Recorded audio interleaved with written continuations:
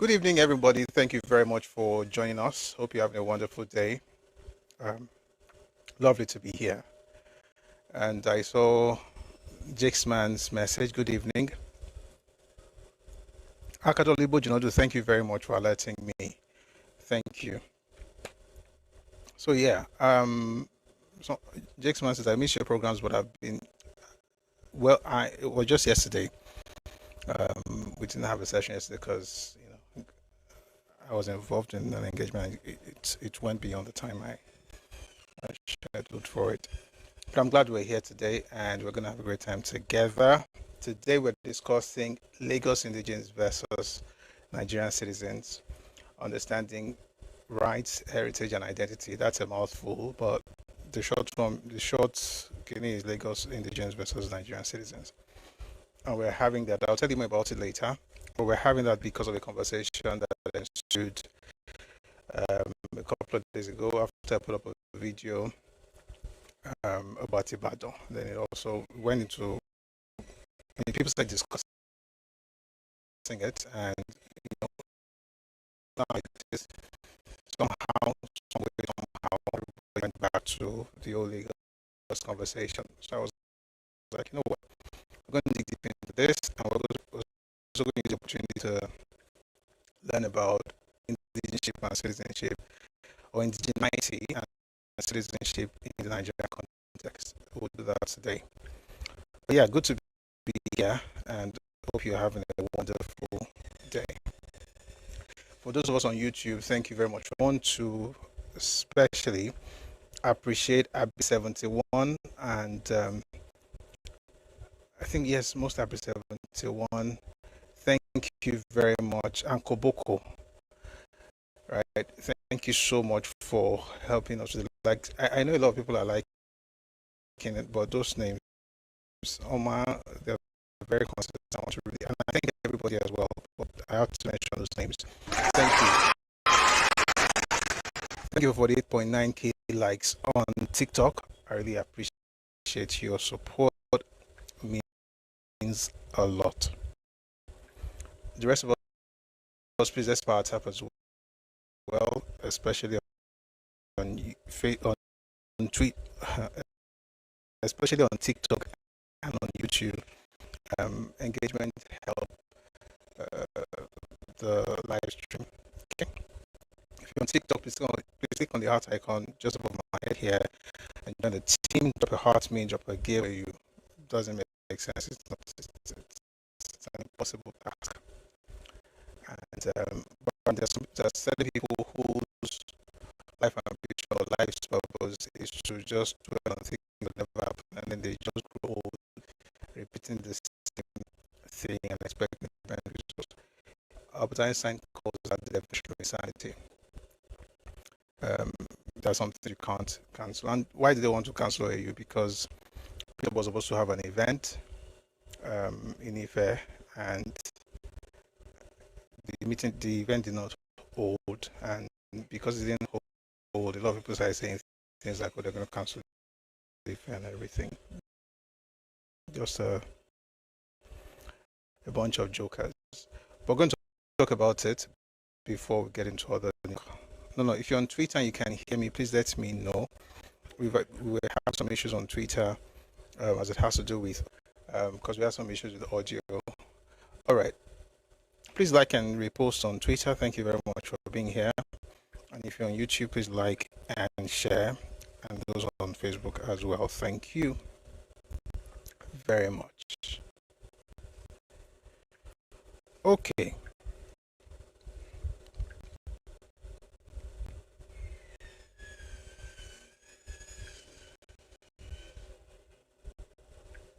There's one good news I want to share. I'll share later. It's about Pastor Jerry.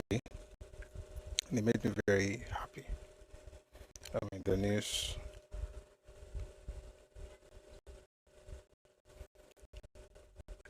Let's finish with Toby's and OAU issue. One more.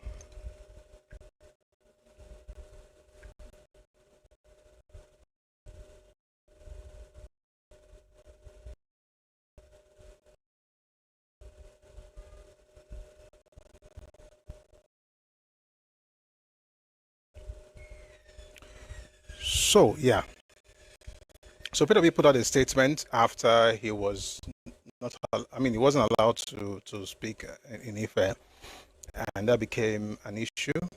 As I saying, people talk about it. Certain guys, I think they're supposed to be on the panel as well.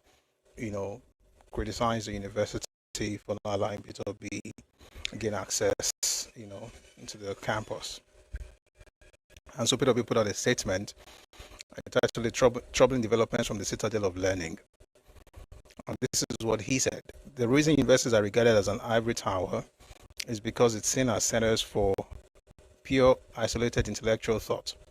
It is therefore worrisome when they are increasingly pressured to operate outside this norm. Today I was scheduled to be at Obafemi Awolowo University at 9 a.m. prompt to deliver a keynote lecture before proceeding to Ibadan for the opposition party's political summit, scheduled to commence at 12 noon. The invitation was extended to me several months ago and adequate preparations had been made. Regrettably, I received the news that the event will no longer be held in the university as planned. While such occurrences may be dismissed in isolation, it is important to state clearly that this has now happened more than 10 times. This is no longer incidental, it points to a troubling pattern that should concern all well-meaning Nigerians." And he went on to talk about what happened to him at Nsukka, you know, and so on and so forth. But here's the thing. And then he went ahead to say that he had delivered lectures in Oxford and in Cambridge and Harvard and Yale and Princeton and Chicago and Imperial College and so on and so forth.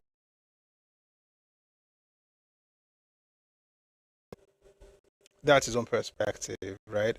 And was he allowed to speak? No, he was not allowed to speak. Do I like the fact that I was not allowed to speak? Sincerely, I actually do like the fact that I was not allowed to speak behind the event itself. Or let me put it this way, because of what it entails to host a person of his caliber. I think sometimes you have to also know how big you are, and Peter Obi is not a small fish, right? And so the university authorities put out a statement to respond to what he said. Now, of course, before the statement was released, a lot of people they had gone to town, talked about how, you know, it was political. Somehow it was because the government didn't like him or university was used against him and things like that, which of course it turns out it wasn't true. I'm going to read to you what the university, what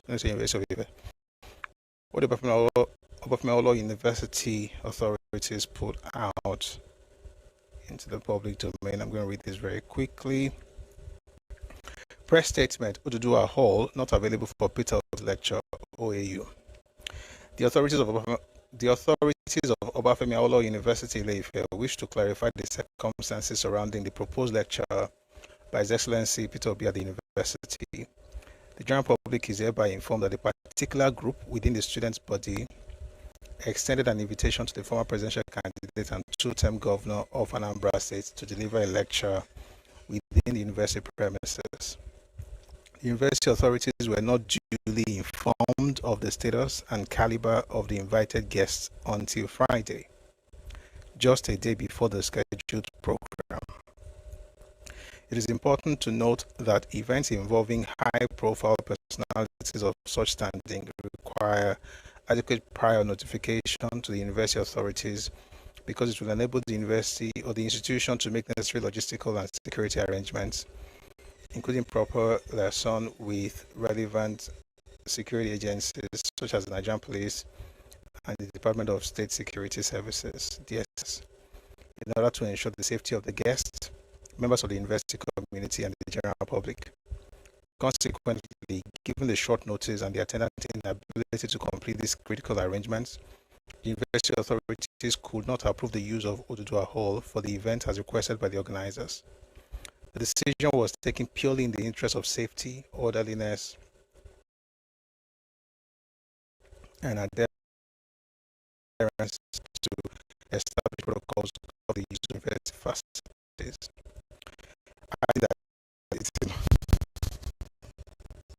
I apologize.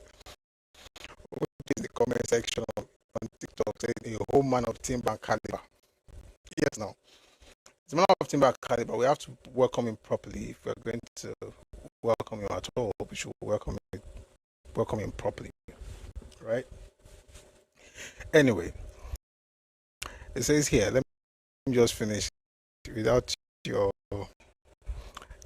spice. So they say here, the decision was taken adding that it is not in any way a reflection of disregard for the person or status of His Excellency Peter Obi, whom the university holds in high esteem. The Vice Chancellor of the university, Professor Adebayo Simeon Bamire, is and remains committed to supporting intellectual engagement and hosting distinguished personalities, provided that due process is followed. I like that. And adequate notice is given. Members of the university community, students, and general public are therefore enjoined to always comply with laid down procedures in planning events within the university, because we all are partners in progress for the overall development of the university. All right.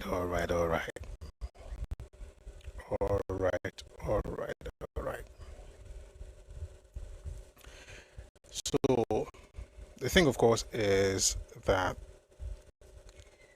I believe this school. I'm a product of Ife, so I have to believe the school. I believe Ife. I believe the authorities. But on a serious note, I think that there's certain people that if you want to bring into universities, even Pella went to one university. Was it Imo State or one of those universities in the south? They didn't allow him to go in. It wasn't because they hated him. I saw the video. I didn't talk about it here because I thought it was just one of those things. The reason, of course, was because the school said the organizers did not inform them. Right, so they could not provide adequate security for Pella. That's Pella, right? This is Peter Obi. Due process, like you guys used to say. It would be very difficult to have that event, in that case. So it makes sense that I think I just also mentioned this, that this thing that people do in terms of politics, where you just go rabid because of your support for a particular candidate, it makes no sense. To cancel a school like Ife, you're going to have to die and come back alive, because your fathers have tried it, they couldn't do it. Nobody can do it by the grace of God. That school has come to stay forever. What do they even mean by cancel? It doesn't require you. Your family doesn't have to attend Ife to work. Nobody's asking you for money to make the school work. How exactly do you plan to cancel Ife? It doesn't make sense. And when you look at people that are talking about canceling OAU, you're like, I don't want to say it. I saw something online. People were comparing schools. They're like, is an insult to look at a school that looks like some sites in some of those schools, right? Proper dunghill, a campus. Not in Ife. The people want to cancel it. They're just crazy. Anyway, I don't think it's Peter. It wasn't Peter Obi's fault, obviously. I think the organizer should have done a better job to ensure that the school was carried along, and so you have adequate security provided. Who knows what will happen.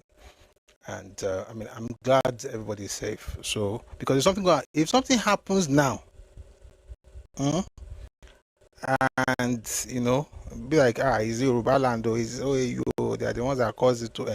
So we don't want to have stories that touch. To avoid stories that touch, it's important to actually, prepare adequately for such. And to be fair, regardless of political leanings, Peter Obi is an important personality in Nigerian political landscape. So it's important for things to be done properly in order for such events to hold. Everybody will be all right. But that thing about cancelling school, that's just nonsense. Nobody can. They just cry and wail over it. It's some people's destiny to cry. Let them continue crying. Having said that, let's listen to some good news. The EFCC has actually been investigating Pastor Jerry for a bit, and I was glad this afternoon when I saw the news. People have been talking about the fact that it was into money laundering. I didn't believe that. I think we also have to be well. I'll tell you what I think about it later. But I'm glad that the case has been settled. There's nothing like money laundering in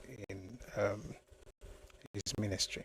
This is the EFCC executive chairman, Ola Olukoide, and he spoke on the investigation and what they came up with. Take a listen to this.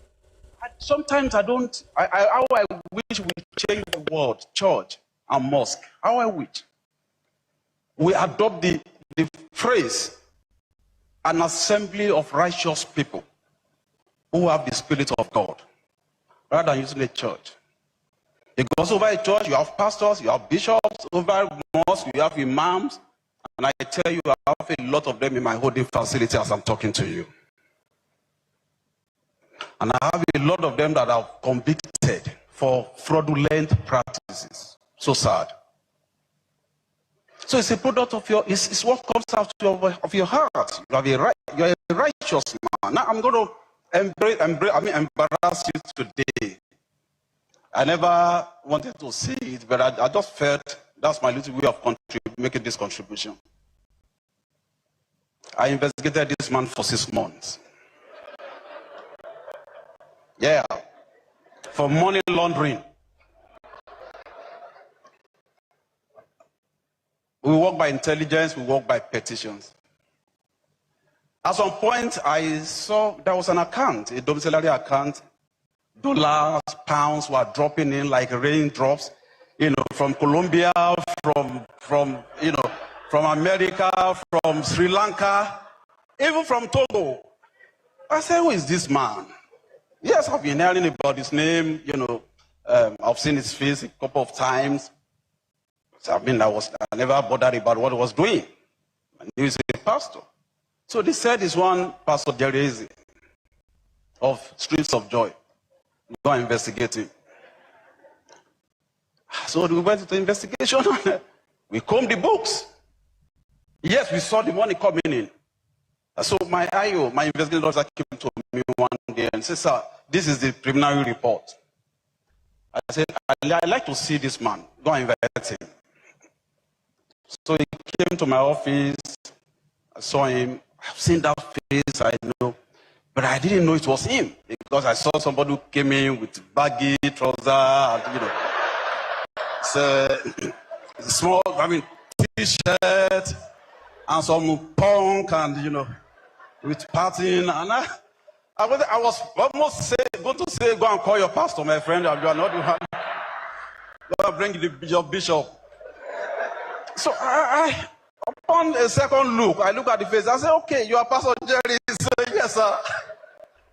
I said, go sit beside me. So he told me what happens and all of that, and how the money came, what he does, how he has been helping people and all of that.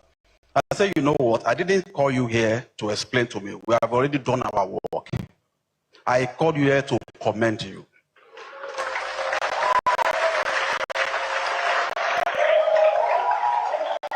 If you want to stand up and get applause, do that.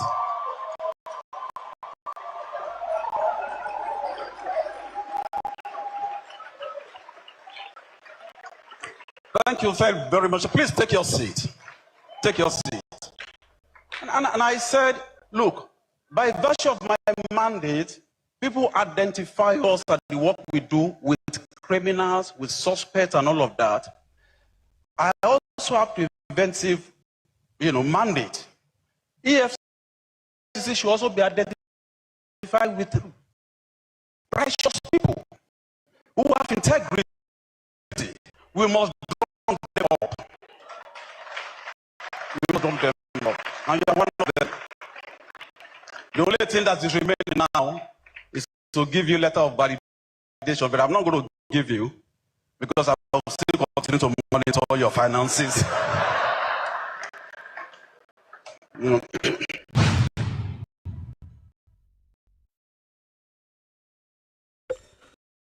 So I see someone saying we're speaking. Well, the person who just spoke, or who just finished speaking, that was the executive chairman of the EFCC, Mr. Ola Olukoide. And I saw some people in the comment section saying of the middle of investigation. They've already investigated him. And the context is that, the context of this whole speech was Jerry is a foundation organized an event to give $3,000 each to 240 recipients. And of course, invited the EFCC chairman and other people. Okay. And a lot of people were there. There are pastors there, there are businessmen there, and all of those things. So when you understand the context, I don't think there's anything weird about it. If a person says he wants to give, and that's what he did, to be honest, and that's actually very, very commendable. $3,000 each to 240 people. You can do the math. That's a lot of money. And yes, I think he was one of the highest earning YouTubers, if not the highest, in Nigeria. That's Pastor Jerry with his daily prayer program. So I think it's something beautiful. I don't know why you guys are saying in the comment section that it's weird. There's nothing weird about it, in my opinion. I mean, somebody had investigated him, and eventually, after the whole thing, calls him in to tell him, how they're proud of the way he's doing his stuff and to commend him. And then he's inviting that same person to an event where he's giving grants to people. I think that's beautiful. And we should also celebrate good news like this. Interestingly, the selection process was actually quite nice as well. KPMG selected 240 successful beneficiaries of the Jereze Foundation Business Grant, and they're giving out $720,000. That's over 1 billion naira. And I mean, congratulations to the people who got the money, and congratulations to the pastor as well for being of help to society. All right, I think that's really nice. Okay. All right, let's move away from that and back to politics now. Remember, Peter Obi said in that press release that was going to Ibadan to go and have this coalition with opposition parties. Anyway, Shore was invited to be at that meeting as well. I'm going to play what Shore said, and we're going to go into details of what the entire thing was all about and what we think is going to be the product of that event.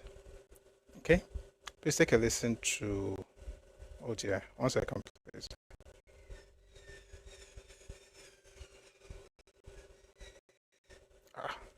Okay, yeah, please take a listen to Mr. Moyele Showore and what he said about Peter Obi, who went to Ibadan after leaving Ife.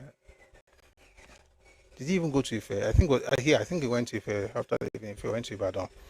By the way, he was welcomed in Ibadan by many people. They put out this video where you had a lot of people welcoming him and shouting and hailing. Apparently, he went to the Igbo-dominated part of the city. It's quite interesting. The man is predictable. He did it in Lagos as well. Just go to the part where you have a lot of Igbos and they will shout. And then, so he did the same thing in Ibadan. And then Shore had this to say about the entire thing they had in Ibadan. Take a listen to this. And then we'll talk about the Ibadan declaration after this. Take a listen, please. His presidential candidate is Tinubu. The guy in Enugu, his presidential candidate is Tinubu. Even your Labour Party candidate of last time, when we were telling you that he went to rent Labour Party, he now doesn't even have a party per se, because Atiku is the owner of ADC. Yes. But he doesn't want to tell you that he's fighting for vice presidency, and vice presidency is not even available. They're giving it to Austin Okai from Kogi State. You know? But they will be fooling you so that when they take their next very dishonest decisions, you will help them to justify it. Let me put it to you, all of you are here. In 2022-23, what was the articles of this world described as? What was Malami described as? What was Amechi described as to you? Structures of criminality.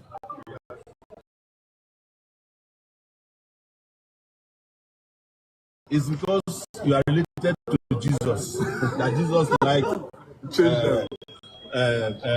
prostitutes and he likes tax collectors.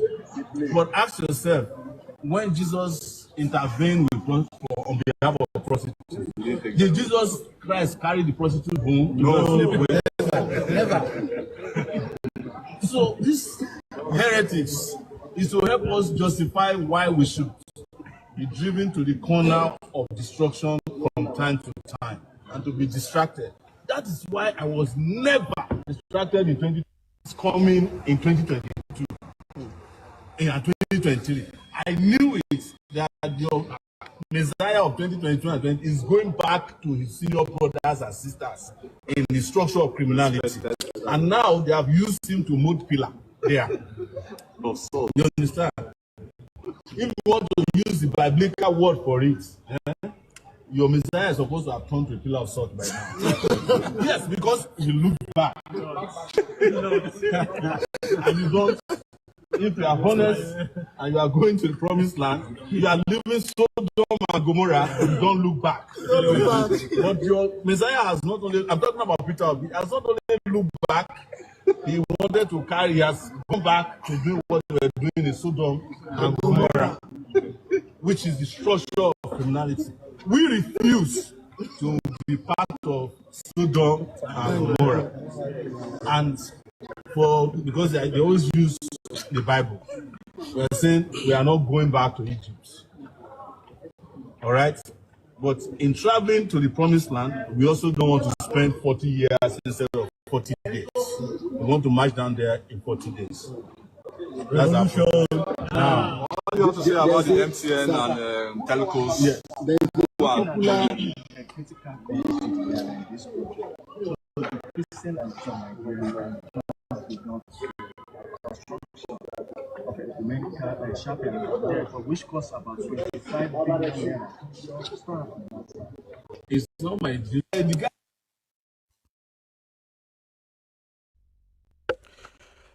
All right, someone said Shore mouth no good. The man tongue lashed Peter Obi, and I think he had it coming, especially when he was using that analogy of Jesus visiting prostitutes. Like, how that one they concern you, I don't know. If I find you that video, I'll play it. Where he was talking about the fact that Jesus visited prostitutes, and I was wondering, give me any say, but are you going there to change their lives or to take advantage of whatever structure of criminality they supposedly have? I mean, I don't know if he forgets what he says sometimes, but I'm going to play that video when I put this out. Where it was talking, I think it's on the other device, when I was talking about, being closer.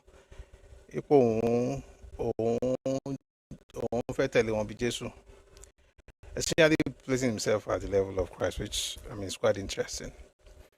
But yeah, Shore said what he said, and yeah, I think it's on point.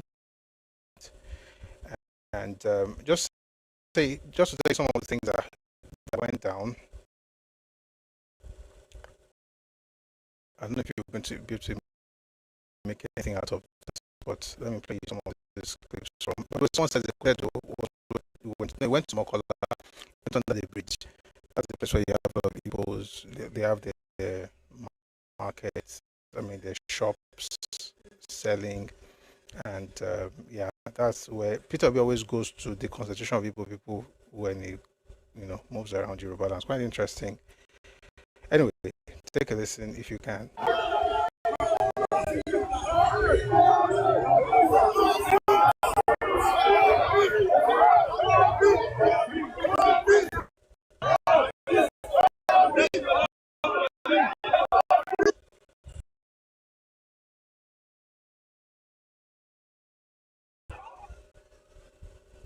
So that people welcoming him, and it's actually quite nice to see a lot of people celebrating him and welcoming him. Yeah. So that was Peter. I wish I could find that video where I talked about why he went back to those other politicians. We'll talk about it some other time. Anyway, videos, lots of videos, but it's around Mokola, that side where you have a lot of his people in Ibadan. I just come to you from Shore.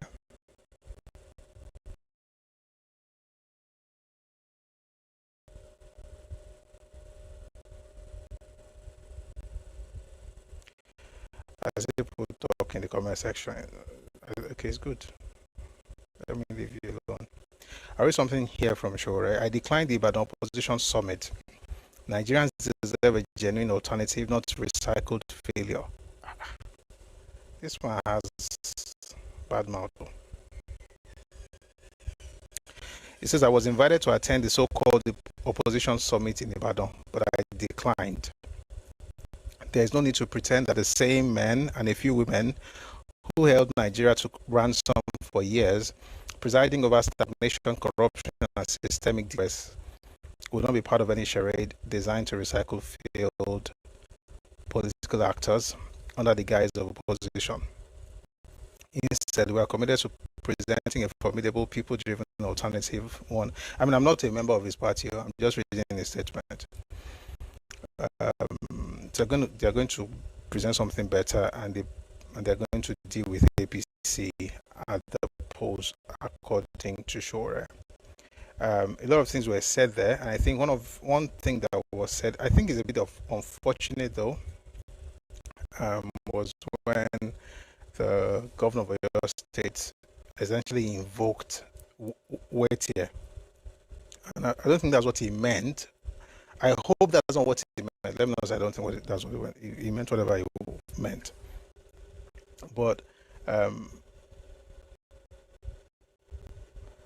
what he was saying basically was that people or APC or whatever other political parties should not try to destroy democracy, and that if they wanted to do something like that, they should remember, that Operation Wetie started in Ibadan. I don't think it's a good time to say that, but I mean, it is what it is. Give me a second. I want to read you something from Sheyi Makinde. Now I want your response from APC. Oh.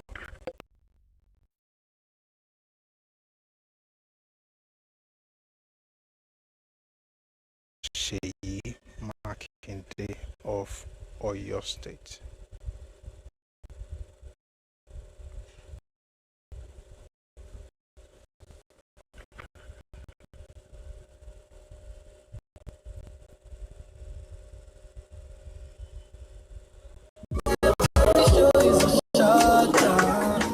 It is a movement to think clearly, to speak honestly, and to act with a sense of responsibility that goes beyond party lines. Nigeria has gone too far to pretend pretend that this does not matter. And the responsibility to ensure that it does not go further than it should belongs to all of us. So I wish of us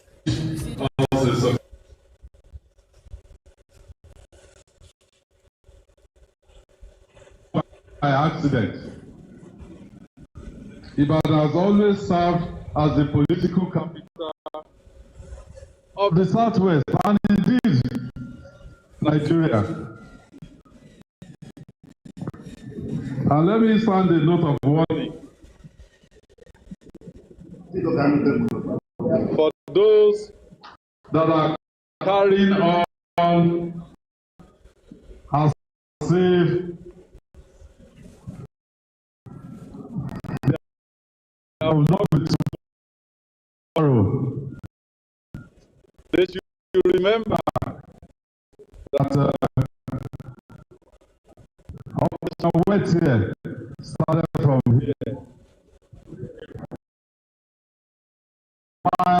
Wild West.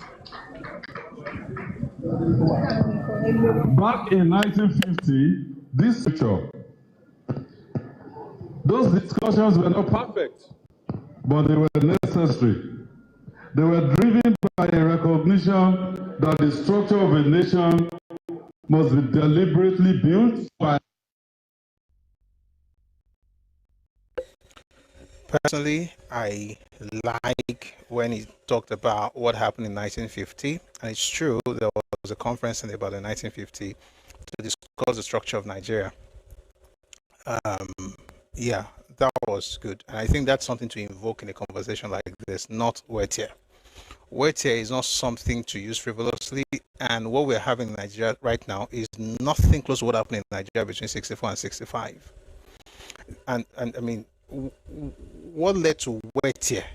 I mean, if people actually decide to like really get deep into it, what led to wet here is not what's happening now. Okay, it's not connivance between. Let me just talk about it just a little bit.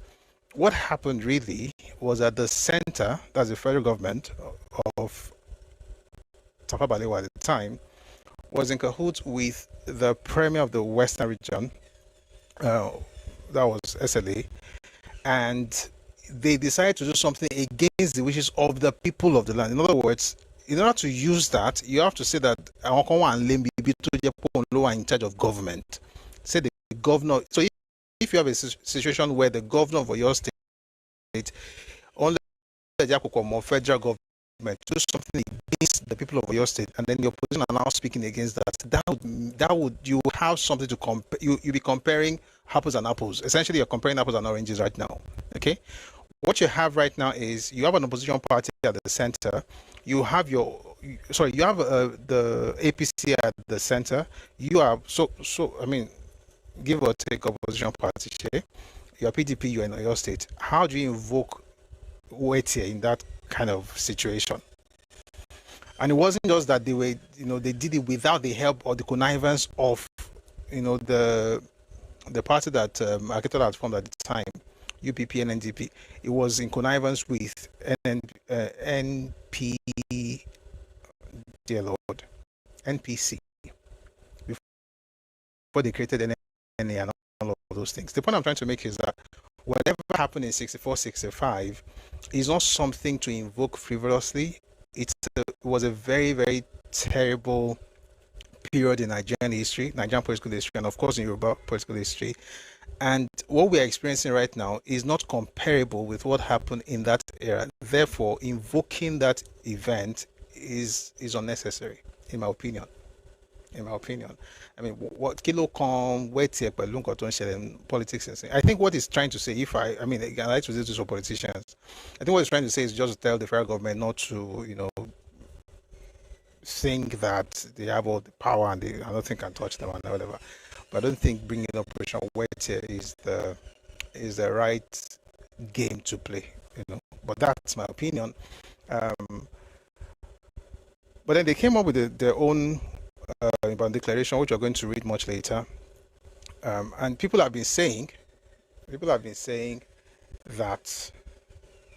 Sorry, guys, I can't get away from that Wild Wild West statement.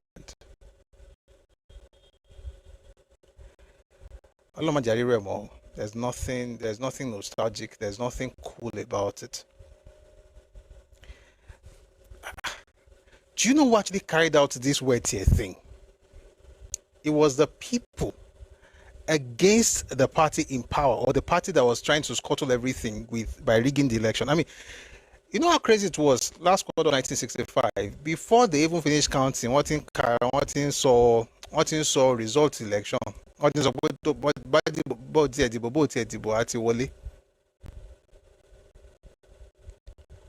was actually the government in power in the Western region that the people fought against, and against all the people that are connected to that government. They were dousing them with petrol and setting them on fire. That was the meaning of wet here. You soak it. Wet here. One da petrol sare, one da sonosi, one da petrol sare àwọn èèyàn kan, one da sare ilé àwọn èèyàn kan, one da sí mọ́tò àwọn èèyàn kan, one da sonosi. Ṣùgbọ́n àwọn tó ń ṣe fún were actually the people in government in the region. So I don't think it's the right, example to use in this very delicate situation. It's not. I don't think it's the right one to say, but I agree with him that Ibadan has hosted events that have shaped the political history of Nigeria, particularly the event of 1950 and beyond. Of course, we're talking Nigeria now, not just Western region. A lot of things that have to do with Ibadan. I mean, the Nigeria we're done in Ibadan. I think that could have been a better thing to stick to in terms of saying that what the opposition is doing in Ibadan is a way to, repeat history by creating something for the future. I don't know if Wetia was I know Wetia was not the right thing to invoke in that moment, but we'll see how everything goes, and hopefully, we're gonna have a situation where we won't have anything that will lead to that kind of terrible past in Nigeria, particularly. In Nigeria generally, and particularly in Yoruba land. All right. I'm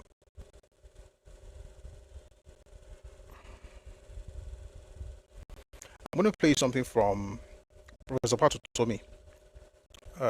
His stance on the Ibadan Declaration, and then I'll read to you what the Ibadan Declaration, what's all about. Well, this is Professor Pato Tomi was on Arise News, and he had this to say about the Ibadan Declaration. Please take a listen to this.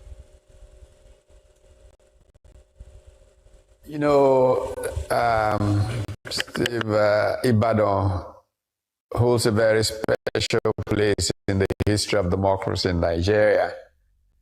I was very proud to return home there because I went to high school in Ibadan, just 2 or 3 miles from where that summit took place.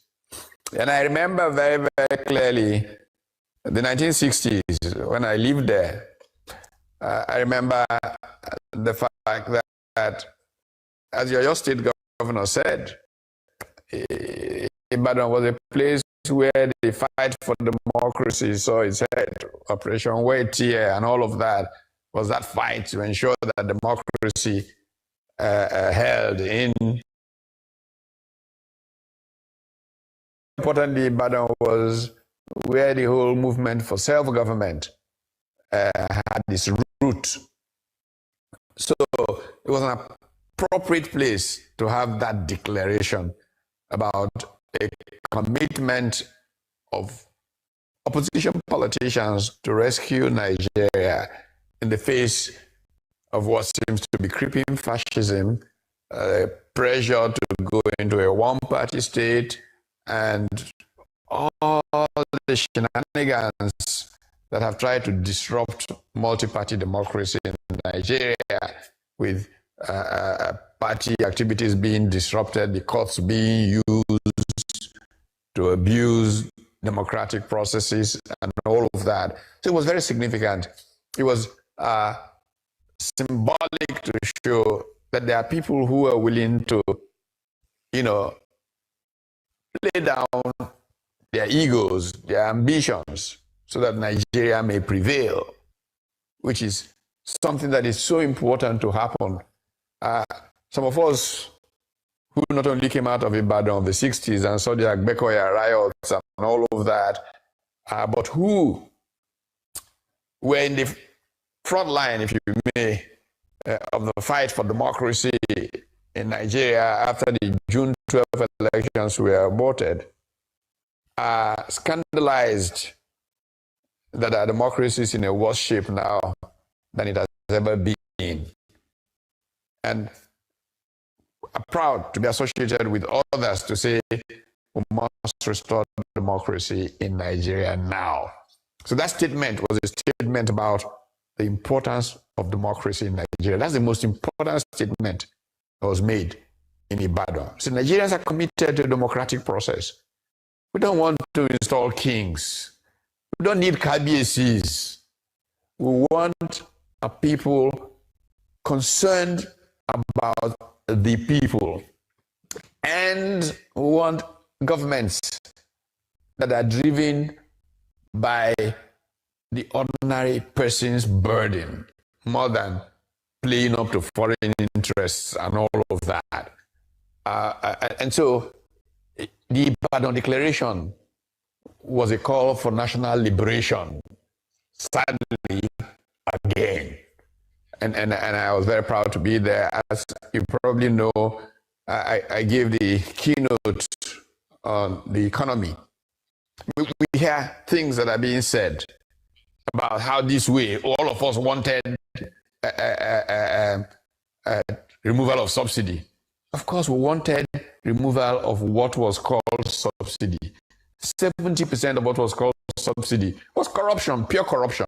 If you came in and you took care of removing that 70% corruption, the other 30%, there are ways you manage it, and the dignity of the human person will go into how we begin to rebuild, expand the economy, and growth. I told a story in Ibadan of filling up my tank on the express just as we're about to leave Lagos.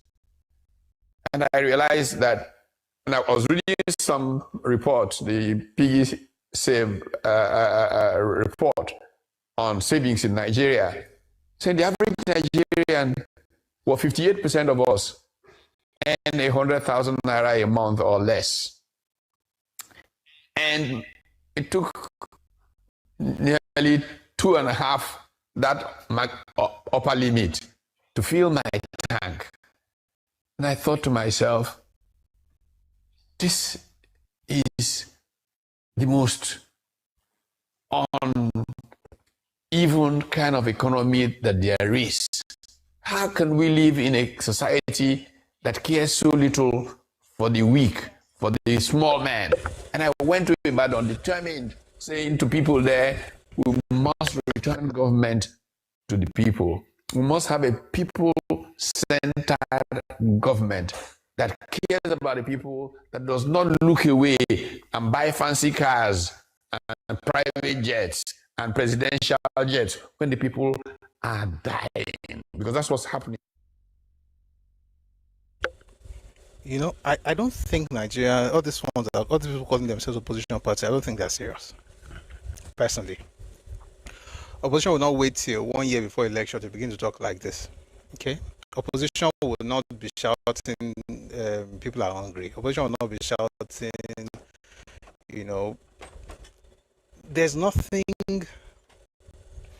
I don't see any substance to what they're doing, to be honest, right? You have one year, I mean, less than a year, right, to the elections, and everybody is now, you had 4 years. Okay, you had 4 years, but now, so essentially, what you're doing really is not even opposition for the. You know what I don't like about these Nigerian politicians is how they use people as if they really care. They don't.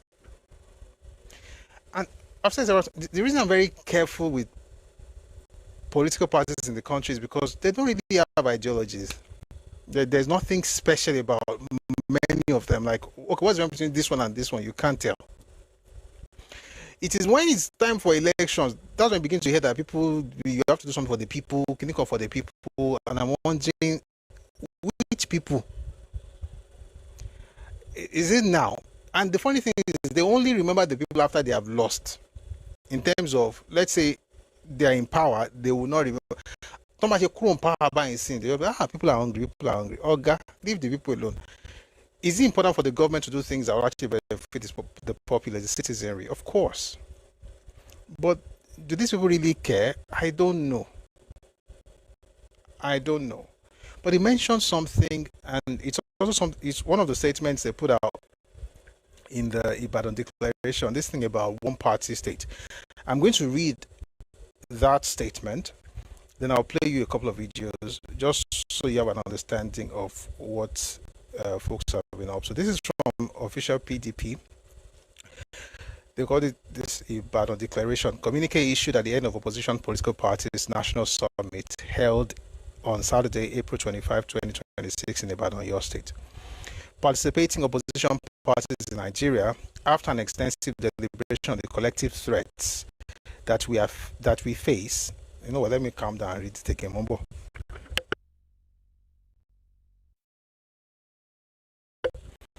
Participating opposition parties in Nigeria, after an extensive deliberation on collective threats that we face and the existential challenges facing our country under the stranglehold of the oppressive and anti-democratic or progressive Congress, given the urgent need to, collective action to rescue our nation and the destiny of over 200 million compatriots, hereby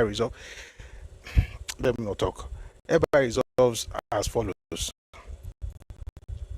Number one, that we shall resist all machinations by the APC to foist a one-party state on Nigeria and fight for the survival of multi-party democracy in our country. And then they talk about, I won't read everything apparently, but that particular one I want to speak on. And they talk about the maneuverings of the ruling party to impose Bola Tinubu as the sole presidential candidate in 2027. That they shall field candidates and contest the 2027 presidential. Did anybody tell opposition parties not to field candidates for the next election? I didn't get the memo. Anyway, they said they shall work towards fielding one presidential candidate for the 2027 elections, which shall be agreed and supported by all participating opposition parties to rescue our nation and our long-suffering masses. I feel sorry for the masses because they're just pawns in this whole thing, but I like what they're saying about presenting one candidate. I think they can galvanize around that kind of person. Hopefully that will help them. And they said the INEC chairman has shown bias and partisanship in favor of the ruling APC. I didn't see that, but that's what they said. And they said that National Assembly should immediately review the Electoral Act 2026 to remove all sections that threaten the sanctity and integrity of the elections and run counter to constitutional provisions. And they said a number of things, right? But the part that actually, stood out to me is our first point about one-party state. A lot of people have been using that phrase, one-party state. The president is. I support the president wholeheartedly, just to be clear. Like, I can follow Sabi, I want some be. Okay, as far as that is concerned, I support President Tinubu. But the idea that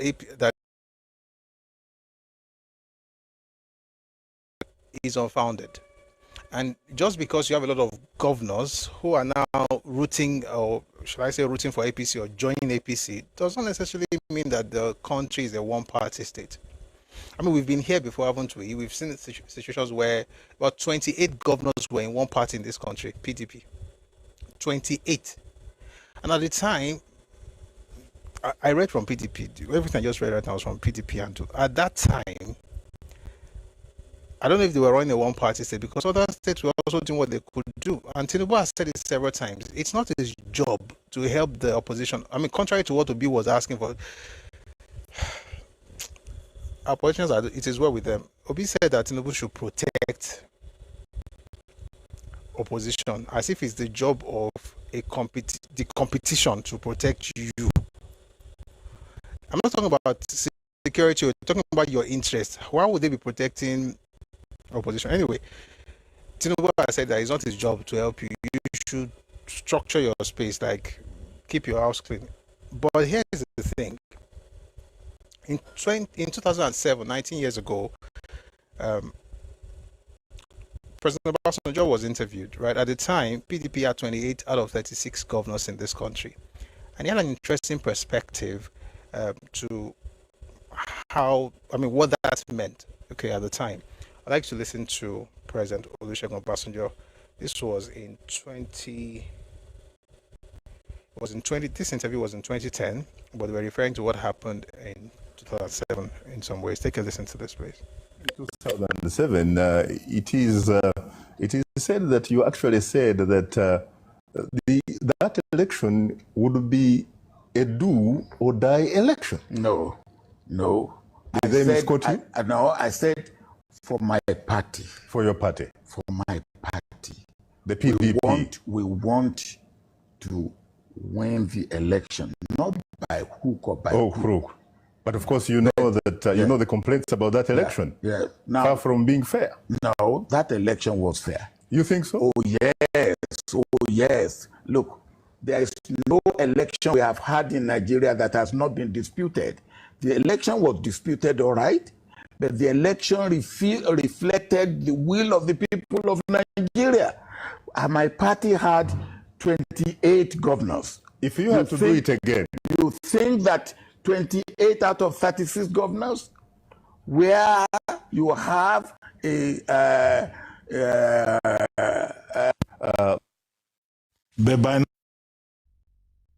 Sorry, there's a longer version. I would like to listen to everything Baba has to say. Okay. 7. It is said that you actually said that that election would be a do or die election. No. Did they misquote you? No, I said for my party. For your party? For my party. The PDP.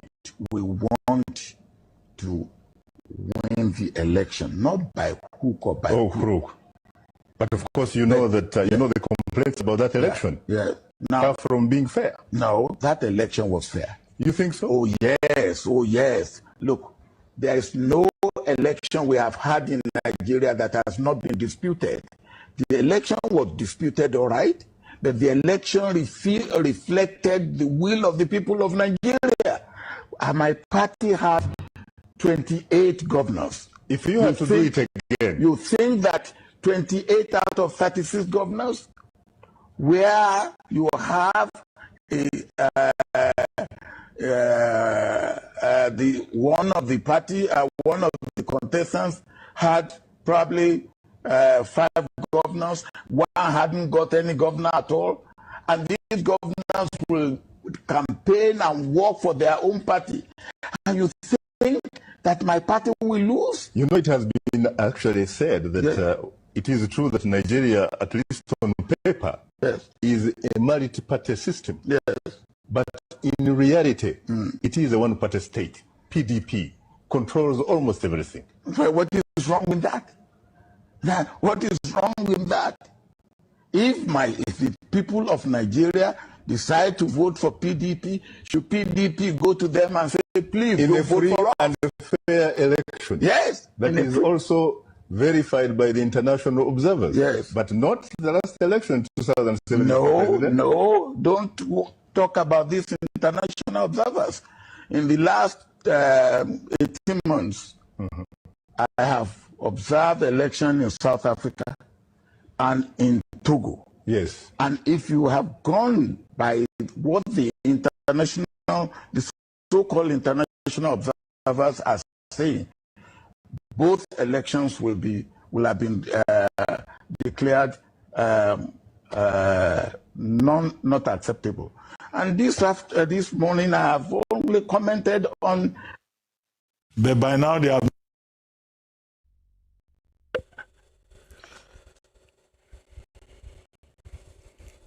What's the difference between what President Olusegun Obasanjo said and what President Tinubu said? He says he has 28 governors. He had at the time 28 governors out of 36. Should the PDP go to people and say, don't vote for us because we want to appear to be a multi-party state? I mean, if you play your cards right and you win your elections, you won. I mean, we know what happened in Southwest. Okay, how 5 governors went down, 8 governors went down, and PDP just emerged out of nowhere, leaving us with only Lagos. Okay, but here's the point: PDP had it back then. I mean, at a particular point, they had 31. Right? Yeah. This from statistics. PDP 31 parties. In 2007, they had 31 state governors. And right now, APC has 31, PDP has 2, Accord has 1, LP has 1, APGA has 1. So when you think about it, what's the difference? Like when the going was good, you had your own chance. You know, if you whatever you did with your chance, that's okay. But I think we should really calm down with this whole narrative of one party. Nobody's stopping anybody from joining any other party. And to be clear, I'm not APC, but I think they are doing the right things, especially with the president, galvanizing everybody. They are doing the right thing. I mean, whatever is making the governors say they are aligned with the presidency, I think that's something. I mean, with the party of the president, that's something to actually scrutinize beyond just shouting one party. Anyway, the same President Obasanjo was interviewed by Mr. Sonny Rabo on this matter of one party state, but this wasn't in 2007 or 2010. This happened this year, and I want you to listen to what President Obasanjo had to say on this matter. Take a listen, please. One last question, and I will need a very short answer if possible. There's been cross-carpeting of parties, and you were president of a PDP government at the time. Today, we've seen a lot of movement, as Bob Marley used to say, exodus, movement of the people. This time is movement of politicians to a particular party. That means that we're heading towards a one-party state. Do you see that working for Nigeria? Is it a good advice? Is it a good move? For what it's worth, I will want to take the president's word for it. He said that. And as I said, I will for once want to take his word for it. It will be a pity, because it will even not serve its own purpose. What we already have, what I call Western liberal democracy. Western liberal democracy. It's not working even for those from whom we inherited it. They are questioning it now.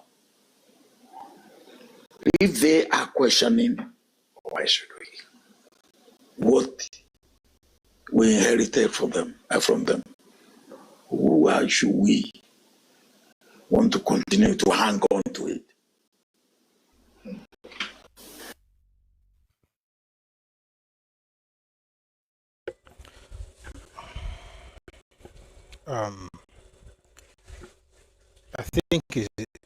I think Baba spoke like a statesman that he is.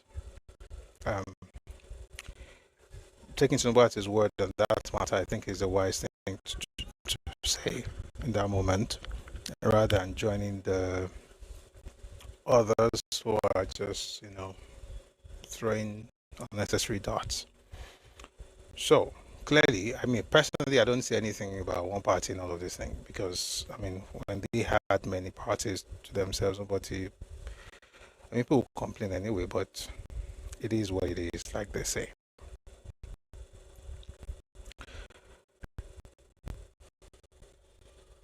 I'm going to play you some things from the governor of Plateau State. And this was on a visit from the President Bola Ahmed Tinubu. And he said something about the fact that this is the first time all the state former governors and current governors are coming together to support one political party. Take a listen to Governor Caleb Mutfwang of Plateau State. We started a journey. The coming together of the former governors has never happened before. This is the first time it is happening. And I believe that that is a step that we can build upon. And God willing, since we've closed the political space, I'm sure some of the issues that have been politicized have been put out, and we will be able to move for the benefit of our people and the nation. Once again, thank you, Mr. President.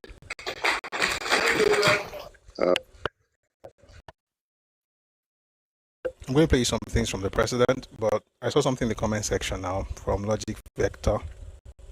He says we actually need a one-party state for progress.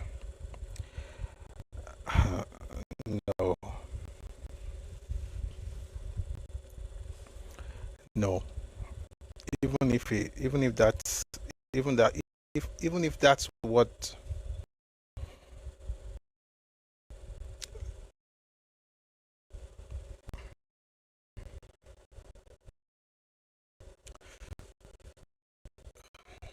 you can have a dominant party, okay? But there has to be at least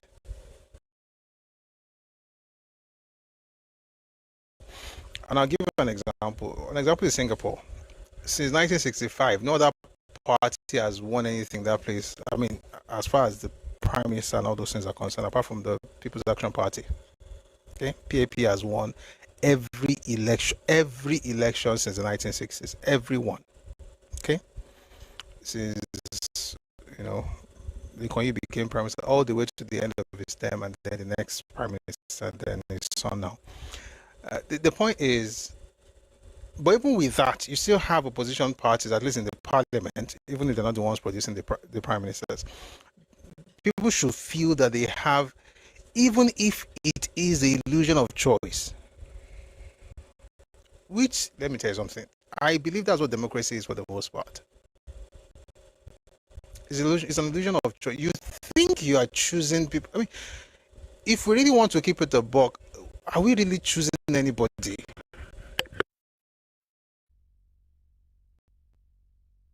Are we really choosing anybody? They will choose people for you. They tell you to choose one of them.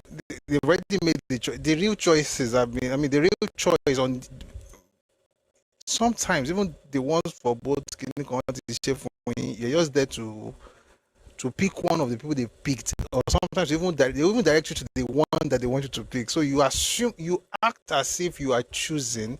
It's an illusion. But it's important to keep the system running. It's and that's why I think the party state works. Even in, like I mentioned right now, in Singapore, when you have one party winning, People Action Party always winning, you still have that thing that makes people feel like at least only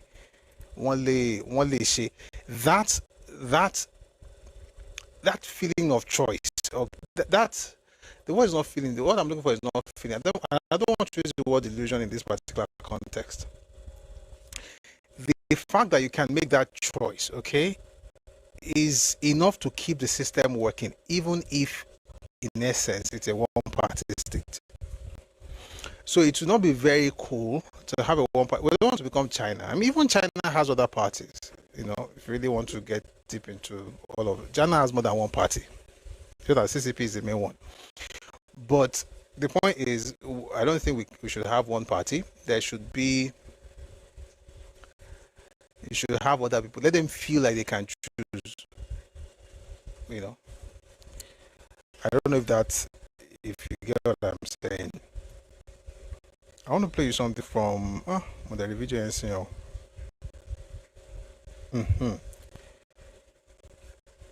Give me a second. I'm going to play you a video.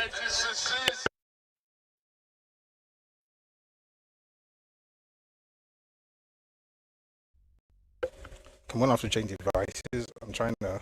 Okay, it's on another platform. I'm going to play you a video of the president talking about this whole thing about one party state and his stance on the matter. Excuse me.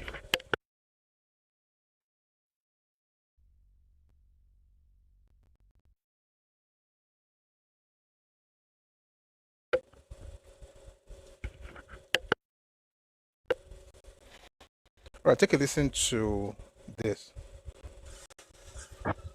36 years of unbroken freedom, commitment, and democracy.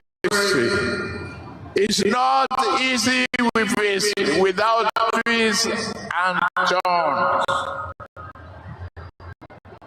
Let me reiterate. Lament and misunderstood us. We do not use one-party state.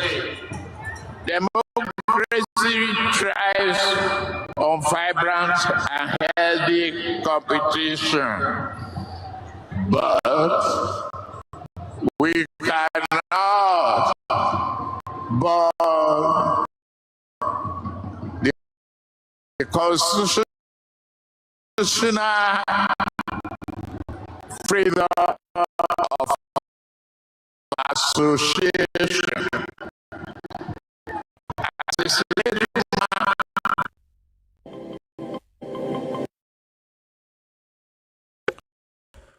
I mean, I think there's an ad there, but we got the gist of it, right?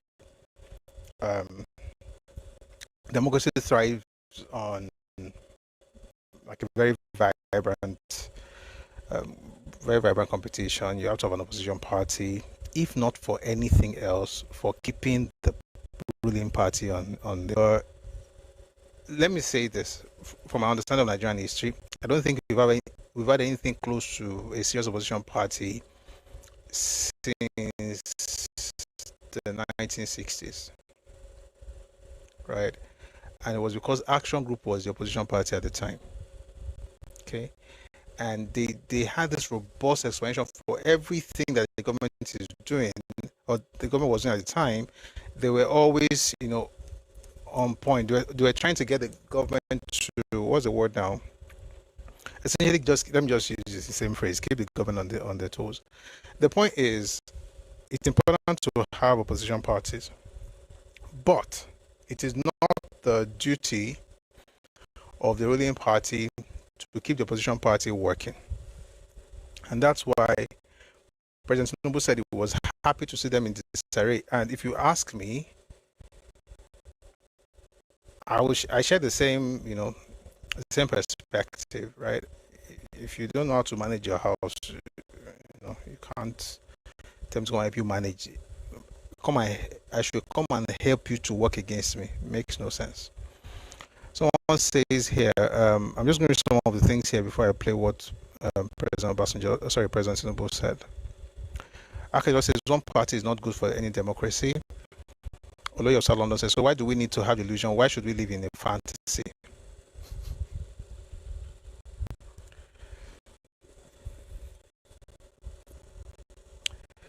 The thing is, human beings are not as rational as they think they are. For the most part, we are very emotional beings. Okay? We don't make decisions because we've thought about it. You can vote for a person because he's fair in complexion, because he's dark. It's not necessarily because it's logical or because you found competence or you did any research. It's just based on, you know, Ori by also what more fair. And that's why Aristotle was against democracy at the level that we're practicing it. Aristotle did not even like the idea. Okay, the fact that any clown can vote, okay, in the name of I have rights. So in actual fact, the people that do it are the ones who can look and say, okay, even if, and this is the sad part, even if they are choosing based on their own interests, they know how to guard their interests. But at the best, it will be people who can actually choose between folks who can take care of the people and also take care of their own interest. Why do you want to give people that illusion? Because you want them to feel like they're participating in choosing. I mean, for the most part, what we do in our homes. So when it's not about fantasy, it's about keeping the structure going. If people feel like they're part of the decision-making process, they can also take responsibility for it, which is why democracy, really, if you really want to run democracy well, like without all this illusion, it's still going to be there. But if you want to really run it well, you have to have an educated populace who can actually understand stuff and make informed decisions. But let me ask you, since you've been voting, how many times have you actually sat down to look at the manifesto of each political party before you voted? Forget people outside. Let's talk about ourselves. How many times has any one of us here sat down, looked at the manifestos of the different political parties, and then you made the choice? All this clinical. I mean, it happens across board. People don't make decisions because they really researched and they have this eureka moment. Oh, light bulb! I know exactly what to do. They like. Most people just do based on why do you think you had almost 90%, folks from 90% to Peter Obi in the southeast? Was it because they really thought about it? Nobody. It's always going to be there, but, and that's the reason for delusion. Delusion basically is to make you think you're the one choosing it, but in reality, and it's not a Nigerian thing, it's universal. It's America too. It's all over the world, right? If you practice democracy the way it should be, the way the world is considered now, you have chaos. In my opinion, you can disagree, and that's fine, but you're going to have to explain when you have the opportunity to come up. But if you practice democracy fully, with the level of education and every at the end of the day, but of course, I think it's still the best form of government. I mean, of the many we have, not that it's the best form that we can have, but it's the best form of the ones we have. And someone says we need an authoritarian democracy, not this illusion. Be careful what you wish for. You cannot have authoritarian democracy. That's an oxymoron. Authoritarian and democratic, that's oxymoron. You can't have the two at the same time. I mean, there's certain things you can have at the same time, but not autocratic government and democratic government. You can't. The very idea of autocracy precludes you from being part of any decision-making process. There's no, I chose anybody. You didn't choose anybody. It's autocracy. So no, you can't have autocratic democracy. I mean, that's an interesting mix. You can. It's like saying you're looking for a man-woman. You can't have the two. Okay. You have to choose one. On this particular matter, I like to say people can do one and the other, but on this matter, you take one. I think the best you probably get to what you're saying is like a benevolent dictator. But I like to tell Nigerians not to ever think of it, because we've had many dictators. I don't know which one is benevolent. We're coming back to the news. When people say things like they want to have something like, I don't want to mention certain people now, they say they want to have a dictator that will be happy with them and they will let them have things. Like, it's not possible. Number one, Nigeria has enough experience to never call for a benevolent dictator. How many military heads have we had? We had Iransi, then Yakubu Gowon, then Murtala Mohammed, Olusegun Obasanjo, Buhari, IBB, Abacha, Abdullah Abubakar, 8 military dictators. If you tried some, and 8 military, it's not 8 years old, from 1966, right, to 1979, that's 10 years. We are doing math together, so that we are all doing together. 66 to 79, that's 13 years of military dictatorship. Three heads of state at the time was Gowon, Mustafa Mohammed, and Obasanjo.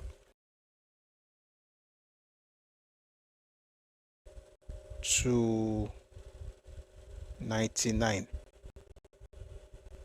right? 83 December to 1999. That's 16 years. 16 plus 13. That's 29. So if in those 29 years and 8 military dictators, you didn't have the kind of benevolent dictator you're looking for, what makes you think that you can have something like that? So I don't even pray for, I will never pray for a benevolent dictator. But we need to have a strong political party, and we need to also have very strong opposition. I agree that we need a very, very strong opposition, but the opposition will not be formed by the government in power. And the government in power does not owe opposition anything like come and help us, which is what Peter B was saying in that interview. They should be the one protecting. Why should they be protecting you? You are competing. You keep them on their toes. You do what you have to do to get them out of power. That's what APC did to PDP. APC did not sit in one place and say, "Oh, PDP, come and help us to oppose you." What kind of rubbish is that? Let me read some of the things in the comment section. I'm seeing some interesting comments here. Olatuchi says we can't all sleep facing the same direction. Yes, it's important to have options. Ade says it will be bloody if we have one party state. I hope we don't have that. Geeky says, I'm reading TikTok comments. I'm going to read other platforms later. Geeky says democracy is a political ideology not working with Africans, never will. What do you mean by that?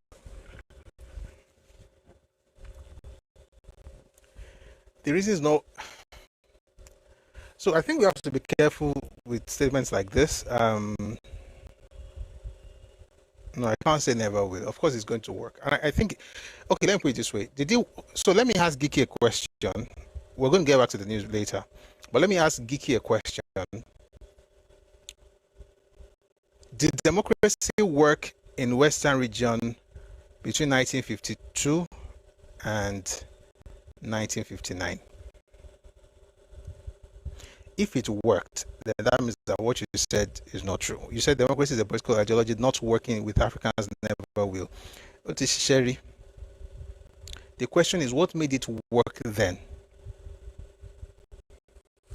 See, the real issue is the structure of our societies, structures of our countries in Africa. That's the real issue. And somebody mentioned something earlier, and it's true.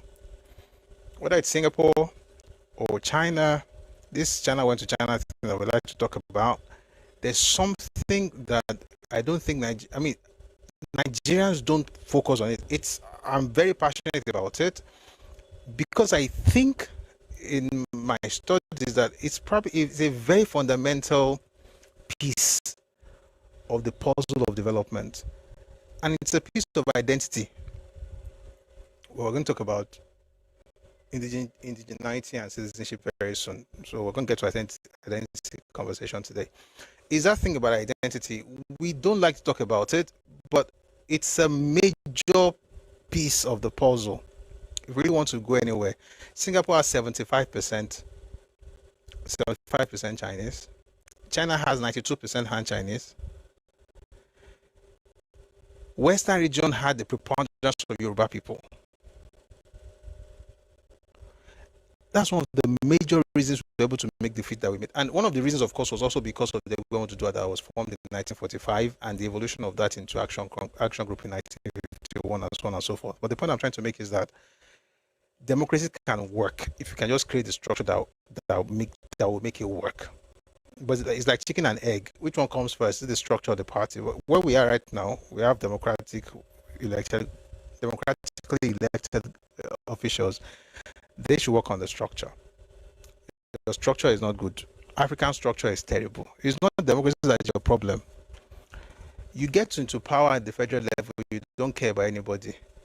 But if you want to put your people there, because who is Nigerian? Who really owns Nigerian? I see a lot of people just talking on social media, very motivational. I like the motivational thing. They say things that sound nice, but it's just fluff. There is no substance. Everybody just say what they like. You can't force people to be patriotic. He says, but we had something close to democracy in Yoruba land, Abi. No, I'm using that example intentionally. 52 to 59. That was democracy at work now. Everything Papa did was democracy now. But there was a structural beat to it.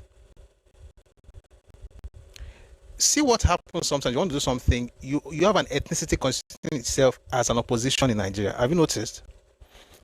The president is saying something, and then you have a particular ethnicity constituting itself as the opposition party. But they cannot do the work of opposition party, so they just do a terrible job at just looking for a while, and then they just essentially just rabble rousing, and then they go and sleep. I think that Nigeria is going to develop faster if we acknowledge this bit of it. All right, I think we've listened to a lot. You guys have a lot of fantastic stuff in the comment section, but I have to run. Ẹkáàbọ says a closed political space is essentially a dictatorship. Absolutely. Olateju says China has parties in the assembly. They are, however, only advisory. Illusion of choice. But yes, thank you very much for adding that. It's something political philosophers have discovered, and it's human nature. It happens everywhere in the world. And people that are fighting it, they're also, some of you are saying, like, why do we have you should not have illusion. Even you should ask yourself, have you been making decisions based on like proper logic and rationalization? Not every time, if we are being honest. All right. Gigi says we should develop our own system, period. Democracy is nonsense to me. Well, it's nonsense to you, but it's working. It worked in Yoruba land, and it worked in different parts. It worked in the eastern region as well, at least to a large extent. Your problem is your structure. It's not democracy. If you like, go and do soldier work. What do you think about Ojukwu was doing? Is that democracy? Well, I have to move on very quickly. But thank you for your submission. Oloye of South London says Russia has what I would call a democratic dictatorship. You can have elections, but the same person wins. I've already explained that. Let's just move on. There's nothing like democratic dictatorship. There is nothing like that. It's an oxymoron. Because so you are saying that you are going to vote, but you know that only one person will win. How is that democracy? Anyway, let's go on. Prof. Remy says, good to see you. He says, merely adopting Western liberal democracy doesn't mean you will get same result. It needs adaptation. That's the point. Adapting an issue. And I think that we just assume that, once we take it and plant it, it will grow. Even if the soil is not good for it. But I don't think the problem is really this system. Sorry, it's not really about the political system, whether it's democracy or not. It's about the structure of it's like the soil you're trying to plant the crop. It's not that the crop cannot grow, but your soil is not good enough for that soil, for that. So you have to add manure and do all those things. And that's the hard work that I don't think a lot of people want to do in Africa. But again, it's not just a Nigerian problem, it's an African thing. The people that can really run Africa the way you want it to run are the people that created Africa the way it is. And believe it or not, they are foreigners. If you want to run Africa and run it well, you have to change the structure the foreigners left in place. But for some weird reasons, we don't want to. We just want to keep trying and hoping. Ẹkáàbọ says, without democracy, how else would you choose your leaders? Democracy works in homogeneous populations. That's a robodo. It works in heterogeneous population too.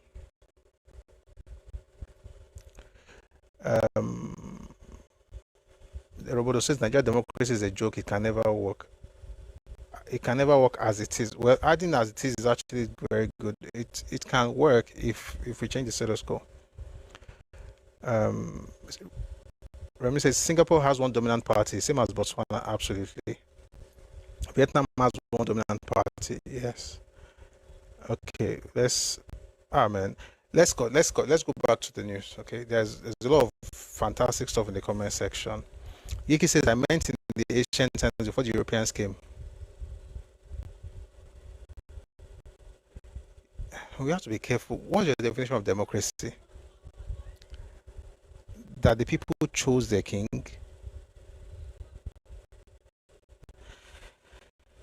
Please, let me say something. We have to be very careful with romanticizing the past to the point where we begin to obscure, like we're changing what happened. Oh, we used to have this thing before Oyibo came. Oyibo destroyed it.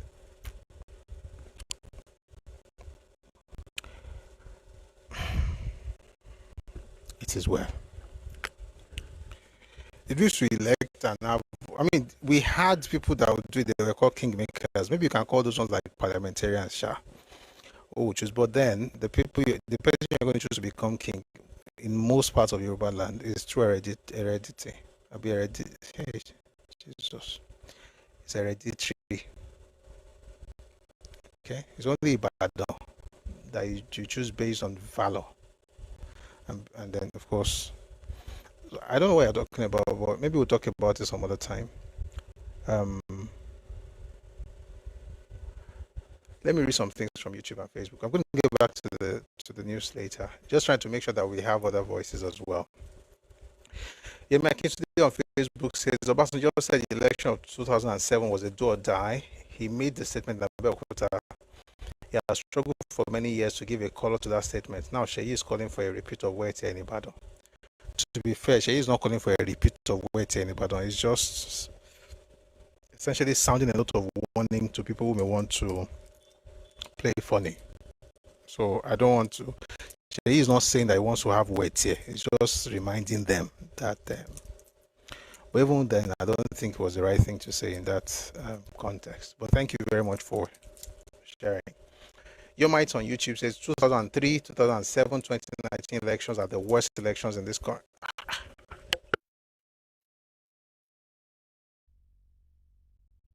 Based on what? I know 2003 was bad. I don't think 2019 was the worst election in this, in my opinion. Again, you can, correct me. We're going to have to explain, not just write it out. 2003, definitely, we know that in Southwest it was crazy. 2007 was so bad that even Yar'Adua said he knows that the election that brought him in, was not the best. Essentially saying that there were irregularities. He talked about it. 2019, I don't think it was so bad. I'm not saying it was great too, but I don't think I can compare with 2003 or 7. But that's just me. Babatunde Okoli says it was a terrible sleep. Wete has nothing to do with rigging. There was a reason why Wete happened because of rigging. Wete actually happened because of rigging. In 1965, it happened because of rigging. The rigging was so widespread. I said earlier that they were calling results before they finished counting. Wete happened because of rigging. It happened. That was the primary reason it happened. If you really want to have a song got too far, election in low far, election 65 low far. Anyway, we can go into details later. Let me just read some of the things here. Akintai Oshijuade on YouTube, they say it's one party because they have an agenda to disrupt the nation if the Messiah didn't win or contest. That is why they are trying to instigate the public against the government. Maybe. All right. Thank you very much for joining us, Rising Giants. Good to have you. Olata, you said there was a reason Shoyinka took over a radio station. They said he didn't take over the station, but I get. Oh boy, Nigeria is quite interesting. It's quite interesting. I'd like you to listen to the president. Well, back to the news now. When he talked about the opposition being in disarray. Take a listen, please. I've never attempted to alter any political party registration with INEC.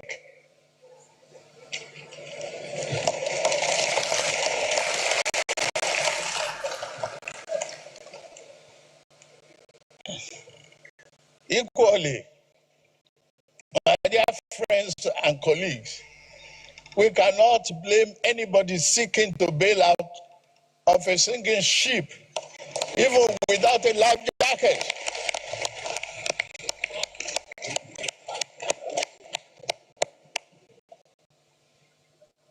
Look at my political history.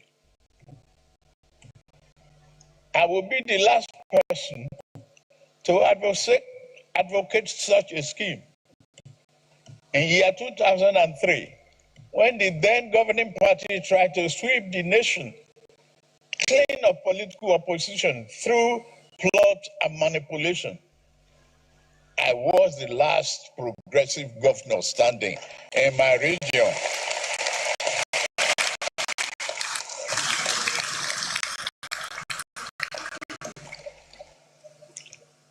In their numbers, they boasted.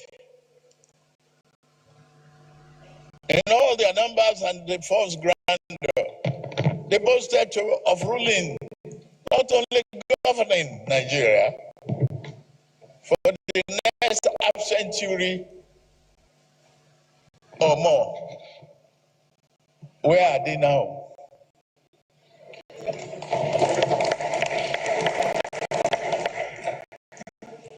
Yet I stood alone. My allies had been induced into defeat. My adversary held all the cards that mortal man could carry. Even with all of that, they could not control my destiny and could not control our national destiny because fate is written from the above.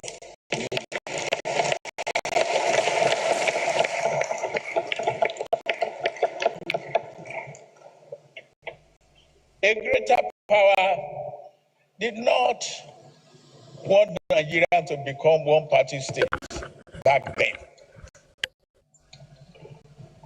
Nigeria will not become such a state now.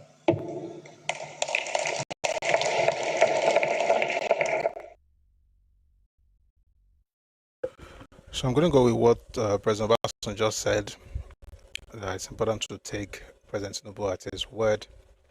And we're not having a one-party system. The government will not even do if you don't have opposition. However, I think it's understandable for by repeating the same mistake of political overreach.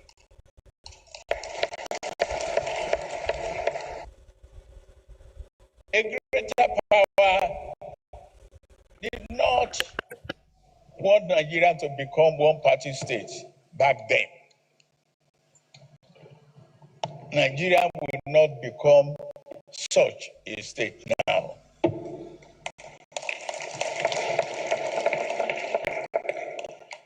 The failed effort to create a one-party state placed progressive political party forces on a trajectory to form the APC.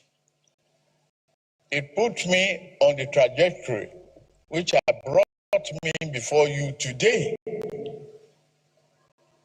I dare not in favor to any political adversary by repeating the same mistake of political overreach.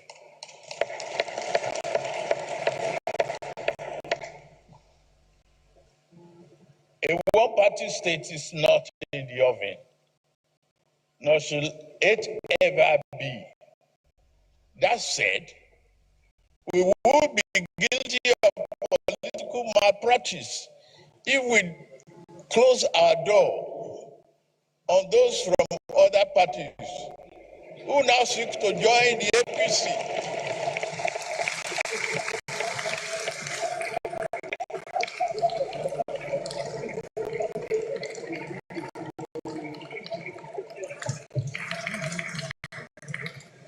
I sincerely welcome our party's newest members from Delta and Akwa Ibom states, led by Governor Sheriff Oboweri and Pastor Umo Eno and other national members of this respected National Assembly. You are all welcome to the progressive fold.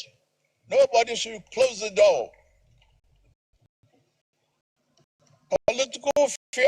Political parties fearful of members leaving may be better served by examining their internal processes and affairs rather than fearfully conjuring up demons that do not exist.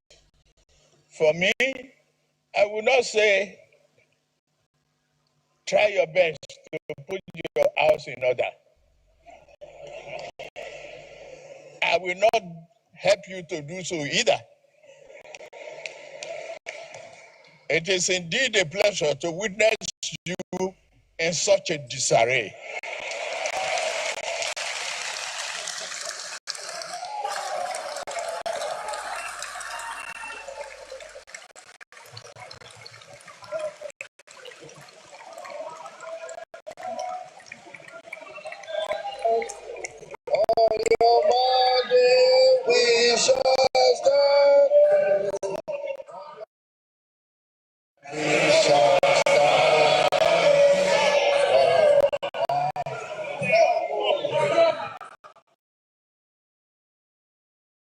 On your mind. I kind of like when he said he was happy to witness them in disarray. That was nice. It's politics, isn't it? Everybody should go and play the game, whoever wins. But by the grace of God, nobody will win. I like that man. Primarily because he thinks structurally, whether in economics or even in the structure, the governance, or the governance of Nigeria. And that's why we have 6 development commissions that did not exist before 2023. We're hoping to see them actually work though, because it's important that we go beyond just having them to seeing them, functioning the way they should. There's some videos people sent to me. I'm going to listen to everything, but I saw this one from Governor Babajide Sanwo-Olu. He endorsed his deputy, Dr. Kaji Obafemi Hamzat, for the 2027 Lagos State governorship race. It's quite interesting. A lot of people have been talking about Mr. Femi Hamzat, and clearly he's been consulting, he's been, I guess seeking endorsement from different quarters of Lagos. And today he put out a statement, it was yesterday, he put out a statement. He said, "Today I was honored to receive the unanimous endorsement of the Governance Advisory Council, GAC, as the official APC governorship candidate for Lagos in the 2027 elections. Receiving this endorsement from the apex leaders of our dear party is indeed humbling and historic, one I do not take for granted. I'm grateful to the chairman, Alhaji Prince Tajuddin Olusi, and to the members of the council for their trust and confidence in me. It's a responsibility I accept with all sense of humility, and I will continue to stay focused on what truly matters to our people, which is good and accountable governance. Thank you once again to our leaders, and God bless. This is beautiful. I'm actually very happy that he got this. He got the GSC. He got his boss, that's the governor. The governor raising his hand, essentially endorsing him as well. And people are saying, yeah, he's a man for the job. I agree. Also, there are images of him with the chief of staff to the president, Honorable Femi Gbajabiamila. And it looks, of course, like this is our incoming governor in Lagos State, and I am happy. And I think one of the things that makes me really happy is not just the fact that he's a professional and that he was even adopted from Morgan Stanley, but that, when he wanted to run in 2015, was it 15? Yeah. Went to run 2019. When I went to run in 2019, he was advised to step down for Governor Babajide Sanwo-Olu, and he did, and he became deputy instead. And so, serving as, deputy for 8 years and now stepping up, I think it's really beautiful.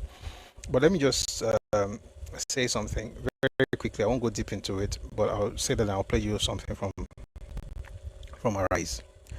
You see, a lot of people have been talking, and this is to Yoruba people, the father was a king in Ogun State. I just want to, again, not too deep, just to say this very quickly. The man is from Lagos State. The father was a king in Ogun State. But the father did not become a king in Ogun State because of a paternal stool. She actually went there based on a maternal stool. In other words, it's her mother. In other words, this deputy governor, who will become our governor soon, the grandmother, that's his father's mother, is actually the one from Ogun State. What's the word now? I'm talking about the king, Iya Baba, right? It was the stool. I mean, the what's the word now? The grandmother's family, essentially. There's some parts of Yoruba land where people become, even Lagos Island, people become kings based on their mother. So that happens in some parts of Yoruba land, and that's essentially what that is. But yeah, I just thought I should talk about it because I know a lot of people have been talking about the fact that his father was a king in Ogun State and therefore he's not from Lagos State.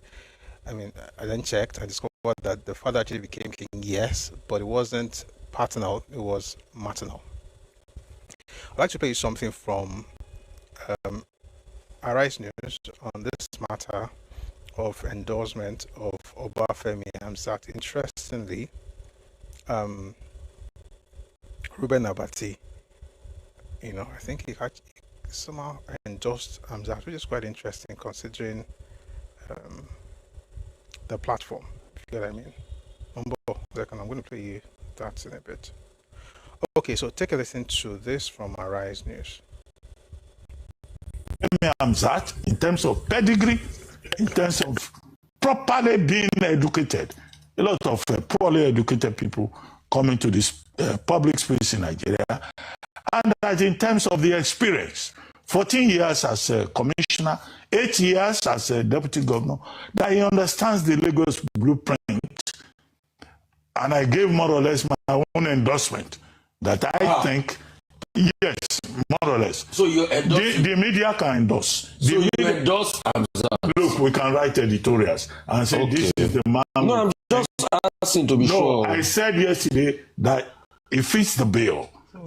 All those things have their implications. So, Dr. Abati, in real politics. I just want to know the headline. So, can I say Dr. Ruben Abati endorses Deputy Governor Obafemi Hamzat for Governor of Lagos? Okay, go and publish it. Go to town with it. I say looking at the field. I'm just saying, can we publish it? Confirm? Say so. Yes. So can you hereby endorse? I have the pedigree, the authority to endorse it. The experience, the knowledge. Okay. So to say so. So expect now you see the headlines, ladies and gentlemen. Ruben Abati, Ruby endorses. No, only the president calls me Ruby. I know another person. There's one other person that calls. Let's move on. Okay, my wife. But you remember the president before your wife? Am I causing challenges? Because he wants to serve the nation. No. I think it's important. No, please, let's be serious. All right, yeah, we're very serious. Let's begin to interrogate credentials. I already shared that I respect Dr. Hamzat. I've had the opportunity to interact. However, I do think that when it comes to pedigree and experience, wealth of experience and intelligence and academic credentials and all that, there are many Lagosians. I mean, this is Lagos State, the center of excellence. There are many people who can also boast of very credible credentials, very credible academic laurels, very credible political experience. Do they have the experience?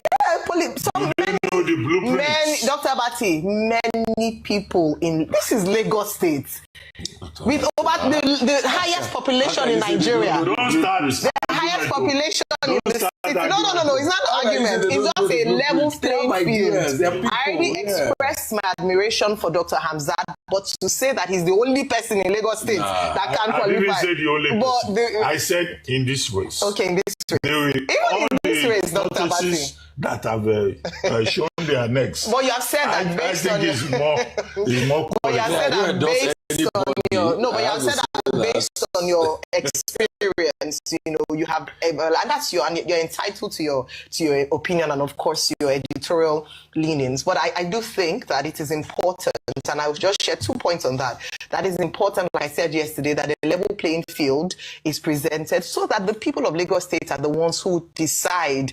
And to be honest, in Nigeria, people don't look at only academic laurels and political weight. There are many other factors those are.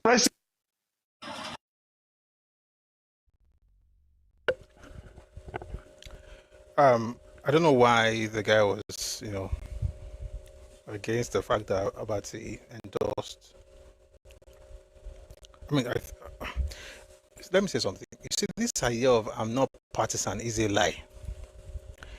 Is it good for journalists to not be partisan? Yes. I mean, for the most part, just be there. Don't pick a side. But when you say you don't pick a side, but you pick a side every time you're talking, you definitely have picked a side.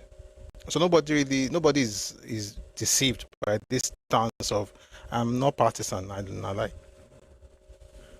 Doesn't mean anything, to be honest. All right. And someone asked a question earlier. I found the name of the town. It's the man, Obafemi Hamzat's father was a politician in Lagos. Okay, he was a member of Lagos State House of Assembly and a commissioner for transportation in the late 1970s and early 1980s.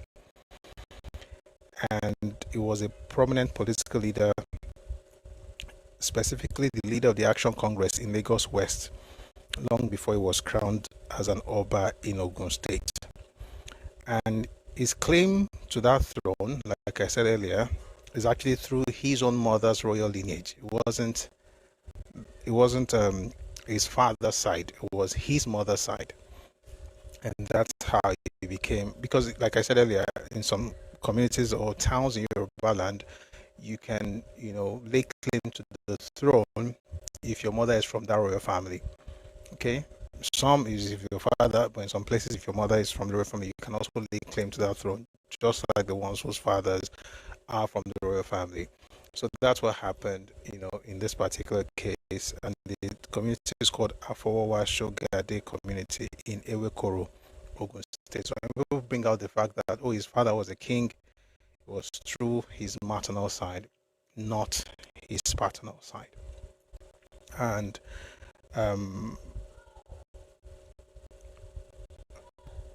the mother, that's the wife that he married, that Oba Mufta married, who is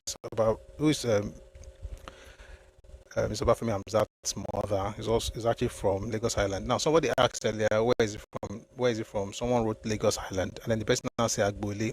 I don't know how people can be this ridiculous. Why not ask for the persons? Why not ask for the house number and the room that the person is living in? You said where? They said Lagos Island. You said where is the Agbole? Why not? If they give you Agbole, you now ask for the number of the house. You now get the house. You now ask for the number of the room. Then you ask if they sleep on the bed or under the bed. You'll be asking all kinds of funny questions. But if the Lagosians say, folks from Igagbe, Lagos Island, say that he's one of them. If they say that, then that's okay. Someone says, what do you know? What do you mean ridiculous? You ask a question, somebody asks you, you ask another question. That's ridiculous. You don't want the answer. You don't want the answer. So you said, where's the person from? OA said Lagos Island. You then said Agbole. How many people in this place know the Agbole of any politician in Yoruba land? Why do we ask questions? It's a ridiculous question. The first question was not ridiculous. You're asking Ibolo Tiwa, where in Lagos? Because Lagos is a state, so where? And they said Lagos. You're now saying that where's the Agbole? That's a ridiculous question now. How many governors do you know in this Yoruba land that you know the Agbole? What's the Agbole of Seyi Makinde in Ibadan? It's the time you ask now, and the person answer. You now say, where's Agbole? If you now say Agbole, you now say, where is the street? You now tell you the street, where is the house? I tell you the house, where is the room? Not tell you the room, where is the bed? So where are we going to, at what point are we going to actually say, okay, we've gotten the answer we really wanted?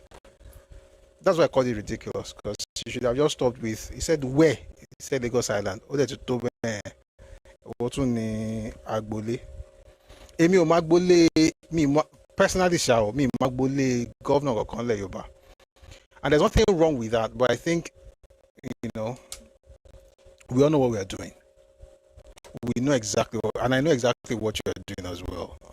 Let's not joke around. I'm sure you know that I know that you know what you know that I know that you are doing. Anyway, that was about the endorsing Obafemi Hamzat, and I'm very happy for him. He has served many years as commissioner and then also as deputy governor. Someone says, I think we should. Okay, you know what, Geeky, since you think we should, do us a favor, do the research. Let us know. Like someone like me, I don't even know.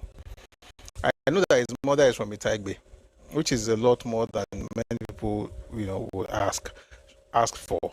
So if you think we need more information, please do us a favor, do the research. I would love to know as well.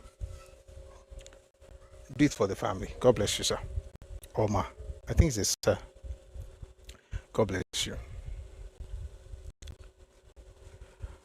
2 more videos and then we'll call it a day.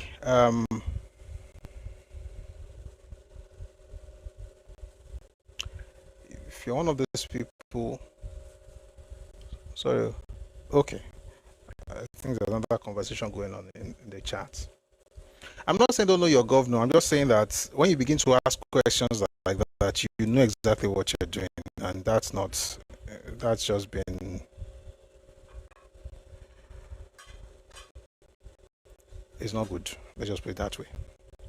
Geeky says, that's an assignment. I would really appreciate. I would love to know as well. It took me a while to also know. Okay, that Ewekoro thing. I was like, if it's Ewekoro, because let me tell you one of the things. People say things like, oh, if you're in Ogun State, you can do things. And no, you can't say like that now. So exactly how is this person Lagosian, or are they from here? So how do you know? Then you ask questions. Oh, they say Ewekoro. Then I went to check. Oh, this Ewekoro thing is not the father, it's the mother. Oh, okay. because that was the only thing people were using against him. You know, but again, if you feel that there's more to know, please feel free to research and let us know. I would love to also learn from you. Thank you very much.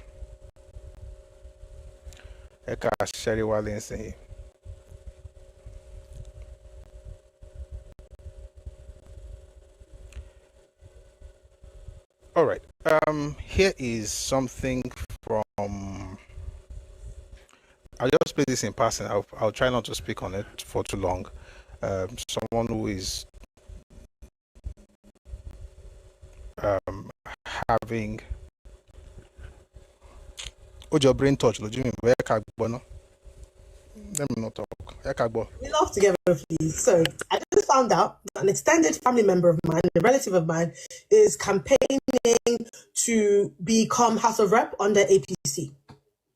Let's laugh together, because let me tell you something, sir. If you ever get a chance to see this, perhaps, peradventure, you're in TikTok, I hope you lose. Yes, I hope you lose. I hope you don't only lose, I hope you are disgraced. You know that broom on your campaign banner, I hope they use it to flog you. So they sent me this video, I didn't really watch it. It's just a waste of time, I beg. All these children just being stupid. So because you don't like the party, your family member should lose because you don't like APC. You know, I'm sorry. You guys may want to hear it, so let me just play it. I mean, I didn't hear it before now. I couldn't hear this particular one. I heard the other one. But since I've started playing it, I don't want to sound disrespectful. Please, let's just listen to everything. But I don't think it makes sense, because of the way she started. But let's just listen. Come on, We laugh together, please. So, I just found out that an extended family member of mine, a relative of mine, is campaigning to become House of Rep under APC. Let's laugh together, because let me tell you something, sir. If you ever get a chance to see this, perhaps, peradventure, you're in TikTok, I hope you lose. Yes, I hope you lose. I hope you don't only lose, I hope you are disgraced. You know that broom on your campaign banner, I hope they use it to flog you out of that constituency. Yeah, because when you were doing all the share rice here, share Gary here, so this was your motive. You didn't really care about the people. You're trying to, sugar them up and, just cajole them so that when it came to you campaigning, they would vote for you. You don't really care. And I will expose you if you push me, because the other thing is you guys don't realize is that he lives here. He lives in England. He has a cush life. So if anything happens, if crop does in fact hit the fan, this man will run back because he has a red passport. I feel sorry for you people. You people need to go do your due diligence, because before you start to vote for people, go look at their history. What do they stand for? You see that broom on your thing, on your banner? I hope they flog you. I hope they flog you out of that place on election day. I'm not joking. I hope not only do you lose in such a disgraceful manner, in such an embarrassing manner, that you are never able to step foot in that constituency ever again. Because I don't know how, as a person, you can see what the Jackpot movement has done to our family. We're literally scattered around the globe because everyone literally left Nigeria in search for a better life. And the party that caused this mess, you want to vote, not only vote for them, you believe in the leader of your party, Tinubu, and then you also want to campaign to become House of Rep under that same party. Nah. You're a disgrace. You're a disgrace, and I hope that on that election day, oh my God, shame must befall you on that day. You will come back here and you will carry on with your life, because I don't understand how I said God will punish those people, but also if you have family members that want to vote for this party and wants to ensure that this party comes back into office to occupy Aso Rock, you're allowed to block them. I promise you. I won't judge you. I promise you. Hey, guys. You may have to.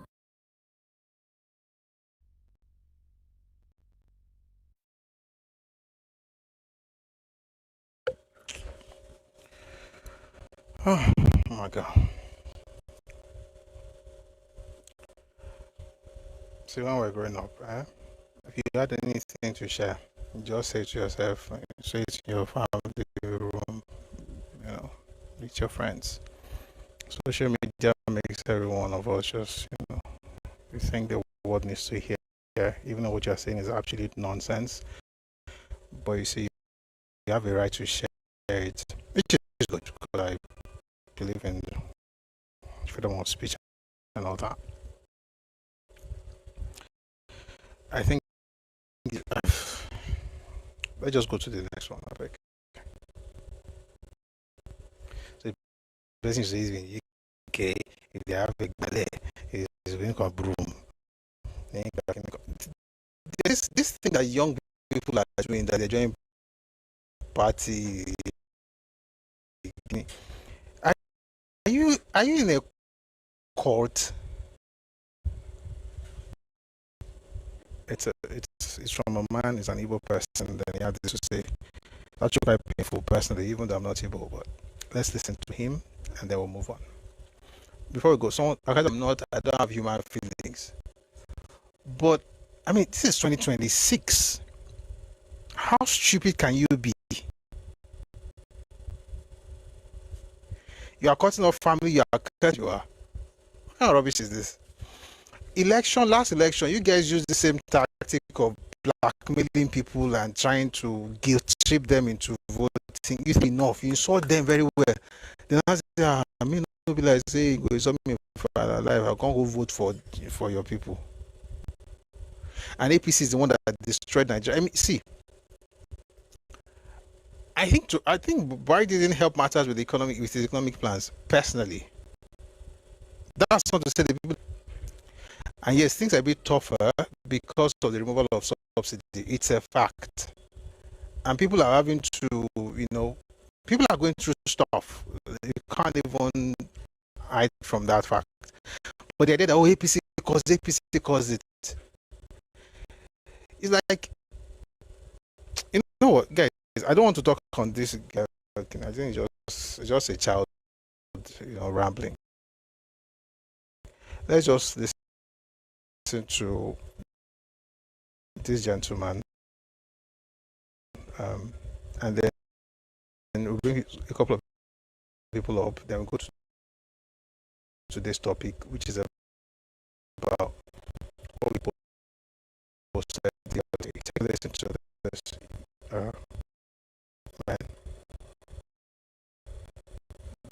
This video is to every Igbo people. Tell you today why I don't speak Igbo. The reason why I don't speak Igbo is because of your wickedness. When I was 2 years old, my father took me to the village.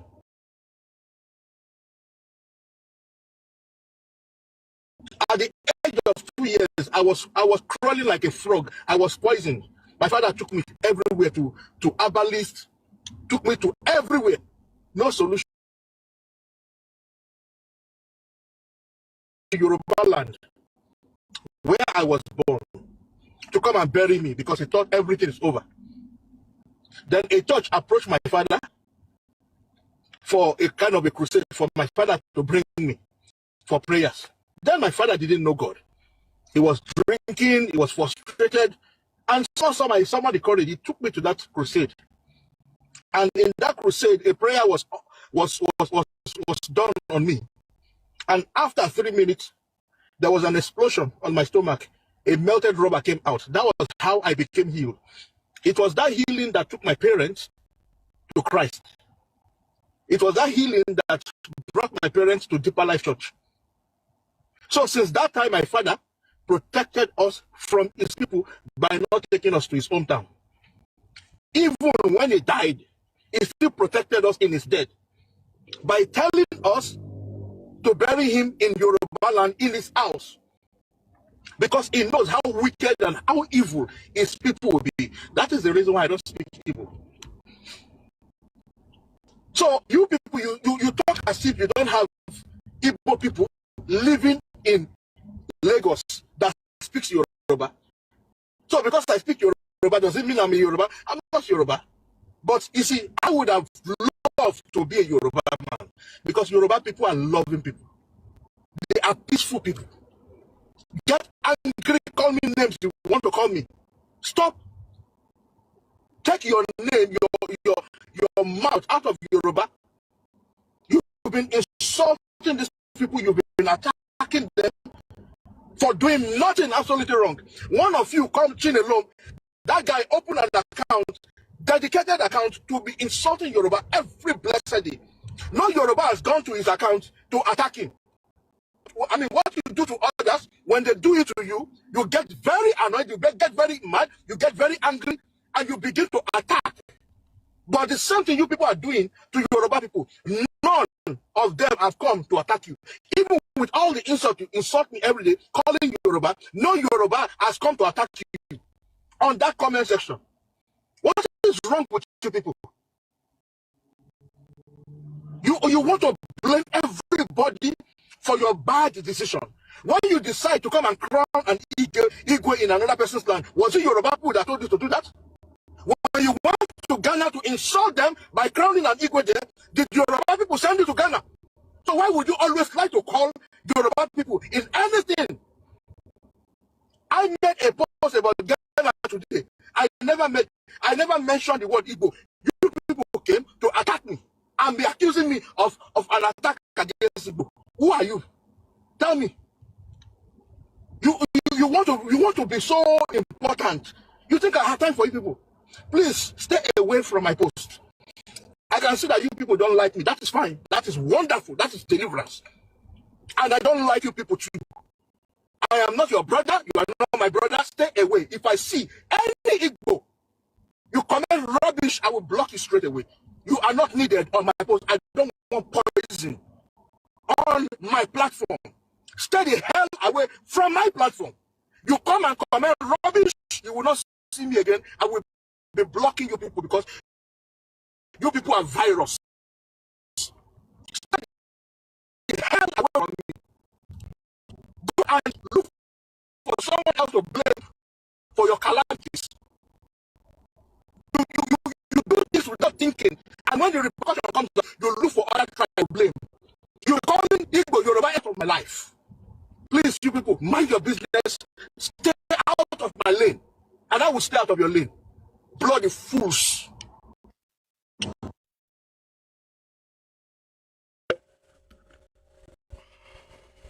So I listened to this, and apparently folks who sent it to me wanted me, and some people actually say, speak on it. I mean, I think the best thing to do is just to listen to him say it, not to even, there's nothing to comment.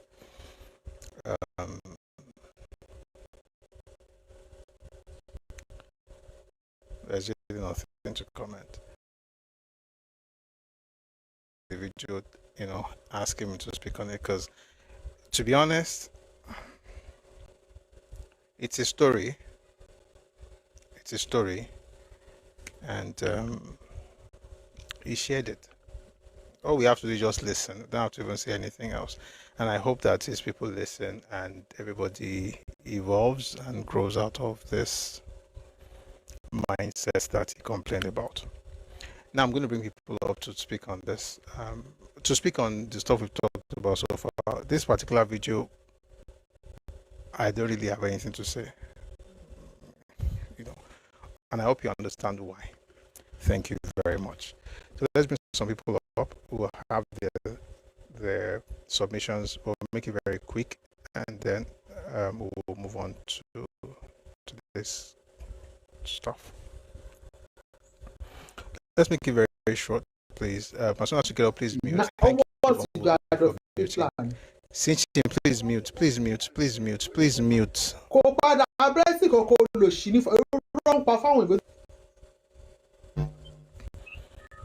If you want to come up, as soon as if you send a request, please mute once you are up, right? If you send a request, just be alert. You could be brought up, and then once you're brought up, please mute. No, don't remove her, please. No, I already muted her. She will speak. Please let me bring her back up. No, I muted her already. She was. I wonder. Sinchin, please send your request again. I want to make sure she speaks today because this happened the last time as well. Where's she? Ah, boy. Anyway, let's have Bumblebee while I look for Sinchin. I really want that to Evening, speak. Prof. Good evening. Evening, my brother. Yeah. Good evening, Prof. So good to see you today. I didn't see the pop-up yesterday. I went. Yeah, wow. It's just that we always look forward to it. Anyways, I think one of the things that people were calling for.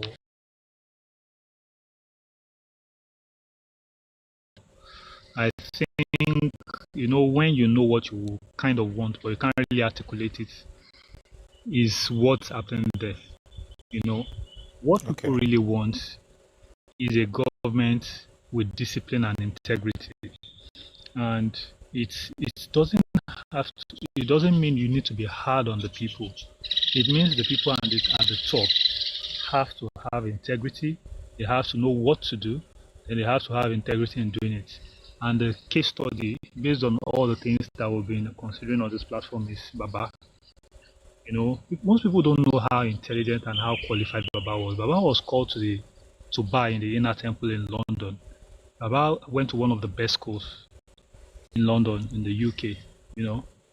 He is someone who had excellent academic curriculum, had a very, very successful private practice in law.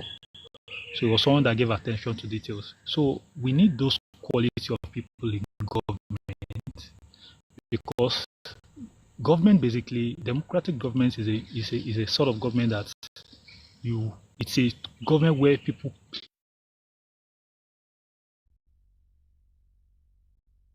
should get to do the best for them. All of us cannot be there, but when we elect somebody to represent us, we want that person to go there and do what is good for us. Amongst his peers, amongst his colleagues, amongst people in his time, his contemporaries, so to say, let me not say his peers, amongst his contemporaries, based on the testimony of even the colonial people, they were like, he was the only one who had integrity.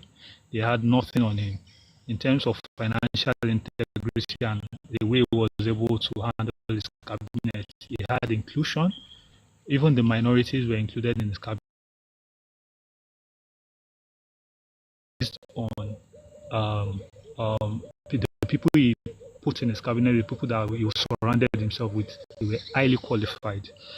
So that is what we need in government. That is what people crave for. Sometimes when they think, yes, want someone who is firm, they think it's the military. No, you don't need the military. You need someone who is a civilian, who is a politician, who has integrity, who will go there and do what is good for us. And let me know. But it was not autocratic. Exactly. Right? Exactly. So what people want? Okay, maybe that's not the word they want to use. That's what you're saying. Yeah. Okay. That's not what they want to do. What they want is actually that kind of system of government where people in government are disciplined. They are not stealing your money. They are doing things the right way, even when they need to take hard decisions. Just like I will ask the Ijebu people, the Ijebu women to pay taxes. Those are the kind of decisions the people kind of arrogate to disciplinarian or authoritarian system. No, it's a system where you have civilian administrators coming to take hard decisions, and they get buy-in from the populace. The only thing that is close to that right now is Lagos State. They've gotten it right to a very large extent. I don't think anybody will come out tomorrow and say that someone stole Lagos State money like crazy, and they weren't people and checks and balances in place to make sure that didn't happen. I don't think people will come out tomorrow and say that Ambode stole Lagos dry, or that Fashola stole Lagos dry. I think that continuity, and of course the GAC is there. They make sure that they bring the cream of the crop there. People that have been successful and in their private life, not that they are looking for government money to steal to make themselves feel accomplished. So Ogun State is getting it right as well. They have started having something that looks like transition. We've said it here before. Continuity, people that have the right qualification and pedigree to get there. People that have the best interest of their people at heart. Other people have not gotten it right, but hopefully they will get it right. Thank you very much, Prof. Eshe. Thank you very much, Bumblebee Eshen. I really appreciate your submission. Thank you very much. We're going to have John Glitz. Good evening, Miss John. Good evening, Prof. Yes, ma'am. Ẹkáàbọ. Please keep it short. Thank you. I'm very well. Thank you. I missed you yesterday. I kept on checking. Yeah. Sorry about. By the way, please, people should use our Telegram channel. Sorry, I dropped a message in the Telegram channel yesterday when I knew I wasn't going to be able to come. But maybe please use the Telegram channel. It's Redomi Global on Telegram. I dropped a message there. So apparently, maybe a lot of people did not see it. But thank you for being here.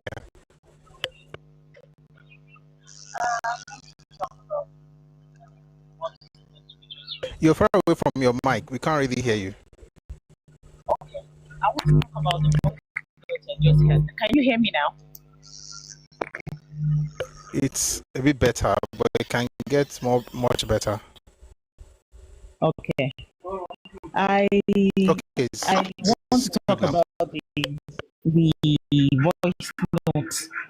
The voice note you played now. And I thought about something, I think yesterday or the day before yesterday, about regarding what is happening in South Africa right now. Because to me, I might be wrong, but to me, these people stirred up this whole thing.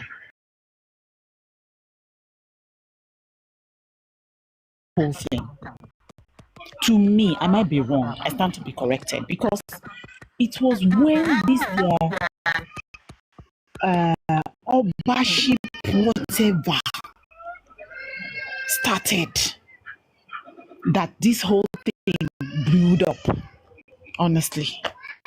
And I hope and pray they sit and think and accept their faults and stop blaming other people for their predicaments. They keep doing things and they don't tell themselves the truth. Now the whole other Africans are suffering from it now. I hope and pray the government should do something about it. Call them, call those Easterners, call them, speak with them, talk to them, how they, if they really need it, if they really need that arrow kind of help, they should do it. Can you see? Have you seen the videos that they are going to schools to pick the children? I cried. This shouldn't be. It shouldn't be. These people should stop. I believe they stirred up this whole thing. I believe it. No, àwọn yẹn náà ní tiwọn lọ́wọ́, South Africans wọ́n ní tiwọn lọ́wọ́, but ẹ jẹ́ ká máa fi ọwọ́ wa síbi tọ́wọ́ wa ń gbé. Let's not stop doing what we are not supposed to do in another man's land. That's all I have to say, because this whole thing, pamilekun fáwọn ọmọ ọlọ́mọ tó lọ ń pick ní school, tó lọ ń lé wọn jáde. People in the hospitals, they don't allow them take treatment because of all this. Talotry guy, all those people need, in my own belief, àwọn ló bẹ̀rẹ̀ ló jẹ́ kí kíní stir up. Thank you, sir. Thank you, man. I mean, I saw the whole thing in South Africa. South Africans, I think they are just unhinged at the moment. They're just very angry people. So there's already an issue, right, in South Africa. A lot of community around they just want to pour fire on it, and it is what it is. Please mute. So what you notice in South Africa is you have a lot of people who are disillusioned, right? Especially with the government. People have issues, economic issues for the most part, and naturally, people usually look for outsiders to blame for whatever predicament they're going through if they're not taking responsibility for their own stuff. And I mean,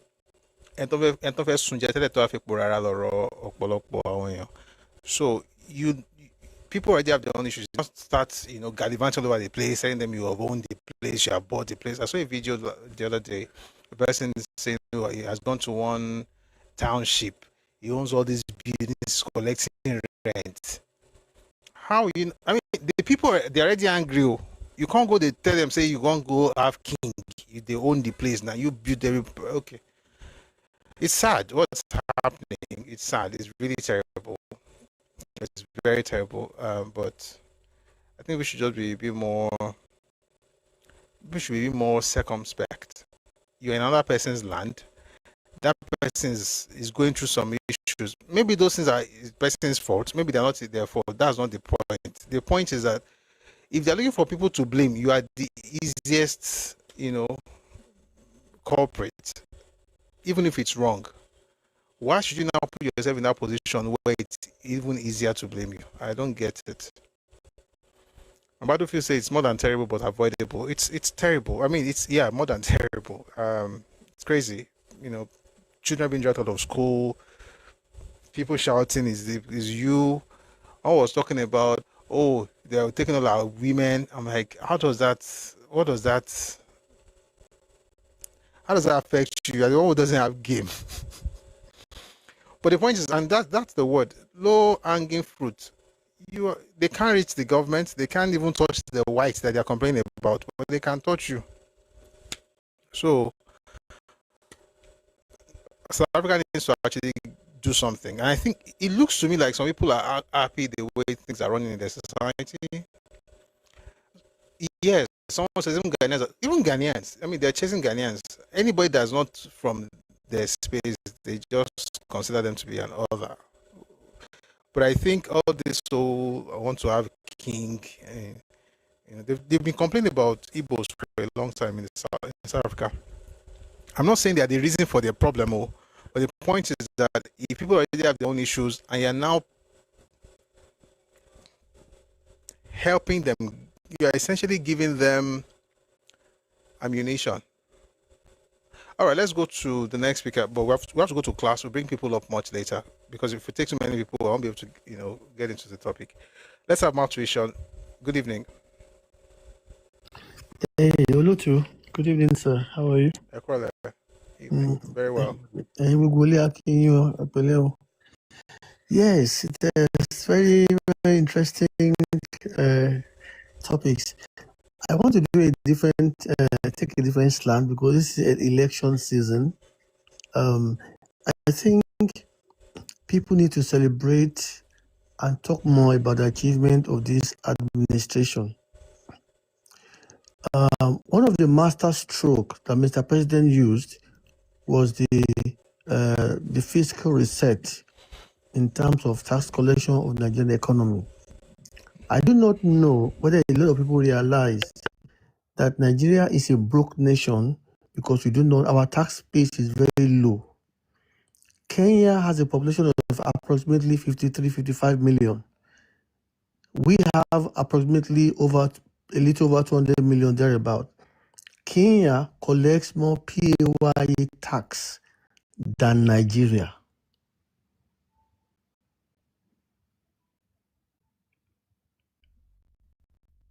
A lot of people find it difficult to understand that. So the reform of Mr. President to end the colonial era tax law and modernize the entire infrastructure is a master stroke that many of us don't appreciate yet. Then the result of that work will continue to develop the Nigerian government tax base across the 36 state and federal government and the ability to have large income in the space called Nigeria. A lot of people who have money in Nigeria don't pay in taxes that they are due. So this tax reform will help Nigerian government collect enough revenue to help Nigeria to develop the way it ought to. Nigeria is a great nation. It's a very large country. It's a country that has many nations inside it. Nigeria is an El Dorado. And we all need to, as imperfect as this government is, let us call it a spade a spade. They've done a lot of things well. Look at this fuel crisis. If we don't have a Dangote supported by this current administration, Nigerians will be paying over 3,000 naira per liter for PMS. We know that many African countries now are going bankrupt, so they have to go to IMF to borrow money. IMF gave African countries $50 billion to come and borrow from them. The Nigerian government said, thanks, but no thanks. We are good.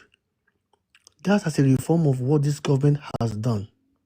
Yes, there are a lot of pain and so on and so forth, but what they have averted Nigerians from, it's so good that they've been able to move us away from catastrophe.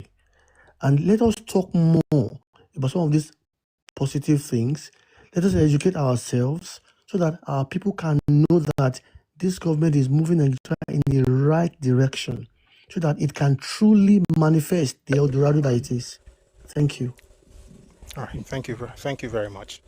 Really appreciate that. I think we should have everybody. I'll bring you up. I'll bring more people up later, please. It's past 7, and let's just quickly get into some things.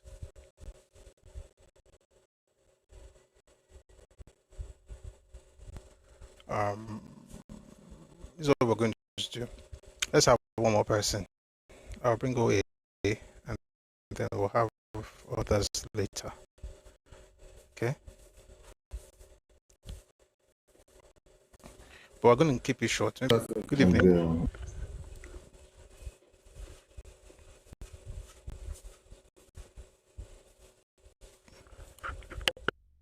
Please go on.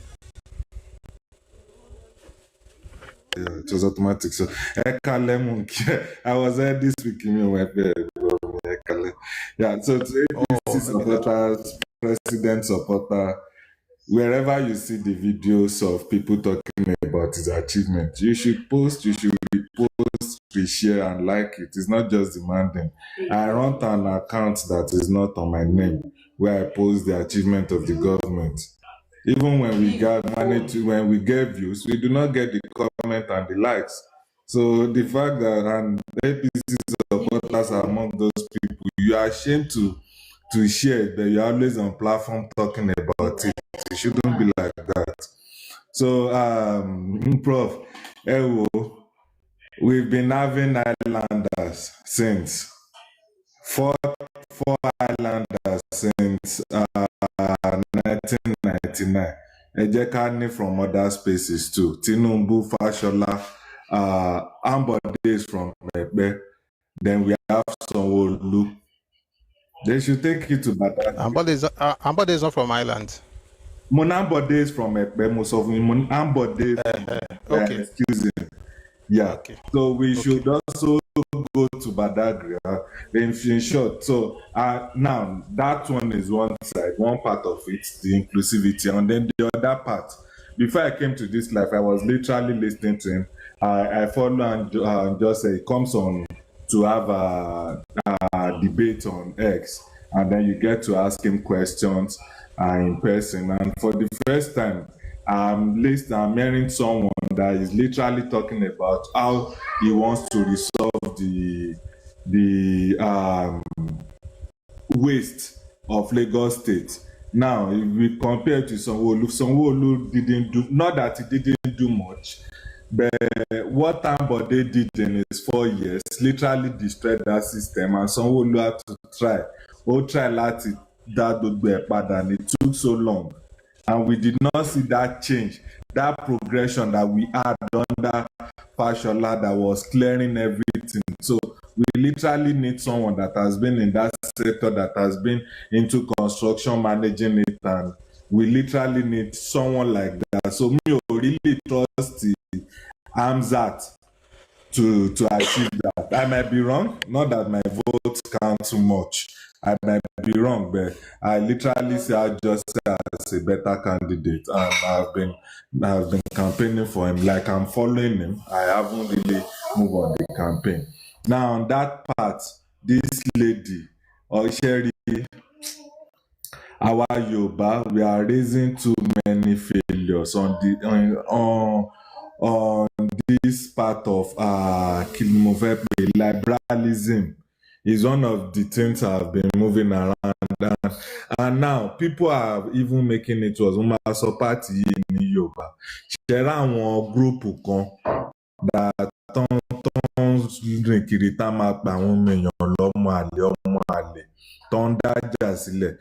Àwọn yẹn gan wọ́n dá wàhálà sílẹ̀, wọ́n pín everybody jù. They are causing more harm than good. Tó ń try láti ṣe rà torí àwọn tó jẹ́ ti yín tó yẹ kẹ́ bá wọn wí, kẹ́ bá wọn sọ̀rọ̀, kẹ́ fà wọ́n mọ́ra, tẹ́ bá ti pè wọ́n lọ́mọ àlè. They get pushed away, and these people, wọ́n máa pè wọ́n sọ́dọ̀, wọ́n máa dùn wọ́n mú. I do not think they fall into propaganda. All these small people.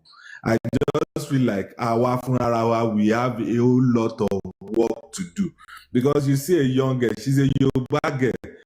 I saw the video and I just shook my head. Now, Teba comment section, she literally has so many positive comment section.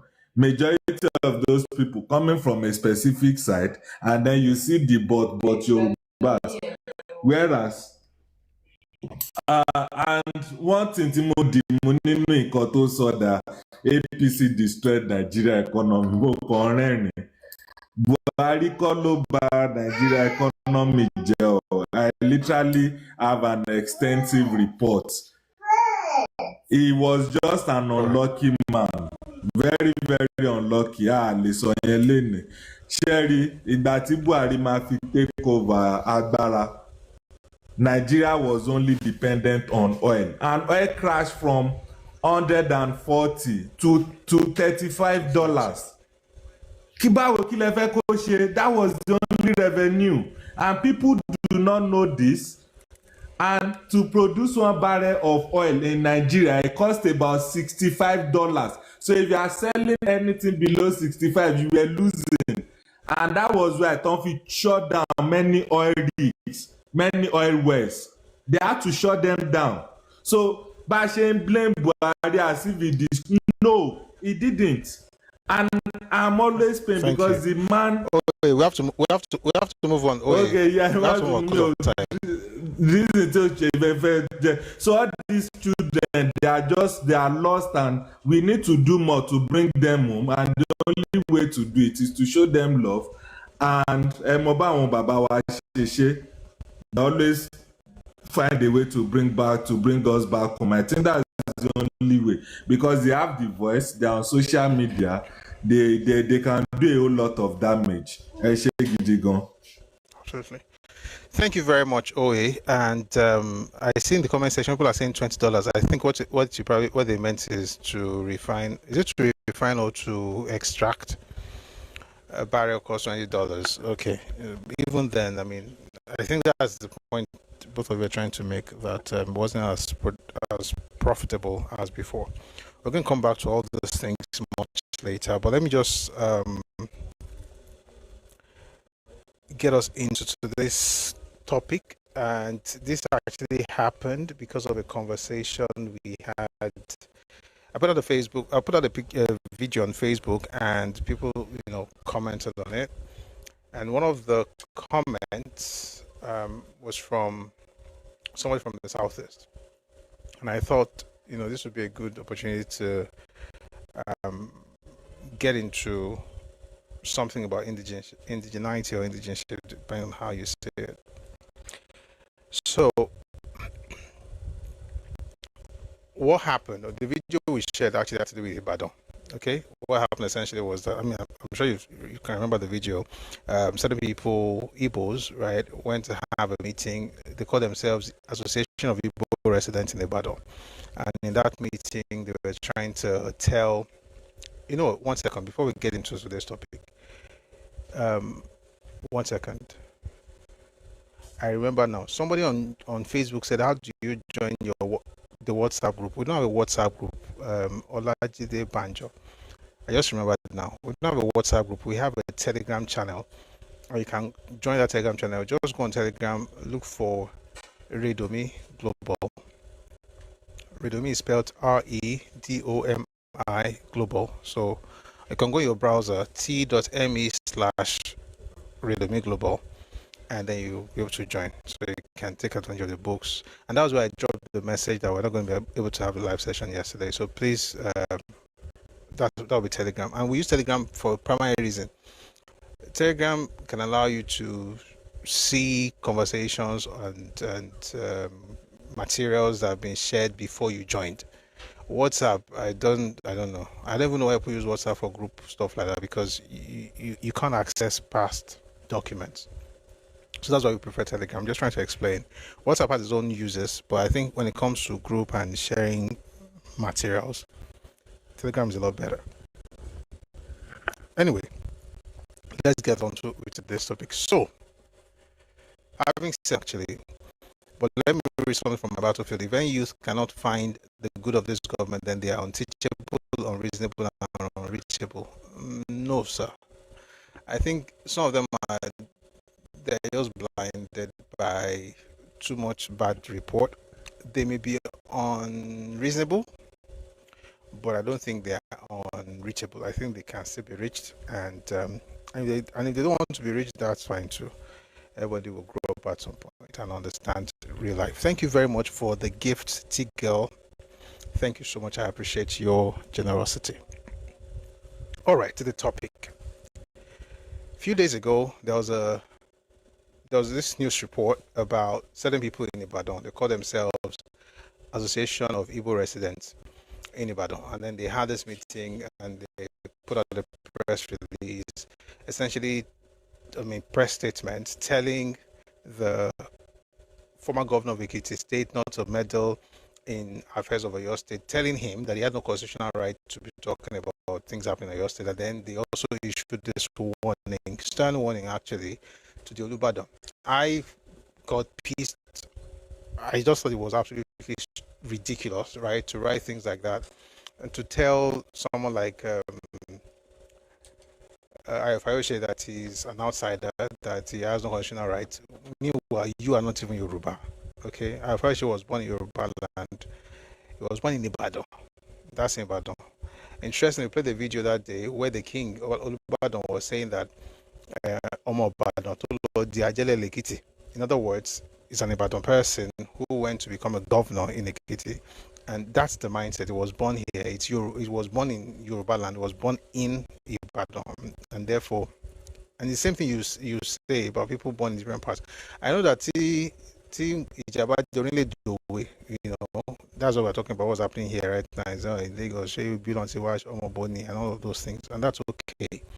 But generally speaking, a Yoruba man should be able to talk about things happening in Yoruba land. Of course, we know our limits, we know the boundaries, but even if the person doesn't know their boundaries, even if the person is saying something wrong, and like I said in that video, I don't think everything that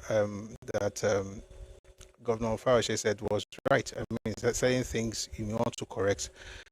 But even if he was wrong, Gonsef, it's not the Igbo person that will be telling him that he's an outsider. You are also an outsider. In fact, you are even more of an outsider than he is, and you have no right to be meddling in the affairs of Yoruba people. Okay, and interestingly, they've settled the issue. They are fine, especially the governor and Olubadan. So there's really nothing. The CCII was able to wade in, and they settled the rift. I mean, I don't even know if there was a rift, to be honest. But I mean, everything shattered by Risha.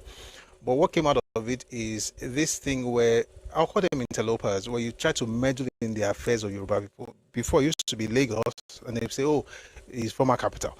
Then now it's happening like you say. That happened in Akure too, but Akure wasn't so political; it was more cultural. This thing where people they lack respect for boundaries, right? In the name of one Nigeria, it should be addressed. And so we addressed it in the video, and then someone went ahead and started having conversations about Yoruba land, and then of course, like clockwork, an able person gets there and changes the matter into a Lagos matter, which is why we're having this conversation today. So the person said, oh, Yoruba people, Igbos can do politics in any way, you can't stop them from doing anything anywhere, and so on and so forth. Then a gentleman called Lanre, who said, Chukuma, that's the name of the person who started the whole thing. He said, mention one Yoruba. Okay, so he said, mention one Igbo person who did something. So Lanre says, mention one Yoruba man that was allowed to participate in Igbo politics in the Eastern region. Igbo know how to respect themselves wherever they are not indigenous people. Respect your host. You say no. Look at most places you migrate to, there's always a problem. Stay in your state, develop it, and stop migrating everywhere if you cannot respect the host nation or community. That's from Larry Doe on Facebook. They were catalysts. Okay, you just paired it up. You were the ones that they needed to be able to do what they really wanted to do, if that's what they wanted to do. But the way you were moving, God said, make sense. So Larry said that, and then this is Chukwuma's response, which absolutely had nothing to do with what the Yoruba guy said. He said it is Jakonde who called Lagos a no man's land. Or maybe, I think it was responding to someone else. He says Jakonde who called Lagos a no man's land. Unlike Lagos, Kano was never the capital of Nigeria. So I'm going to read to you what I put out to respond to that. When he says it is Jakonde who called Lagos a no man's land.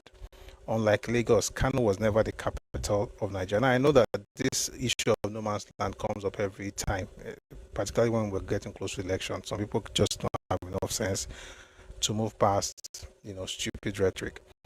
But we should address something very quickly. This is part of the topic. Okay, we're going to get into the indigent thing later. Is it true that Jakonde ever uttered the phrase, no man's land? The answer is yes. The question is when. It was 1979. The context, I'm going to tell you later. 1979. 32 years before that statement, somebody else has said it. That was in 1947. The name of the person was Jaja Wachuku. The idea of Lagos being a no man's land was from Jaja Wachuku. Meanwhile, the Lagos he was talking about at the time was not even the capital at the time. Well, it was capital, but it was not. How do I explain now? It had not been cut out with the identity of the quote-unquote no man's land until 1954. Jajawachuku was already proposing that in 1947, saying that they should excise that place out of Lagos. By the way, Lagos that we're talking about is not Lagos State. You know what? I'm going to read the article because I think it has all the answers I want to share before we read the other book. So I got in there and I said, Chukuma, you guys repeat these lies like they will change history. Jajawachuku was the first person to use the phrase Lagos is the no man's land, and that was in 1947. If I have to explain, I will, but I think you can get it just reading. Jakonde's 1979 speech, where he mentioned Lagos as the no man's land, was in reference to the capital that was separated from the rest of the colony and constituted a federal territory. In that same speech, he mentioned that the indigenes of Lagos have a natural right to the services provided by the state. He also mentioned the rights of non-indigenes of Lagos State. It is clearly not the same as the Igbo definition of no man's land, which is a product of disrespect to the indigenes mentioned in that speech, and a clear show of the desire for Lebensraum, which has characterized the Igbo's push since 1930s. The reason you can't stop yelling no man's land is because you need land. Having come, let me just talk on the first paragraph. So the point is, I think I should read that portion of that speech. I hope I find it very quickly, where Jakonde actually mentioned the word no man's land. He was talking about what was put in the structure that was put in place between 1954 and 1967 that created like and by the way, the Lagos former capital, they're always shouting 7 square kilometers. That's the size, that's the extent. It's still in that article, but let me just see if I can quickly find you that stuff.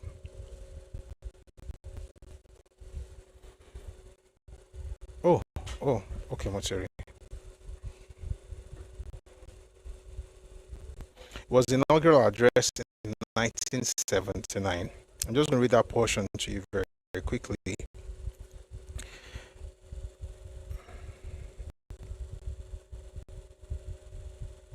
Okay, so it says here, in 1886, Lagos was again set up as a separate colony in response to a petition by the people of Lagos, who resented being governed from the Gold Coast. That's Ghana. It was administered by a governor of the colony of Lagos under letters patent dated 13th January 1886. This was the first time that the territory now known as Lagos State came under one administration.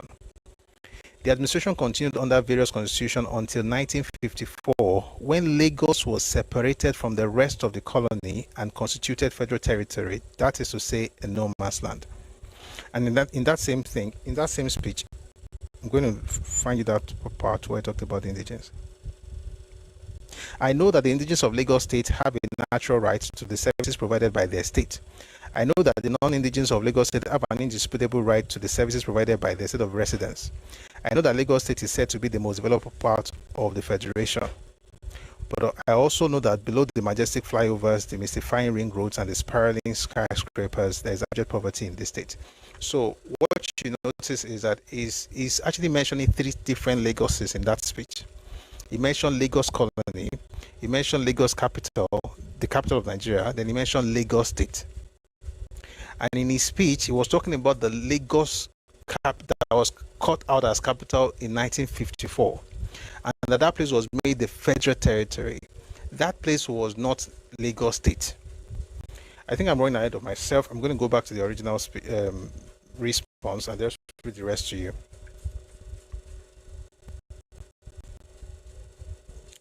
Oshigun, we'll get into all of these things today.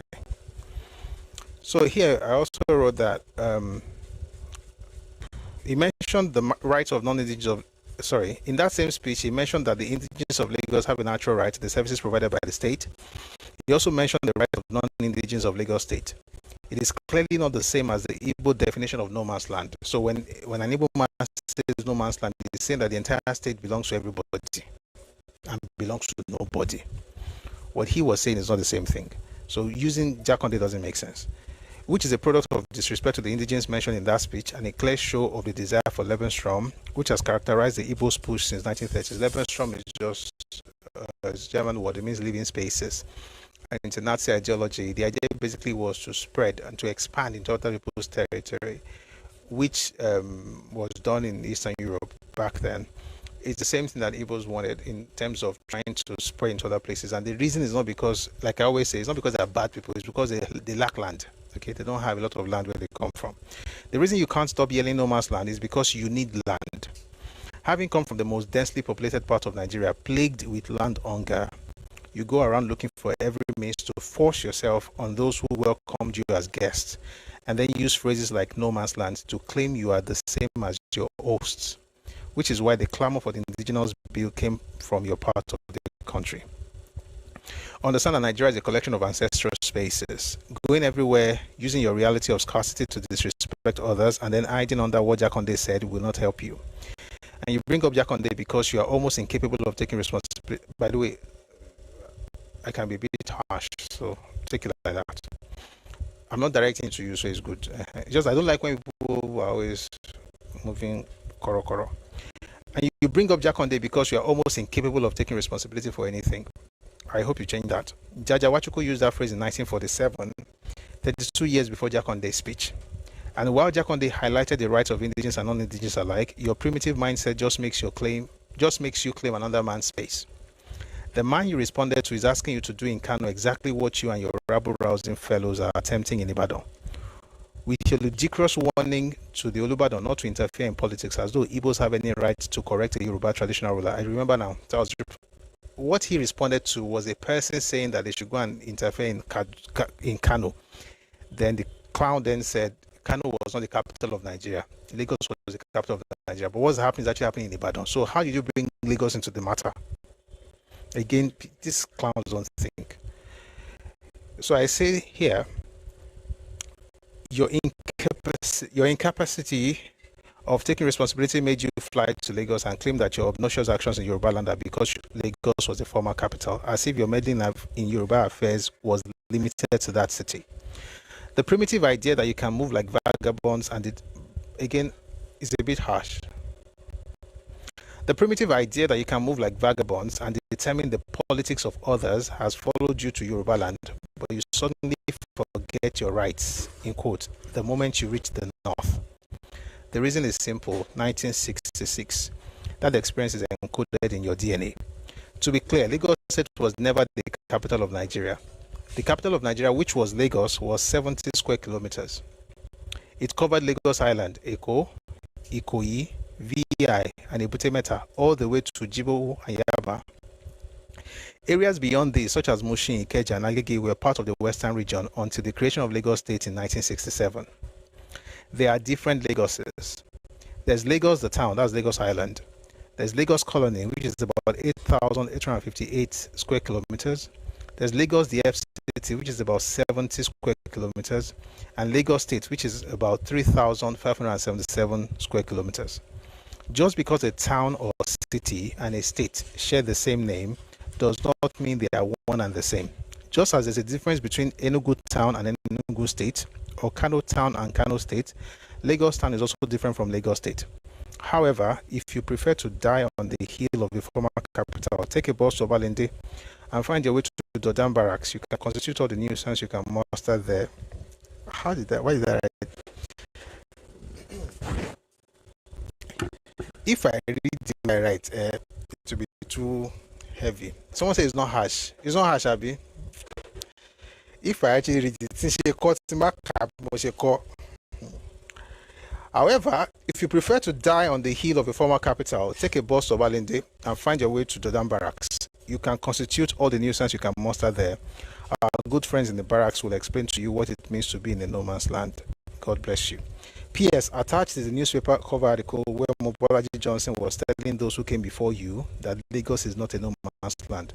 He said that in 1970, and we still have to say it again in 2026. When exactly do you plan to evolve? All right. I don't know when these people plan to evolve.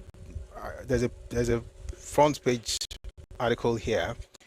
This was in 1970. Okay. That Mobolaji Johnson had to say Lagos is not a no man's land. He was the governor 3 years after Lagos State was created. He had to say that because of certain people who had that mindset of they can just move anywhere. And I think your Bible should also understand this. Lagos is not, there's no, Lagos is not just one place.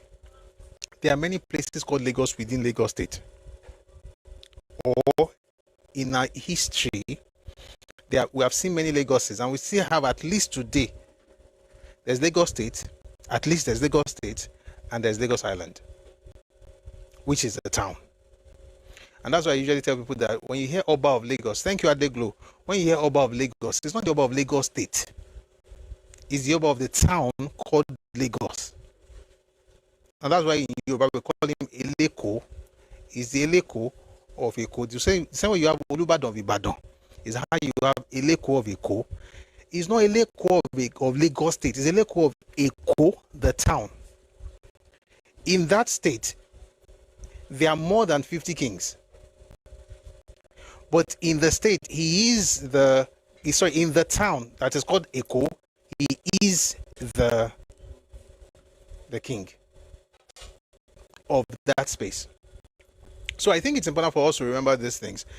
If people want to keep shouting former capital, just describe the 70 square kilometers that the entire Lagos FCT, was like. What is the word now? Yes, the 70 kilometers that it encompasses. They should go there and go and claim the right. They should go to Obalende.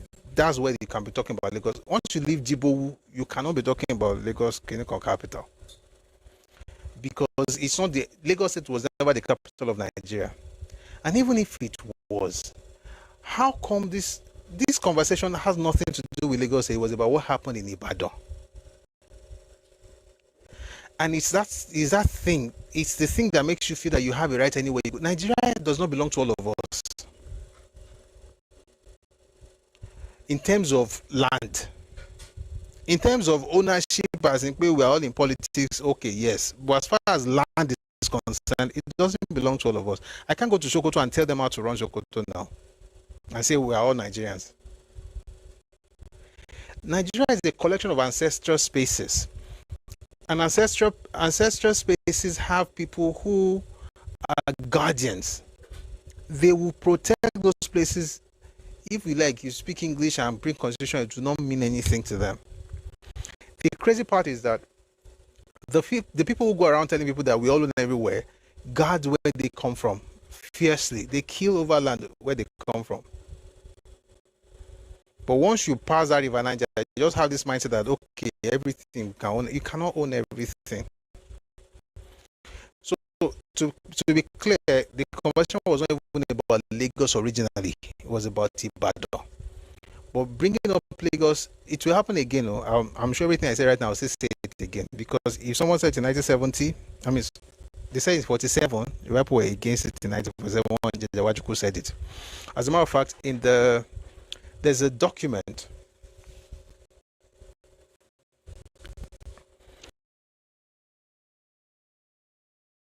position of Lagos by Owl.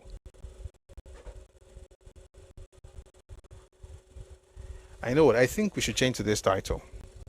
I think we should just continue with Lagos, okay?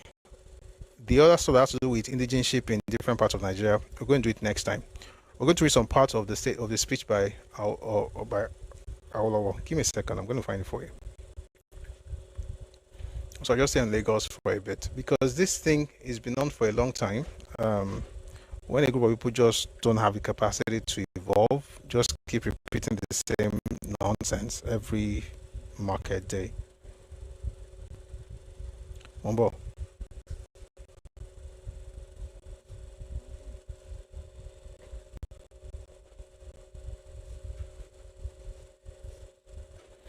We're doing this just to enlighten ourselves so that we don't fall prey .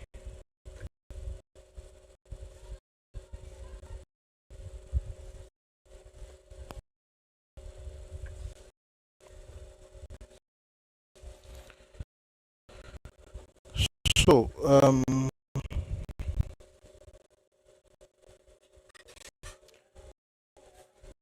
thinking if I should read Separatist Agitation in Nigeria by Tekene Tamuno, because he referred to this, but I have the book he referred to, so I'm wondering. Sorry, I'm thinking out loud. Mumbo. Let me tell you a bit of background as I look for. I found the other one. I want you to see if I need this one. Good.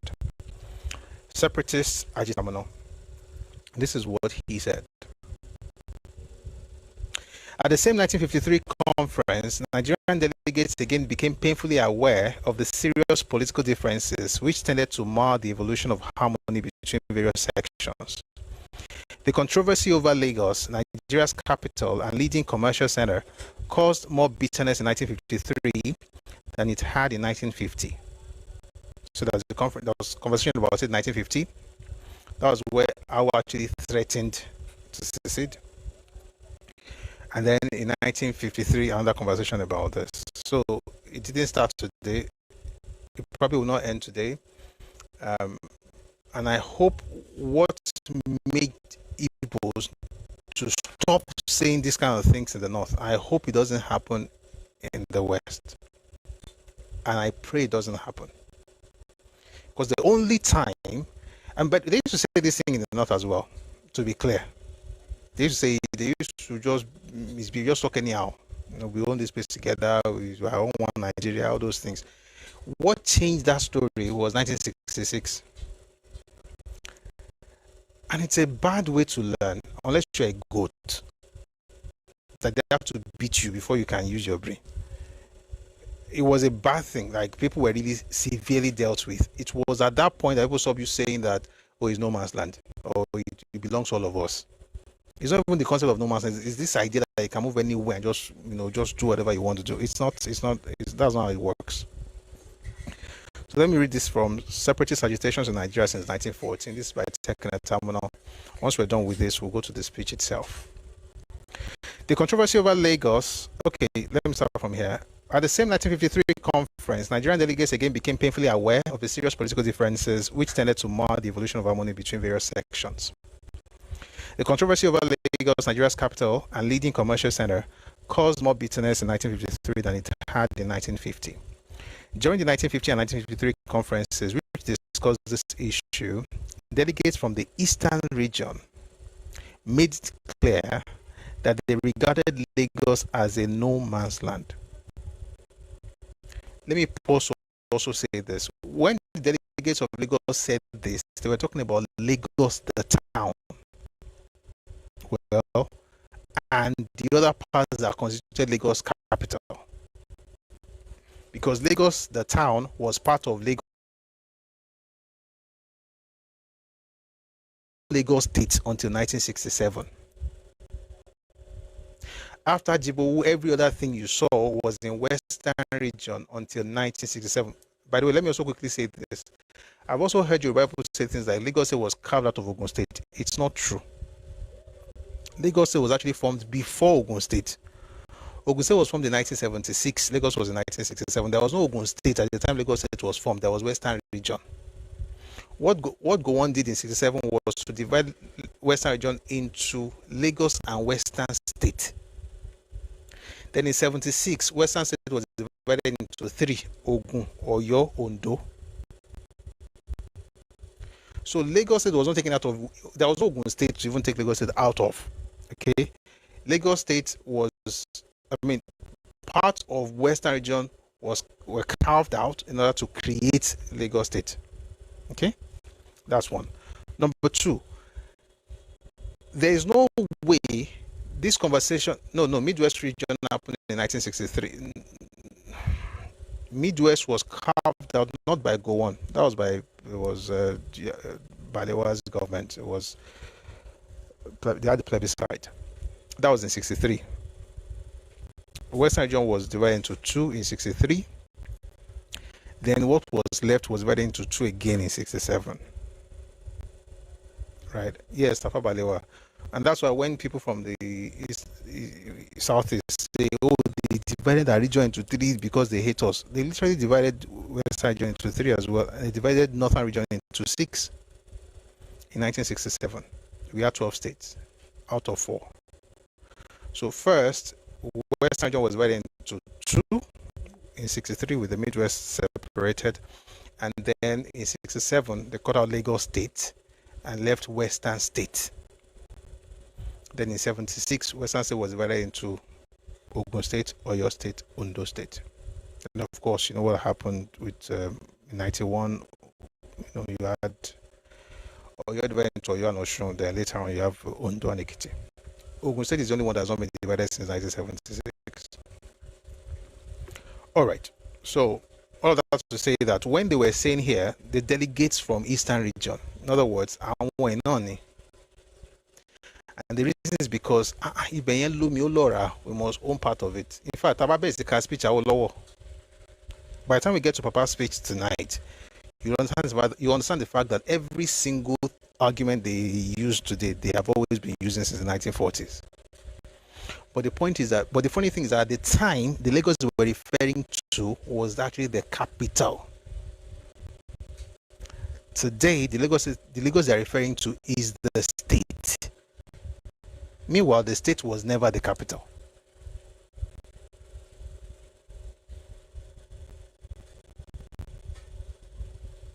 Thank you, Prof. Thank you. But the South was also added to Lagos Colony at the time now, the Southern Protectorate, wasn't it?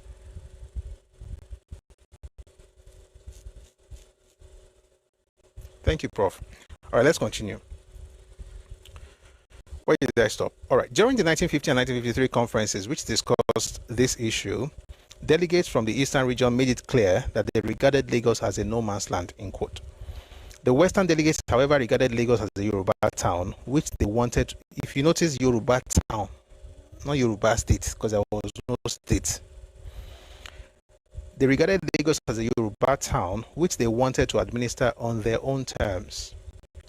During the 1953 General Conference, the Northern delegates who held the balance had also agreed that Lagos municipality and the colony districts should be merged with the Western region for administrative purposes. During the 1953 conference, however, Northern delegates re-examined their stand as they and other delegates had recommended greater regional autonomy under a federal constitution. Northern leaders in 1953 feared that whoever administered Lagos would control and perhaps deny them their key outlet at Apapa, then considered more important than Port Harcourt. We'll answer this in Papa's speech. During the 1953 conference, the Action Group delegation led by Obafemi Awolowo emphasized the historical connections between Lagos and Yorubaland. Awolowo expressed willingness to allow the Western region to contribute towards the cost of building a new capital elsewhere, provided that Lagos and the colony districts would continue to be administered by his region. Now let us read Awolowo's speech. The position of Lagos.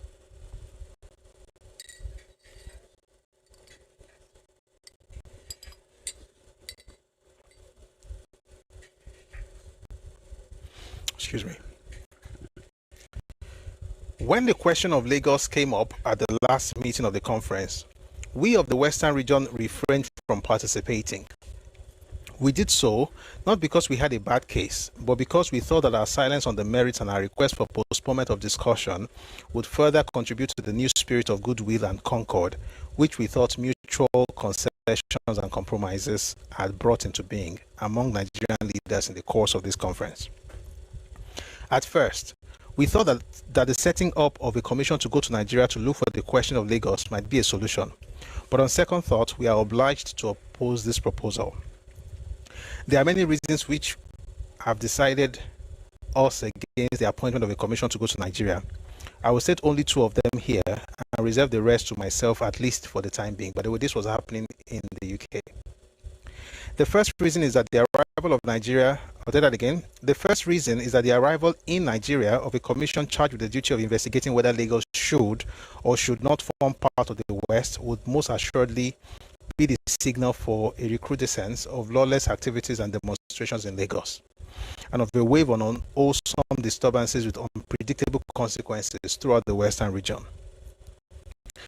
The hopes of our people have been raised by the probable success of this conference, and it is our sincere desire that now that the success is in sight, nothing avoidable should be done to let it elude us. The setting up of a commission to go to Nigeria on the Lagos question, I'll take that again, please. The hopes of our people have been raised by the probable success of this conference, and it is our sincere desire that now that success is in sight, nothing avoidable should be done to let it elude us. The setting up of a commission to go to Nigeria on the Lagos question might. The second reason is that we prefer that this, to us of the West, all the important question of Lagos should be settled right here under your auspices, if need be, with the advice of an expert on the subject of federal capitals. Whatever prejudices any of us might have had against a conservative Secretary of State in regard to this attitude towards colonial territories have been dispelled by the absolute frankness and objectivity which God, 1 second please. I need, my throat is parched.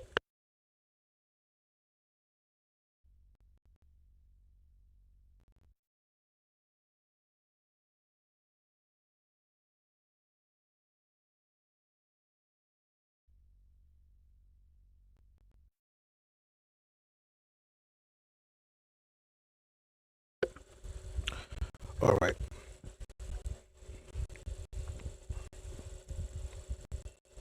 We'll go back to that paragraph. Whatever prejudices any of us might have had against the conservative Secretary of State in regard to his attitude towards colonial territories have been dispelled by the absolute frankness and objectivity with which you, Mr. Chairman, have always expressed your views at this conference, and the downright impartiality with which you have guided its deliberations. The success which the conference has achieved thus far is due in a large measure to your wise and sympathetic guidance. We therefore had no illusion whatsoever that if we left over this matter on which the NPC have expressed themselves in such strong and uncompromising terms, we would be taking the risk of depriving ourselves of your valued guidance and of plunging ourselves, so to say, into the unknown. For the reason which I have stated and for others which I now keep to myself, we have come here this morning fully prepared to state our case and to engage fully in any ensuing discussion in connection with the Lagos issue, so that the matter may be settled once and for all here in London. The important question which this conference, or failing agreement on the part of the conference, Her Majesty's government will have to determine in justice and equity, is whether or not Lagos should continue to form part of the Western region, which means that Lagos was part of Western region. It appears, by the way, this is 53. Whatever they did in 54. It appears to be common ground that Lagos is part of Yoruba land. Nevertheless, I propose to state the historical and statistical facts in support of the claim that Lagos is a Yoruba town. Lagos was founded by Yoruba people and has existed for a considerable number of years. I'll take that again. Lagos was founded by Yoruba people and has existed for a considerable number of years. From the very early times, the Benis by peaceful penetration brought that island under their control. Sir Alan Burns records that it was probably towards the end of the 15th century that the Benis obtained the complete ascendancy and that Portuguese vessels began to call regularly at Lagos. By the way, just to quickly say it doesn't mean that Benin founded Lagos. So Lagos was there. Benin got into Lagos. We're not going to talk about the Benin matter today because that's another topic on its own. Prof, I just responded to thank you for responding. And thank you for that material. It says Interland Yoruba land was added to Lagos Colony in 1900 to become Lagos Colony and Protectorate. Thank you. All right, let's continue. Salah Burns recorded further that the king of Benin appointed as first king of Lagos one Ashikpa, who was a Yoruba of royal blood, in order to consolidate his position in Lagos. No. They penetrated Lagos. They did. And they were instrumental in the coronation of Ashikpa. It's just that Ashikpa was a Yoruba man, not from Benin. And the Oba of Lagos that followed him, Ado, is the son, which is Yoruba. The mother is Benin. They came with force but failed. Yes, they came with force but failed, but they eventually penetrated. Again, we're not going to talk about Benin today. Let's just leave Benin matter. Let's just go on, please. The present Oba of Lagos is a descendant of King Ashikpa. This narrative is necessary to show that Lagos has existed as a town for at least 5 centuries before the formation of the political entity now known as Nigeria. In 1862, it had a separate administration under a governor.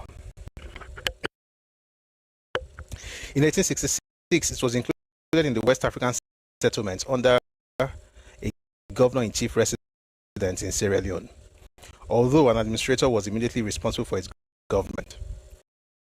In 1874, it was administered by a lieutenant governor under the governor of the Gold Coast. In 1886, it was set up as a separate colony under its own governor.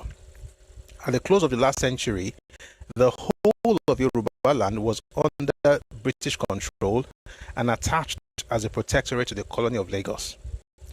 On 1st January 1900, the Southern Nigerian Protectorate came into being. On the 1st of May 1906, the colony of Lagos and its protectorate were amalgamated with the Protectorate of Southern Nigeria under one administration and designated the colony and protectorate of Southern Nigeria, with Lagos as the seat of government, mated with the Protectorate of Northern Nigeria, and Lagos considered to be the capital of what now comes to be known as the colony and protectorate of Nigeria. One second, please let me pause. Okay, no, continue the comment section. Let me not. Mike and Darcy. The Treaty of Cession of 1861, to which reference is constantly made by the protagonists of the severance of Lagos from the West, was entered into between Her Majesty's representatives in Lagos on one hand and Dosemo, the King of Lagos, on the part of himself and chiefs on the other. Dosemo is Dosumo. May I say in passing that the heirs and successors of Dosemo and chiefs are Yorubas and still hold the traditional offices of their ancestors. For the benefit of those who are ignorant of the facts, the treaty only covers the port and island of Lagos and does not extend to Apapa or the mainland.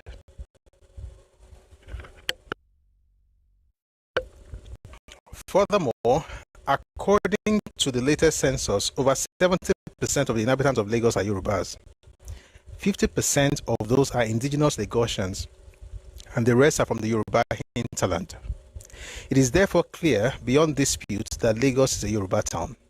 That being so, it goes without saying that unless it is in accordance with the wishes of the Yoruba people, it is idle and mischievous for anyone to talk of severing Lagos from the western region, the bulk of whose inhabitants are Yorubas. But those who claim that Lagos should be separated from the western region rest their case on different grounds. I listened very carefully to the arguments of the spokesman of the NPC on this subject. All they had said can, in my view, be summarized into 8 points, on which I presently comment one by one. In the first place, Imam Ibrahim Imam argued that since the conference had accepted federalism, it should also accept the principle adopted in many countries, that the federal capital should be independent of the constituent states of the federation. There is one unfounded assumption implicit in this argument, which I would like to dispose of before I deal with the kernel of the argument itself. It was assumed quite strongly by the NPC that this conference has adopted Lagos as a federal capital. No such decision has, to my knowledge, been taken. But since the assumption has been made, I would like to state the opinion of the Western region on this point at once. We are opposed to Lagos being the federal capital of Nigeria for a number of reasons. Strategically, it is highly vulnerable. Geographically, it is not by any means centrally situated to serve as the headquarters of the central or federal government. Lagos is to Nigeria what Calcutta was to India. What we need now to pursue this analogy is a New Delhi. Politically, Lagos is the powerhouse of Nigerian nationalism and radicalism. Under British rule and in a self-governing Nigeria, it will always occupy this role. On the other hand, the average Northerner now, and for many years to come, detests what they call the hooliganism of young Lagosians. The recent Kano riots were said to be the direct outcome of the hooliganism displayed towards the NPC leaders when they were in Lagos. That was up in 1953. The separation of Lagos from the West would not produce the evacuation or extinction of these so-called hooligans from Lagos. It is therefore imperative that in the interest of good relations between the North and the South, a new capital should be procured where there will not be so much concentrated of enlightened and radical forces, and from where so-called irresponsible elements will be totally absent or at the worst negligible. In such a new capital, the NPC leaders will be able to move about without the fear of being perturbed by hooting and booing, and to address meetings without being rigorously heckled. Apart from all this, we in the West are fed up with the constant but most unfounded and ill-informed remark that Lagos has been and is being developed with Nigerian money. Now we're going to have to pay attention. We're about to get into the arguments that we see here today. So I'll take it again. Apart from all this, we in the West, this was 1953, we're in 2026. See if this thing sounds familiar. Apart from all this, we in the West are fed up with the constant but most unfounded and ill-informed remark that Lagos has been and is being developed with Nigerian money. At a later stage in this statement, I shall deal with this point. For the time being, all I would like to say is that Nigerians should remove their capital from Lagos and leave Yoruba people to develop their own most important city in the way they like. For the reasons which I have given, we are strongly opposed to Lagos being the federal capital of Nigeria. We suggest that a large area of land should be acquired by the federal government near Kafanchan, which is almost central geographically, for the purpose of building a new and neutral capital. The new capital should be built on a site entirely separate from an existing town, so that its absolute neutrality may be assured. Being the property of the federal government, it would automatically be administered by it in the same way as Washington, D.C. in USA or Canberra in Australia. Such a capital will be a neutral place indeed. It will be strategically safe, geographically central for administrative purposes, and since its inhabitants would mainly be ministers, servants of the federal government, and traders and other agencies which cater for them, it will be free from political radicalism and so-called hooliganism. all government buildings in Lagos, other than those required for you. Again, I'm going to repeat this. The Lagos is talking about is Lagos the capital. And we're talking about the town that was called Lagos. So when you're saying Lagos, Lagos, talking about the town. Okay? This was 1953. They said no. About 20 years later, they began to build Abuja. In fact, they constituted the committee, Aguda Commission, that will now get into building a new federal capital about 20 years later. By the way, let me just say this in passing. We're going to deal with it maybe next time. People said, but Awolowo eventually went against what he said here. I'm going to talk about this next time. Okay? Someone sent me a message on this on Facebook, and it's important that we address it. By 1970s, Awolowo had a different idea. But we'll talk about all that. But let's stick to what happened in 1953. All government buildings in Lagos, other than those required for use in connection with the harbour, railway, customs, and other federal government establishments, would be valued. The share of the Western region on the basis of derivation will be deducted therefrom, and I assure you, sir, that the people of the Western region would pay whatever is the balance to the federal government inside 1 year, so that the federal government would not be without funds for the erection of buildings in its new capital. I give this assurance in all seriousness and with the full mandate of the people of the Western region. Let me now deal,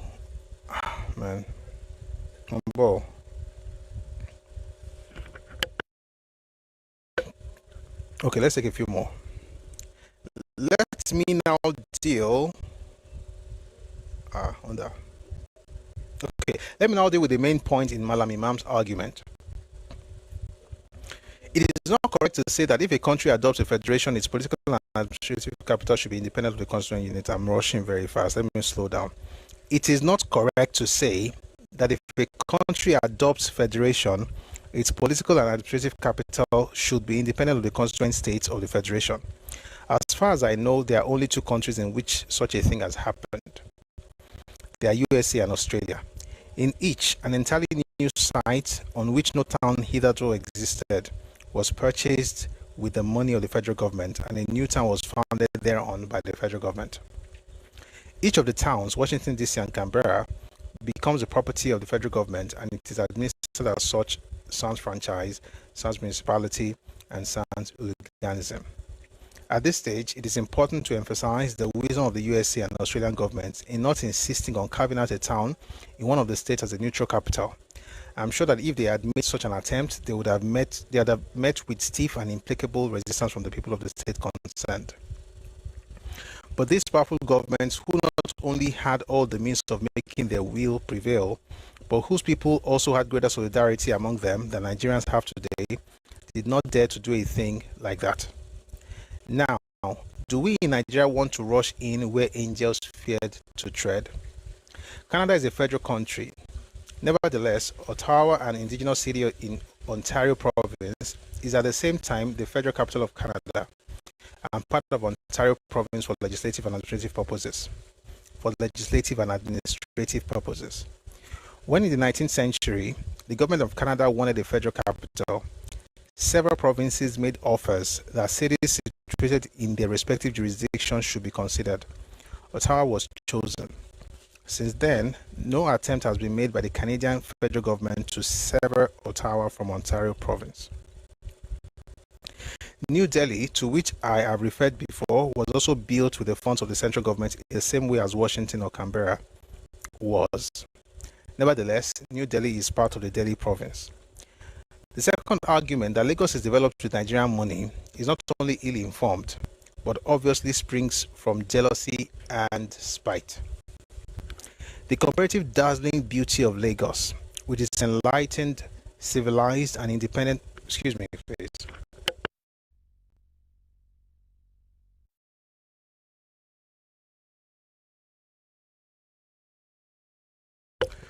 I'm reading The Position of Lagos.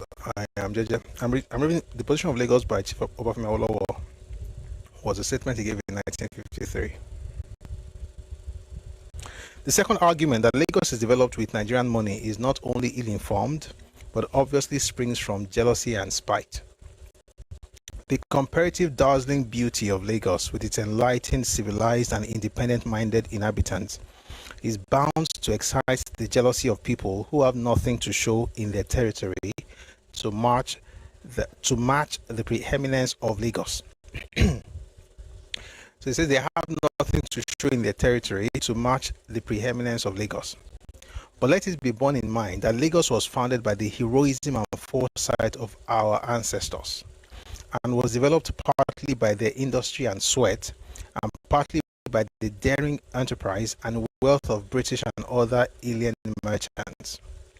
Those foreign merchants had chosen to build large shops and stores in Lagos, not because Lagos has comparatively better port facilities.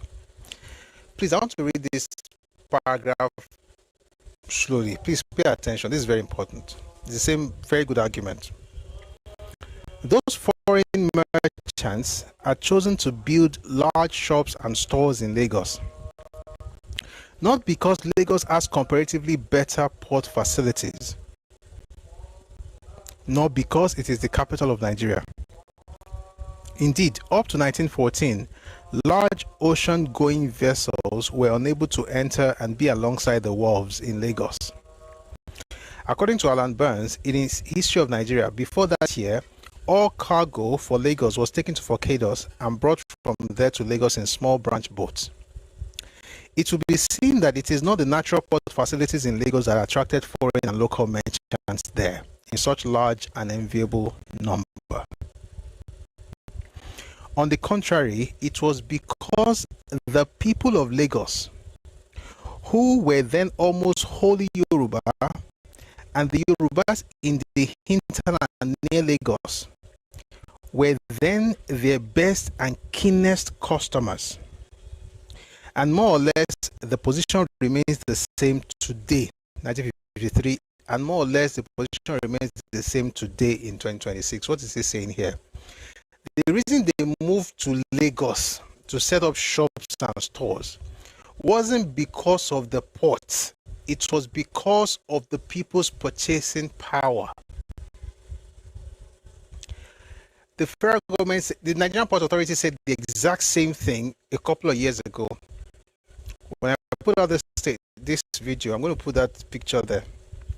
The director of Nigerian Port Authority, she said that most of what people import into Nigeria are consumed between Lagos, Ogun, and Oyo State. That's it. I wish I would love to find you that stuff, because every second I'll find you that report.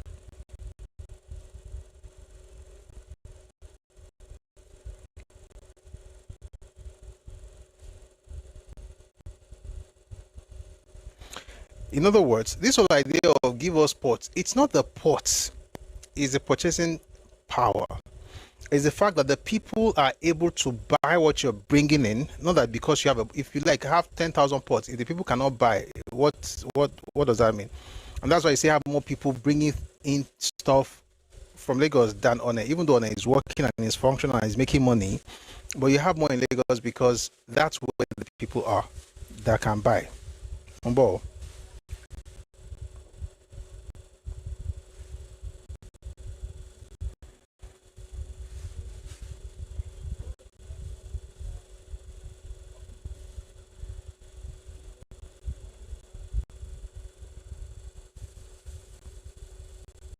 I want to find you that, so it would be nice to read the news report. So you know that what happened then is happening now.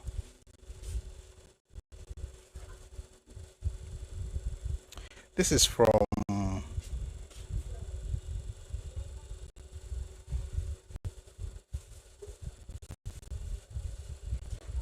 more.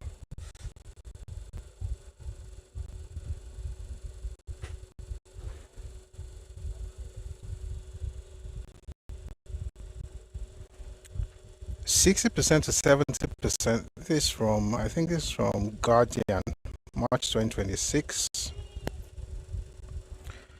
Lekki Port accounts for 40.6% of Nigeria's cargo throughout Nigeria's cargo throughput amid 24.8% surge. That's not what I'm looking for. Mumbo. I found it. Beautiful.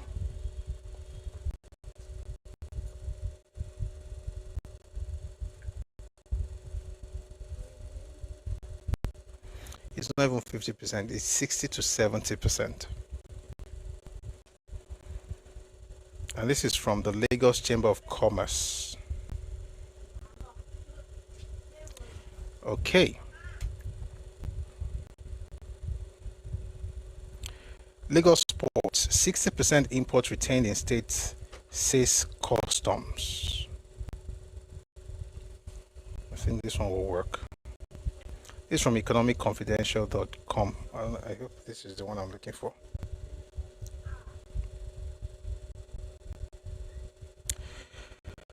The Customs Area Commander CAC of the Kirikiri Lighter Terminal KLT Command of the Nigerian Customs Service NCS, Timi Bomodi, has said that about 60% of imported cargo through the Lagos ports do not go out of Lagos. Bomodi, who disclosed this while playing host to the new executive members of the Maritime Reporters Association of Nigeria, MARAN, in Lagos, said this makes the movement of cargo out of the ports difficult. 60% of what gets into the country through Lagos are consumed in Lagos. Ombo, there's another one.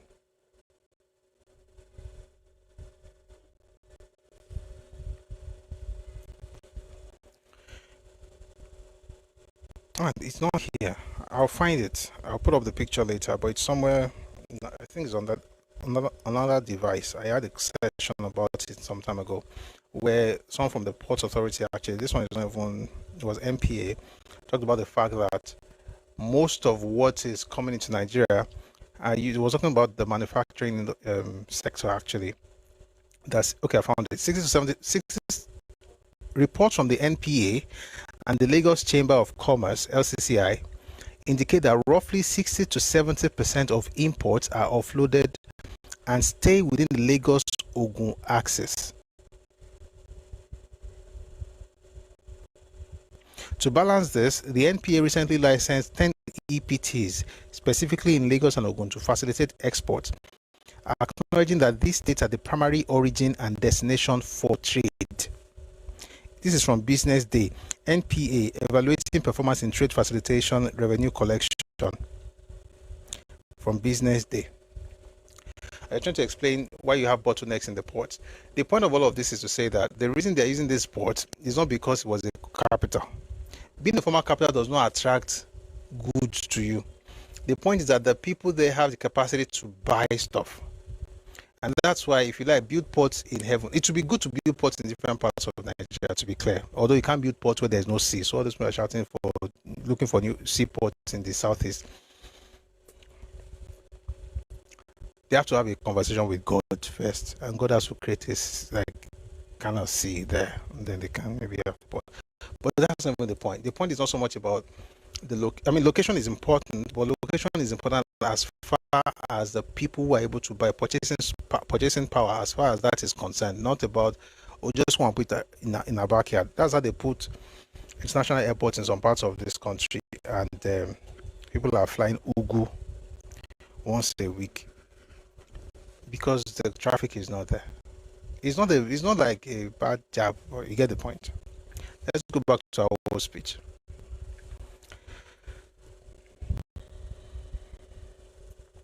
I'll go back just by a paragraph. Those foreign merchants are chosen to build large shops and stores in Lagos, not because Lagos has comparatively better port facilities, not because it is the capital of Nigeria. Indeed, up to 1914, large ocean vessels were unable to enter and be alongside the wharves in Lagos. According to Alan Burns in his History of Nigeria, before that year, all cargo for Lagos was taken to Forcados and brought from there to Lagos in small branch boats. It should be seen that it is not the natural port facilities in Lagos that attracted foreign and local merchants there in such large and enviable number. On the contrary, it was because the people of Lagos who were then almost wholly Yoruba, and the Yorubas in the hinterland near Lagos were then their best and keenest customers. And more or less the position remains the same today. Therefore, to those who envy us because of the huge and beautiful buildings erected in Lagos by UAC, Joe Allen, and other trading firms, we say that it is in our... I'll tell that again. Therefore, to those who envy us because of the huge and beautiful buildings erected in Lagos by UAC, Joe Allen, and other trading firms, we say that it is on our people's land that the houses are built. And it is mainly the trade which our people do with them that encourages them to build the houses in Lagos instead of in Kano or Kaduna, and I should add, or Enugu or Niger. Of the beautiful houses in Lagos, only a small percentage belongs to the federal government.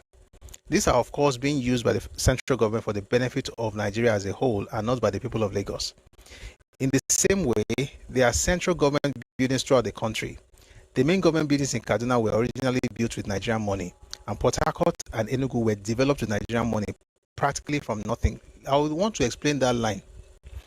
The buildings, the main government buildings in Kaduna were originally built with Nigerian money, and Port Harcourt and Enugu were developed with Nigerian money practically from nothing. He's not talking about the buildings in Port Harcourt or Enugu. He's talking about Port Harcourt and Enugu as towns were developed by Nigeria using Nigerian money. That was in the 20th century. Enugu was created by the British. And there is no, it's this fact. Port Harcourt as well was built by the British from scratch. There's one important point about Nigerian government buildings in Lagos, and I don't know any town in Yoruba land that the British built. There's none that they built from scratch. None. Just saying. There's one important point about Nigerian government buildings in Lagos, which I should like the conference to note. Outside Ikoyi, most of the government buildings in Lagos were erected before 1914, and a good number of them before 1906, when the colony and protectorate of South Nigeria was promulgated. The government house in Lagos was, for instance, built in 1870. It is true, excuse me, it is true that the water supply, roads, lighting system, so I'll tell that again. Jeez, man. Excuse me. It is true that the water supply, roads, lighting systems, drainage, and other amenities in Lagos are better than in other parts of the country. And all these are financed by the town council from rates paid by the inhabitants of Lagos, over 70% of whom are Yorubas, and who are the kith and kin of the people of the Western region. This is a convenient place to dispose of the third argument, namely that the central government makes substantial grants to the Lagos Town Council for the development of Lagos. As Minister for Local Government, Western Region, I happen to know exactly what the reposition is than the NPC spokesman could claim to know. The entire grants made by the central government to the Lagos Town Council are as follows. Ex gratia grant in lieu of motor licenses, £60,000. Ex gratia grant in lieu of rates on government property, £66,000. Anti-malaria drainage grant, £18,300. Conservancy grant, £2,000. Total £146,300. These are three observations that I wish to make on these grants, which on their own showing do not amount to much.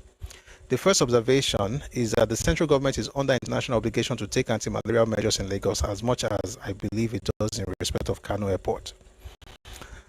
You know what? It's going to go a bit deeper. I'm going to have to jump some parts. Talk about the things that the Western region now actually did compared to what the federal government did. You know, let me just read everything.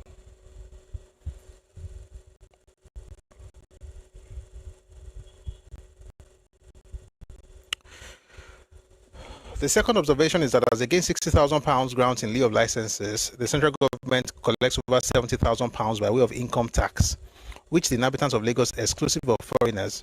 In other words, the government is granting 60,000 grants in licenses, but is collecting 70,000 income tax, just like IGR right now. A lot is collected, but is shared with other parts of Nigeria. And they tell you that it's government money that is building Lagos. Meanwhile, the money that you are making in Lagos is being shared with other people from very interesting places whose taxes are even less than the tax of people fighting Boko Haram in Borno, but it is well.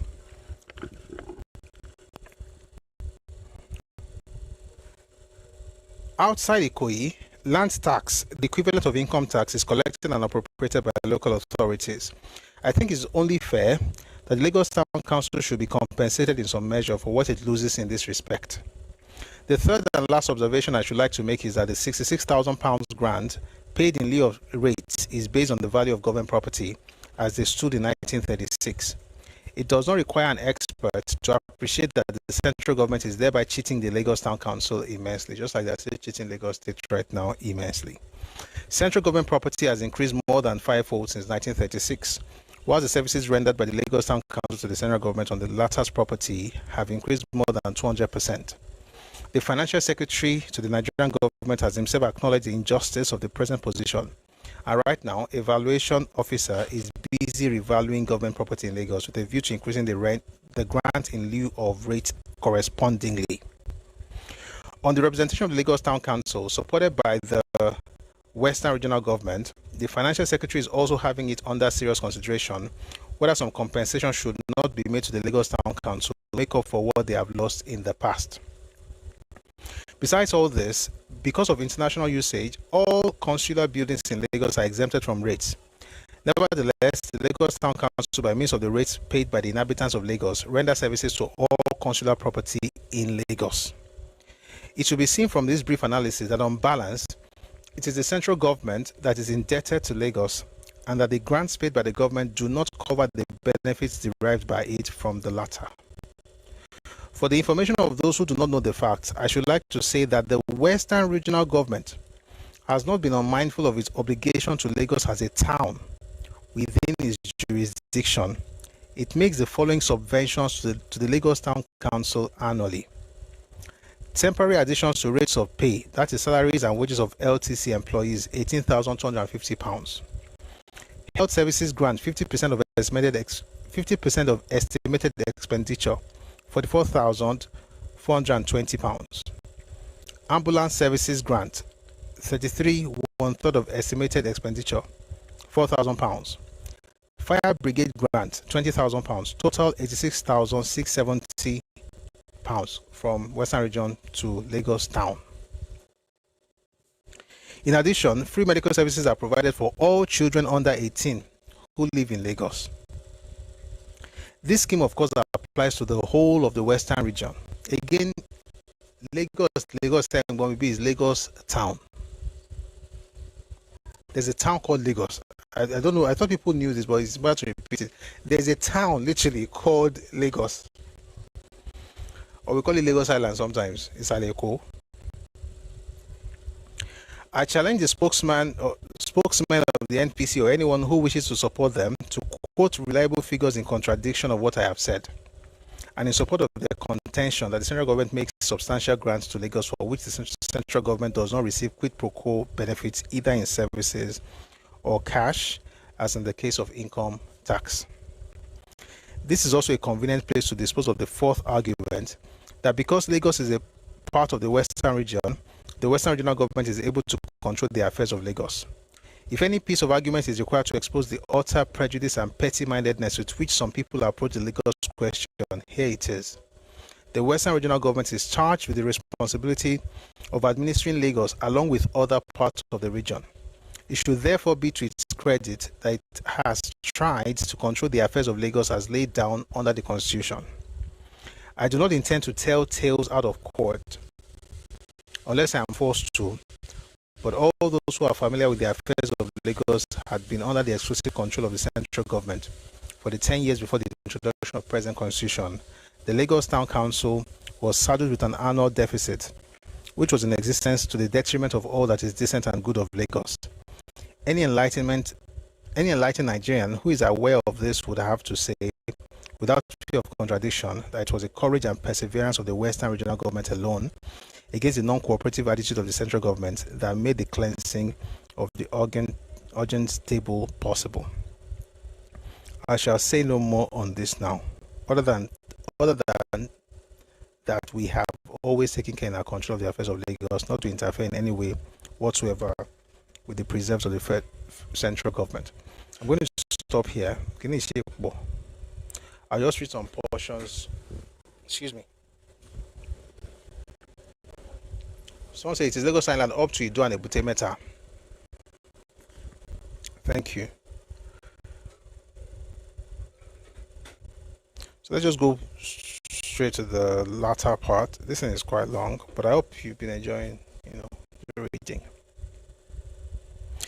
So it says here, I shall say no more on this now, other than that we have always taken care in our control of the affairs of Lagos not to interfere in any way whatsoever with the preserves of the central government. And I challenge anyone to cite to an instance to disprove my assertion. It has been suggested in this connection that the attempt on the part of the Western Regional Government to control, that is, administer the affairs of Lagos brings friction. If it did, it was because the then NCNC, now NIP members of the Council of Ministers, attempted to interfere with the Western Regional Government in the legitimate exercise of its powers. They did this over the question of the Lagos Town Council. The majority of the councillors were NCNC members. Akinomakin, thank you. Thank you. Thank you. Thank you. Thank you. Thank you. And Watson the Okole as well. Ebute was mainland.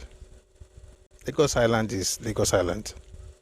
Ebute is actually mainland, but was added to the capital. So I think if you're talking about the capital, Ebute was part of the capital, but Ebute was not part of Lagos town. Again, there are many Lagoses. So Lagos Island, Ikoyi, or you call VI now, Ido, Ebute, City, Jibo, Yaba, that's capital. But Kota is one thing, capital, Kota is one thing is actually about the town, on Jeko. So it says here that it has been suggested in this connection that the attempt on the part of the Western Regional Government to control, that is, administer the affairs of Lagos brings friction.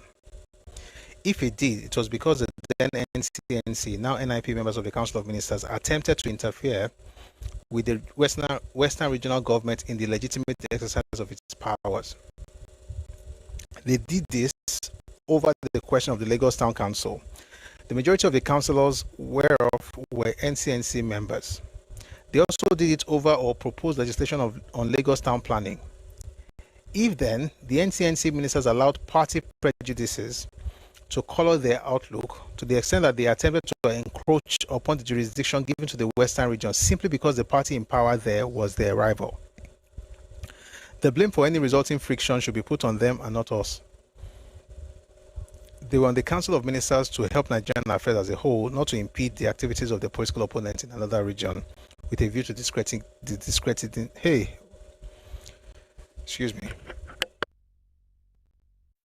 They were on the Council of Ministers to help Nigerian affairs as a whole, not to impede the activities of their political opponents in another region, with a view to discrediting them. The fifth argument is that the Port of Lagos was built with Nigerian money. The answer to this is no and yes. No, because the construction of Lagos Port commenced in 1907 and was completed in 1914, shortly before the amalgamation.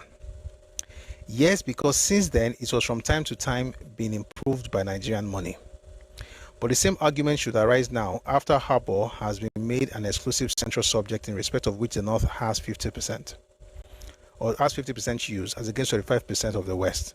Should the Western region be called upon, any reasonable and fair-minded person? After all, the Kano Airport and the Port Harcourt Harbour too. I'll tell that slowly. The way they wrote this thing is a bit funny.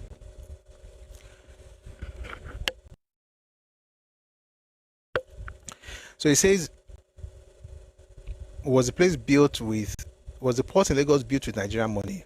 No and yes. No, because it was built before there was anything called Nigeria. Okay, there was no Nigeria in terms of amalgamation until 1914. and was built between 1907 and 1914. Yes, because it has from time to time been improved by Nigerian money. But the same argument should arise now, after Harbour has been made an exclusive central subject, in respect of which the North has 50% use as against 25% of the West. Should the Western region be called upon any reasonable and fair-minded person? After all, the Kano Airport and the Port Harcourt Harbour, to mention only two, were built and maintained in the same way with Nigerian money. Of course, it is sometimes necessary to give a dog a bad name in order to hang it. The sixth argument is that if Lagos remained in the West, whenever the latter chose to secede, they would take Lagos with them. The suggestion of secession on the part of the Western region is unfounded. The people of the Western region want the unity of Nigeria as much as anyone and much more than do the NPC. But the only incident which might impel them to demand secession and work for it constitutionally with all their might is an attempt to sever Lagos from the West. To the people of the Western region, Lagos is what the head is to the body of the individual. If unity meant the cutting off of our head, we would prefer to stand alone. That was where I will mention the possibility of seceding from Nigeria. In other words, as long as Lagos remains part of the Western region and Nigeria continues to be administered under a federal government, it is difficult for us now to see any cause for our wanting to secede. In such circumstances, it is, I think, in our best interest that we should form an integral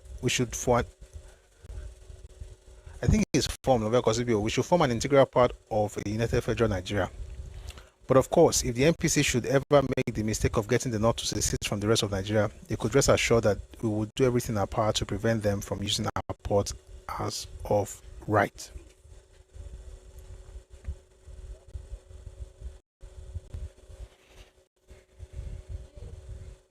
I'm going to jump to the latter part of this stuff.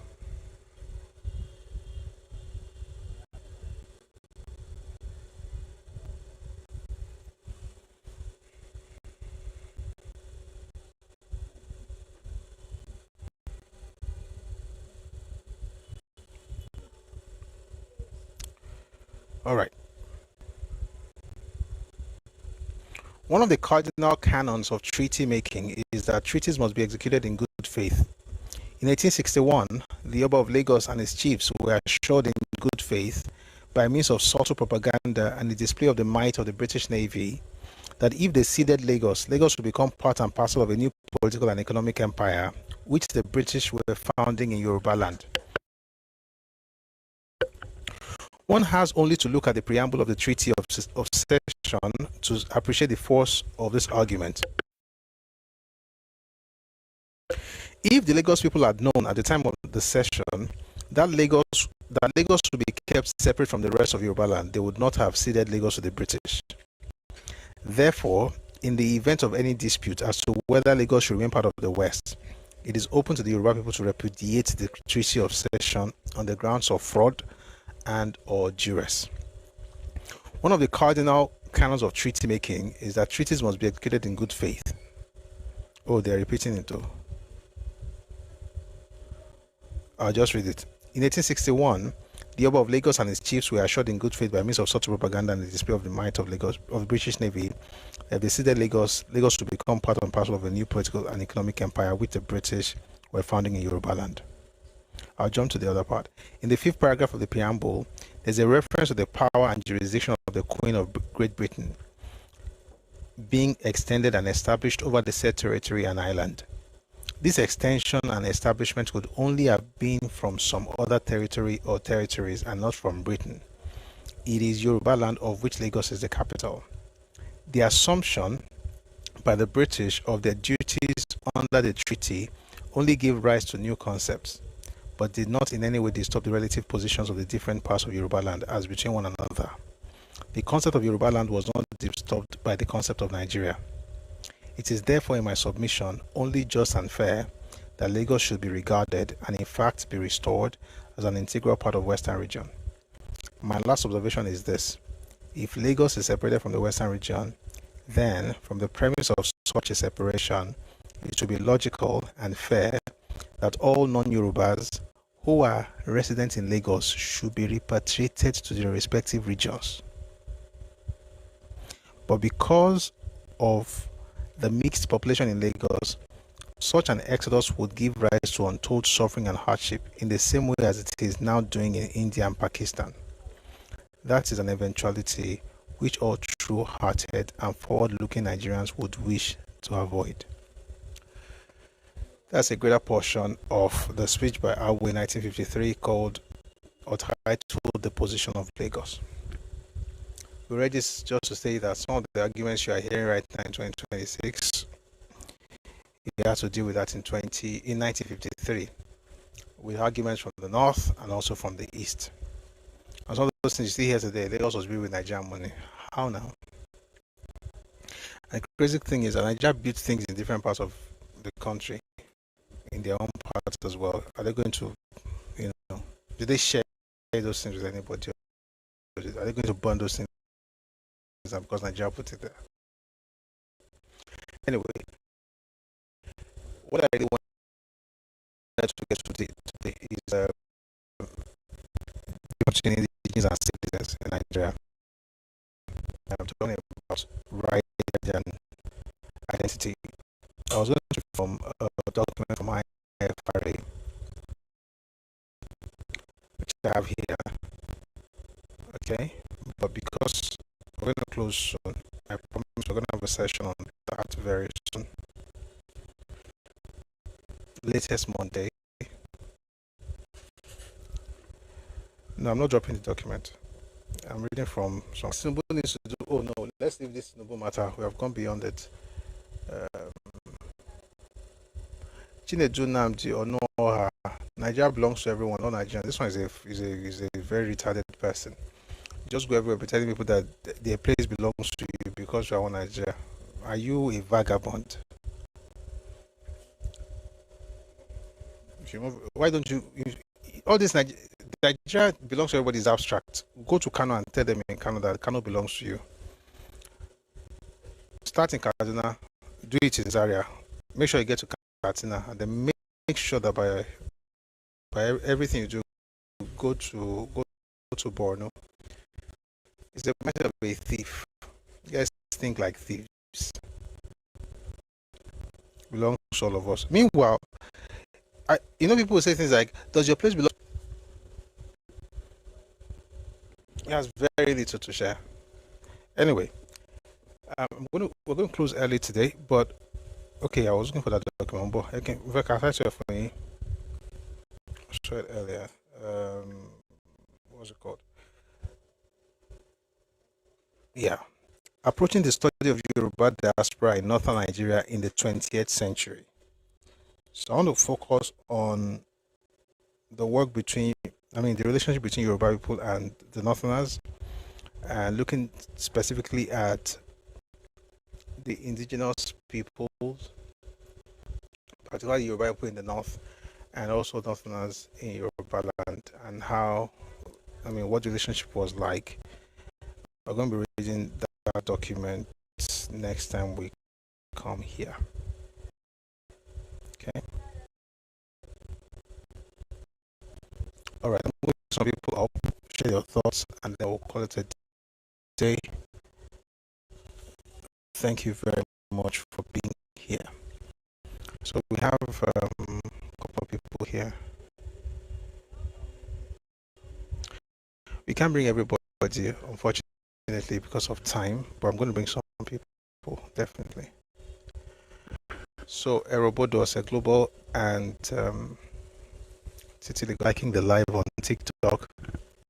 And thank you, Ades, for writing in the comment section as well. Thanks for bringing us 193K. I really want to come up. Was it global? Please hold on. Hello? Please hold on. Please mute. 1 second, sir. So I want to thank everybody who has. Please mute. Thank you. I want to thank everybody who has helped us to get to 184.1k likes on TikTok. Thank you very much. Please don't stop tapping and liking the live. Thanks a lot. So let's have a global, and then we'll go to Titi Lagos. Good evening. Hello.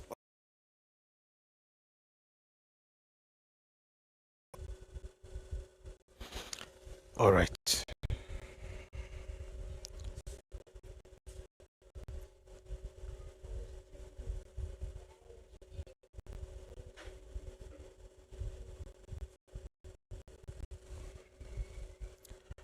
Let's have Adeglo. Good evening, Adeglo.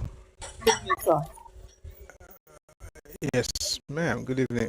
Mr. Watson, please mute. Evening, ma'am. Yeah. Thank you for this wonderful submission.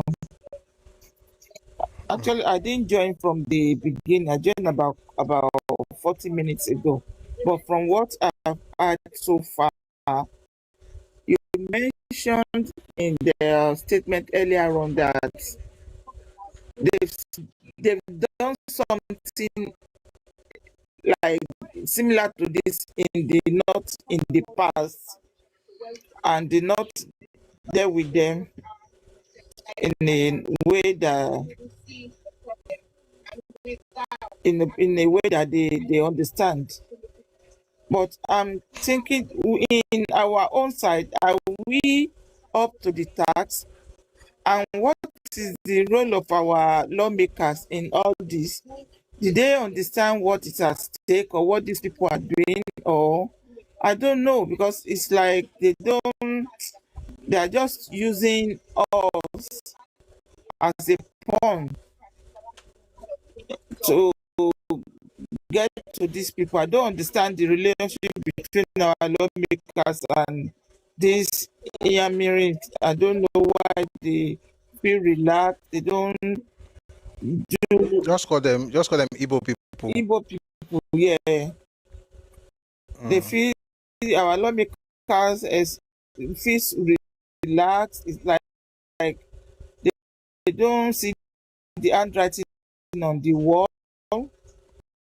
or what is going on will not affect them one way or the other as time goes on. That is what, right. you know. All right. Thank you very much. They are politicians. Most of them are just 1 minute here. Like our economic space has been hijacked. Our, businesses in Lagos. It's difficult for. No. Please, let's be careful. Let's be careful. Our economic space has not been hijacked by anybody. No, shop to rent the shop now in Lagos. In many places, you go there. The people. Yeah. Tẹ́bá lọ sí Balógun, àwọn Yorùbá wà ń bẹ̀ o. Wọ́n ọ̀pọ̀ mọ́ ni. Yorùbá pọ̀ ń Balógun, Yorùbá pọ̀ ń Tẹ́jọ́ṣó. Àwọn area kan wà. Yorùbá pọ̀ ẹni sùúrù. I'm very careful. Ẹni sùúrù. Wait, Adeglo, please hold on. People are listening to this in different places. I've had calls from different places. I'm very careful of the narrative we are putting out. Igbos concentrated in parts of Lagos, yes, in certain parts, Alaba, Ladipo, but the idea that they are pushed out Yoruba people out of commerce is not true. Yoruba people dominate Yoruba market. Sorry, Yoruba people dominate Lagos market. I know it's easy to say that our economy has been hijacked, but it's not true, because it makes us. So I want Ṣadé Tinubu, Ṣadé Tinubu, àwọn wo ló ń ṣe ìyálọ́jà lé lórí? Let's be careful. There was this. Let's be careful. No. Let's be. No, I'm sorry. I don't want to use the platform for that purpose. Okay, because it's dangerous. It's a very dangerous rhetoric. Please. Okay. Please. All right. Please. No, I'm not telling you to stop. I'm just saying that particular thing, because if we repeat that thing long enough, okay, you said something about what happened in the North. Are we up to the task? I probably will never do it, because that thing, once you open it up, once you open that box, you can't close it. Yeah. That mindset of violence, they are still chopping from it, because once you do it to people, there's a way there's a way we do our stuff. Okay, and get here, but nothing else, because extreme Oma affect and but there's a way to put them in their place, and it's not a conversation that will be had online. It's something that people would say and they will do. You will show, not tell. people will see it that, okay, want to Google Koja away. But it's important to say that, are there Igbos trading in Lagos? Yes. Have they hijacked the economy? Absolutely not. They don't even have the capacity to do so. They don't. Maybe I don't frame it in the right, I don't put it in the right context, but there's something that's not, there's something that they are doing in that Lagos, especially in most southwest, that is not right. The way they are trooping in, and it's not, it's kind of too much. This there's supposed to be an indigenous right for the indigene. Our lawmakers are supposed to do something to protect the right of the indigene. Maybe that's what I need to say. Okay. Thank you very much. I appreciate your support. It's supposed to be all over the world. That's how it is. That's how it is. Thank you very much. Thank you. Thank you very much. Yes, thank you. I want to say something. Thank you, Madam Adeklo. So let me just say something to folks. See, there are certain things that you can say. I can't get into it.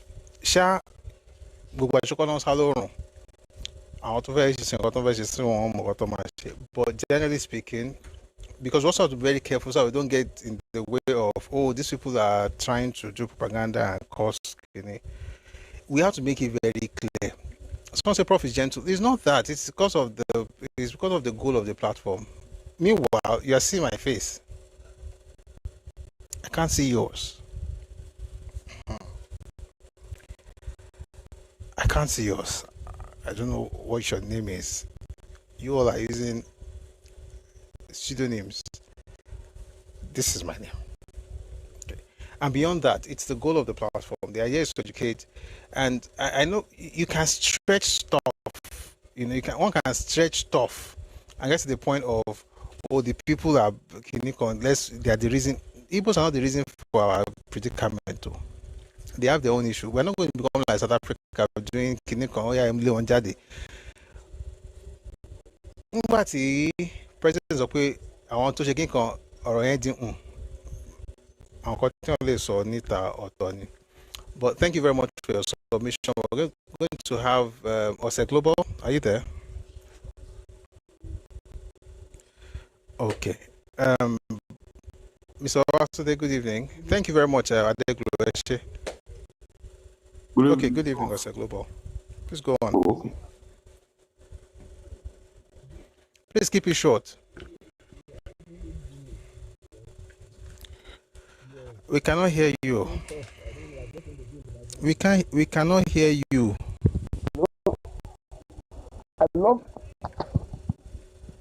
I love to be in the... Hello? We can hear you now. No. Sorry, one second, Logic Vector, please get your name, your picture, come on camera, say the things you want to say. When you use words like being politically correct is not taking us in, please hold on, please. When you say things like being politically correct is taking us nowhere anymore, you are not using your real name. There is a balance. If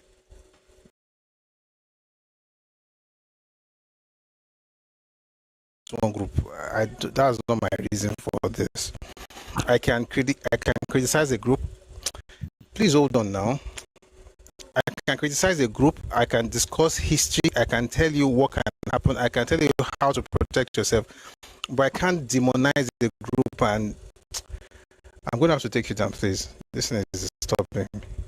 I can't demonize a group and say, these are the reason for everything evil. Now, let's go and begin to fight. That's not my style. Okay? And I like it like that.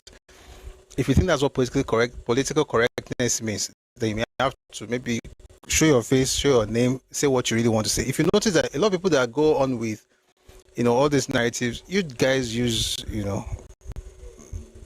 fake monikers. And I understand it, it's okay. But please don't say things like being politically correctness is not taking you anywhere. If it's not taking you anywhere, get on camera and say whatever you want to say, and I'm very sure we would like to listen. Thank you very much. Roboto, good evening. Hey, good evening, Prof. It's always really nice to join your live sessions. So I just want to say that a real long time, but in fact, a real is better than them. I mean, seriously, they seem to have seriously, they seem to have like, is it a block? I don't know if that English is right. To learning unless force is used. Like there's a mental block, kind of like they can't hold on. learn. Hold on. I'm tired. Sorry. Can we speak to the topic? What we read, like what? Speak to the topic. Unless force is used. Again, all this. If people have to understand that there are certain things you can't say in public. I don't know how to say it, man. I'm even tired. I want to go. I'm sorry, Prof.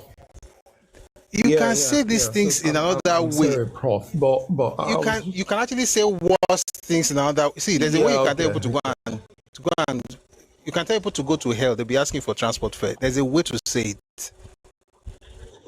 There's a way to say it. There's a way to say it. You can. I will say the exact same thing you are saying, but there is a. All right. I want to say Kini Rwanda. There's a way you would. Okay. No. Actually, I've never advocated for Yoruba people to do what happened in the north or what other parts of Nigeria would have done to these people. A reason being what you said earlier, that when they get to that point, they're usually not able to go back. So it begins to affect even they themselves, those who are trying to protect themselves. So I love our way of life. I don't want us to become violent. So I think it falls on, like you said, we have to find other ways to do it. It falls on our leaders to do what's right. You probably hear from them. So maybe there are things, like that, things, discussions being had and things that would likely happen, but something has to be done. Like, these people will not change. And I get what the Glover, what she was trying to say. Like, so we have things like, these people come in, they give some people money, some markets to be redeveloped. And then after they've been redeveloped, the Yoruba sellers are pushed out. These other people who make money by selling fake things, who don't really expend any, they're the ones who use the proceeds of the illicit things they do to then take over that space. So we have to do something about it. I don't like what I'm seeing. So this is what I say. This thing. Hold on. So again, we have to be careful. See, there are different platforms. Different platforms are dedicated to different things. There are platforms where people want to talk about what they want to do. It's okay. There are certain things you've got to be strategic. There are things you want to do. You cannot be talking about some things online. Sincerely, I don't know how else to say it. And again, because I'm the one who I'm seen. Okay? And I think I really want to end the live. Everybody's saying the same thing. People are disturbing the market. They are bought stuff with their proceeds. So what are you going to do about it? Yeah. So what are you going to do about it? Now, hold on, please. What you're going to do about it, you can't even. Oh dear. Yeah, Jesus, please hold on. What you want to do about it, you cannot even discuss it here. Let me tell you what I've noticed. People that say things like, one Shiba, we have to do something about it. They don't do anything about anything. The people that really can do something about it will never have that conversation online. not here where everybody can listen to you. What people will do, the strategy of actually doing something about it is not something that will be discussed on social media. When people say, somebody came here the other day and said, oh, we have to do something with them. I'm like, okay, so when are you going to, in my mind, I was like, when do you plan to start? The person will not do anything. He will just come on the platform, say something, people will now say, whose platform? Now say it, and that's it. Saying it is not doing it. To do it requires that you are planning. It means you are strategic, and you can't have strategic conversations in public. To do something about it, I agree. Can you talk about doing it here? No. I hope you understand. No. Thank you. Yes, I do. Thank you very much, Prof. Thanks. Thank you. So I just think that, how people are getting to that point you talked about, where, even those who were liberal before, they've changed. Their attitude is changing to these people. So thanks a lot, Prof. Thank you very much. Thank you. I get people are angry, and sometimes, thank you very much for your submission, but let me just say this generally. People are very angry and upset, and I understand. But I think sometimes coming on social media to vent actually makes people release that anger, and I get it. But there are platforms for that. That's the point. See, if you really want to get into fixing stuff that are not working right in your land, and you want to get it right, I assure you, you will not talk about it here. People will see it happen. That conversation will be had, but not in public. Most of what people discuss in public is just to make them to feel free. Someone says, you have opened our eyes and you want us to not vex. No, I'm opening your eyes so that you get to the point where you can actually strategize. You cannot strategize in public. That's what we can't do. You cannot do that. If you want to do something about something, quarrel, not a man plan. And I'm not even talking about bad planning or anything. I'm just saying that whatever you want to do. So, for instance, I could give just an example. Oh, people are taking over the land, they are buying property. So, what can you do? You can create a trust, for instance, that would work with the government. Is a very detailed Kenisha. Work with the government and with certain organizations, and ensure that you're able to take over certain properties so that those things are retained within the space. That's a strategy. I can't even go into the details. That's something strategic. I can't talk about it here. That's I want to rally. Okay, I can't only want that. Okay. Taloma lewaju, tomato lo le won danu. Ta siaju. Àwọn ọ̀rọ̀ yẹn, àwọn ọ̀rọ̀ tí wọ́n máa sọ nù yàrá ni. Ó láwọn nǹkan tí mò ń sọ yìí, what our knowledge of these things should lead to, and it will lead to it also. We're working on something like that. We're going to talk. I was talking to my mentor yesterday about, some of these things, where you can say, okay, what are you passionate about, and then you're part of a particular group, and then you can have conversations, not online, not on TikTok.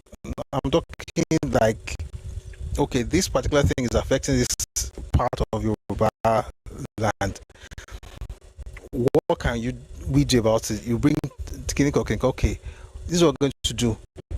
You raise funds, you put your money where your mouth is, you send people to go and do certain things, you get the services of certain experts. That's the work. So the knowledge can bring anger, and I get it, but the anger has to produce the right reaction. And the right reaction, if you go and do the one of just talking on social media, you're going to get Rwanda on your hand. You're going to have a Rwanda on your hand. You will multiply anger, not knowledge. So when you multiply anger, people that understand stuff will want to do something about it. In order to do something about it, you will take them off internet, off, like when I say off internet, I mean you can still be on Zoom, on Telegram or whatever, but it's not in public. You go off and create structures that can actually deal with those things. Structure to it could be in property, it could be in law, it could be in different things. That thing will now work. Nobody will know what you are doing until when it happens. They're like, oh, one shake go by. That's because but then but enter be more one share or money ojuta. I bound she man so because then to man short or more but then she with it.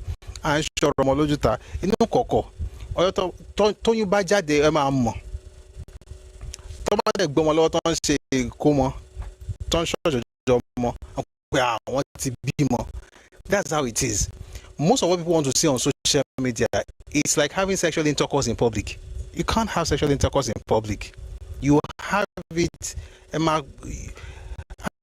ọmọ yóò ti wà inú ara tàmí láti bímọ wà tí obìnrin tẹ́fẹ́jọ bí mẹ́wàá wọnú kọ̀rọ̀.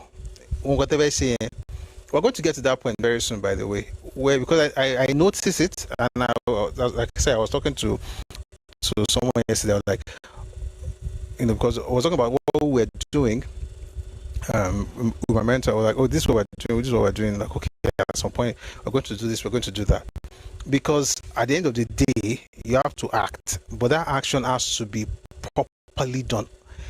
And I'm saying this as Kofi Ronwaleti now. If you don't do that, you are not different from the people you are talking, because that's how they go and just insulting everybody. Is the insult that is the insult is that act of insulting everybody that got them in trouble, or that always get them in trouble. Okay, you insult everybody in public, you guys are nothing, you are nothing, but you don't have power. Those ones will now beat them up.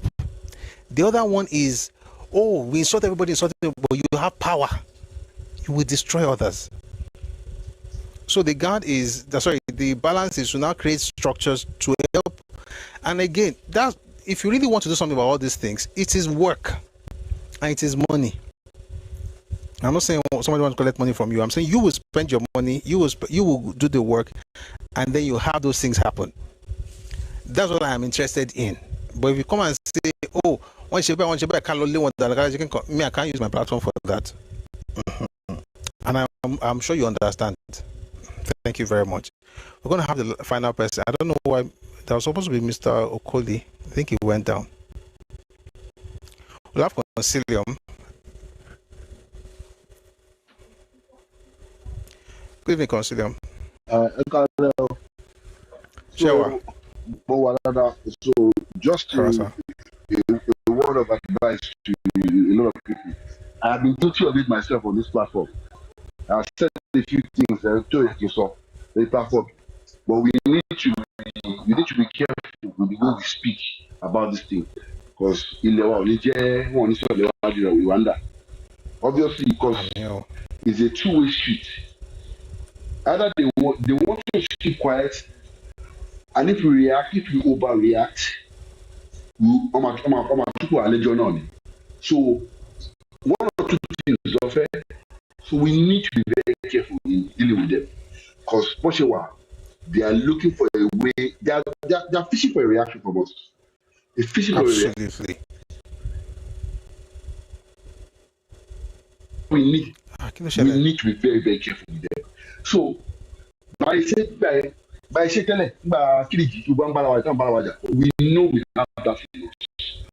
But with your teachings, we need to learn the path of Baba. As in that, I don't know what that means. That's what I'm saying. We need to strategically do whatever we have to do. And whatever we want to do, I think that is sure. Something happened after the election that a lot of people do not know. The entire, as a certain part of Sule, the entirety of Sule, the judgment was almost like what the judgment had for years.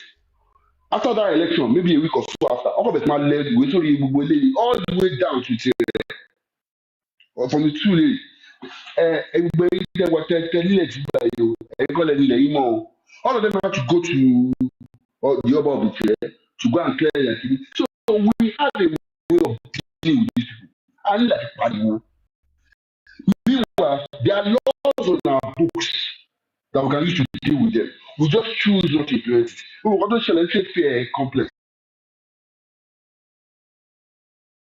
But láti first time what was Joko did because they do not have federal power to actually do anything to them. So there are lots of ways we can deal with them. But we need to push our leaders to do the needful. And we also need to keep quiet about it. Commercially. And to the lady that was saying that, yes,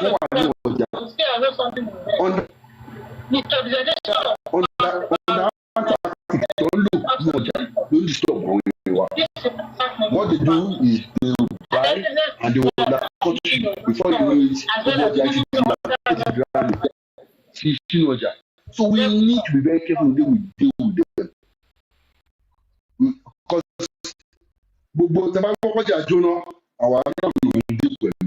I'm sorry to say it.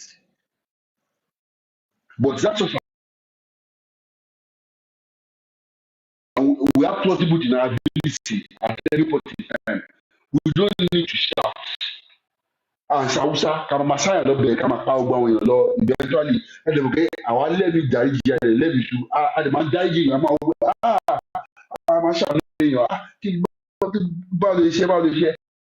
not that kind of people that will do something at you and say,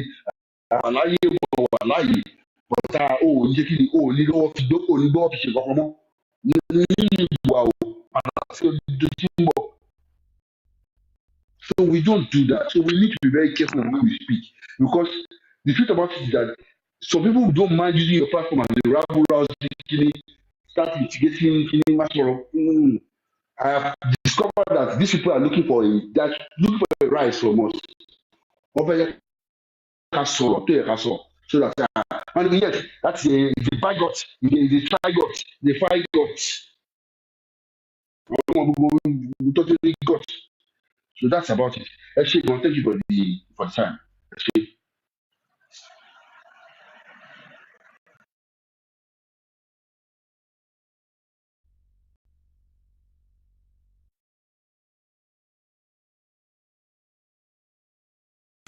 Thank you very much, Concilium, and thank you for, explaining that way. I just want to say this. In fact, maybe I should even begin to announce.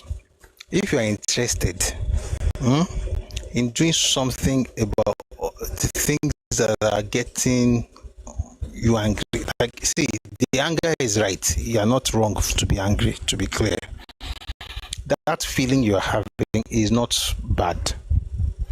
But if you want to do something about it, please reach out to me on Telegram. We're going to start something very soon, not yet, because very soon, to actually do something. But like I said, you have to be ready to go through the process. Some things will happen in a day, some will take a week, some will take 4 weeks, some will not happen in 3 months, some you have to wait for a year. If you are ready for that kind of thing. And then that's actually where they are. We talk about how and how great it was. We talk about Agbemojojua. If you study, those guys were very methodical. They knew exactly what they wanted to do, and they would speak. But one is so they pay Eluwan Konga. Invest on our orúkọ tí wọ́n fẹ́ sọ ọmọ yẹn ní ló ń gbé o. Àwọn ṣe nǹkan like people really want to do. There's something called plausible deniability, and that's why I máa ṣe ń bá kọtí máa wọ́n táwọn bá ń bínú lórí social media and just say everything like a máa ṣe báyìí o lè má ṣe, but tí nǹkan bẹ́ẹ̀ bá lọ ṣẹlẹ̀ ìwọ náà máa bá pé o sọ pé wàá ṣe ó dẹ̀ tí wàá ṣẹlẹ̀, so ó yá wàá fi hàn wá báwo ló ṣe ṣe. First one says you must be 100% Yoruba. What does that mean?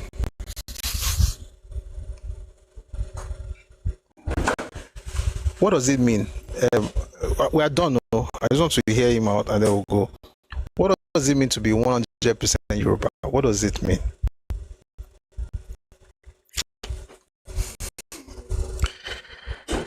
You are still angry. Koboko says, case in point, Kano Shokoto. Yes, now, just talk on social media. We'll do everybody, carry the guns, do this, see what's happening now. And the funny thing, only my phone looks for one tear shit here now. When to batting sorrow, Mark what to Nigeria. Mark by me just put million wo, me. I was somewhere today. I mean, let me know even talk. People see so I can't afford to. You get the point. I won't do say more than that. But someone says somebody has to be 100%. But let me tell you something.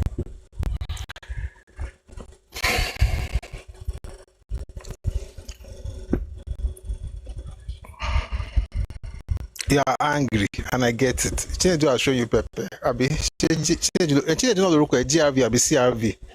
They are showing you Pepe. I understand for sure. I get the issue. But you have to understand that there are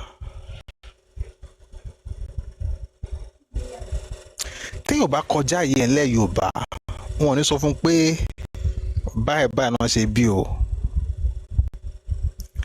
Thing about kọjá yìí ńlẹ̀ Yorùbá. Àwọn kan wà tó jẹ́ Yorùbá lónìí o. Tó jẹ́ pé bàbá wọn ṣe Yorùbá o. Yoruba is not. Whenever you hear people say things like blood, I don't know how to say this without sounding. Let me say it this way. There are different ways to become Yoruba. Now, number one, before I say it, we're not saying that anybody can just wake up and say I'm Yoruba. In fact, this is what is interesting about Yoruba people. Your father can be Yoruba and your mother Yoruba. I mean, both parents could be Yoruba, and Yoruba people will say call you a bastard.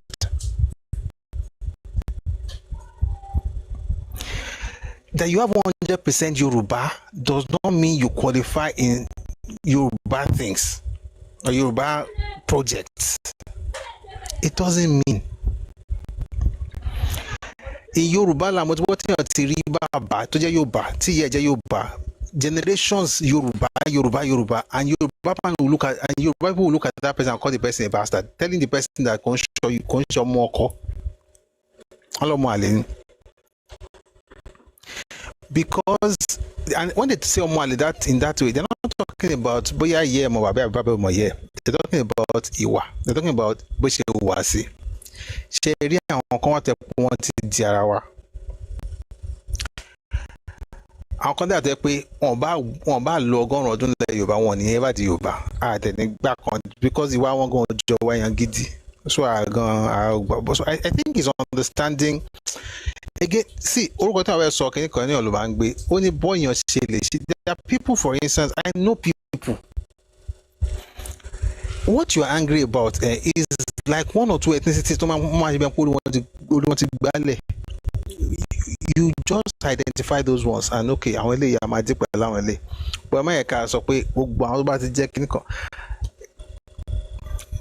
I think people have been saying that we should be having closed door meetings. I think we're about to start one very soon. I'll be having closed door sessions very soon. But to be like, you can argue and come up with an idea and say, marshal your points and everything, but to be inside, you say what you want to say. Everybody say, I agree, I don't agree. Okay, let's do it like this.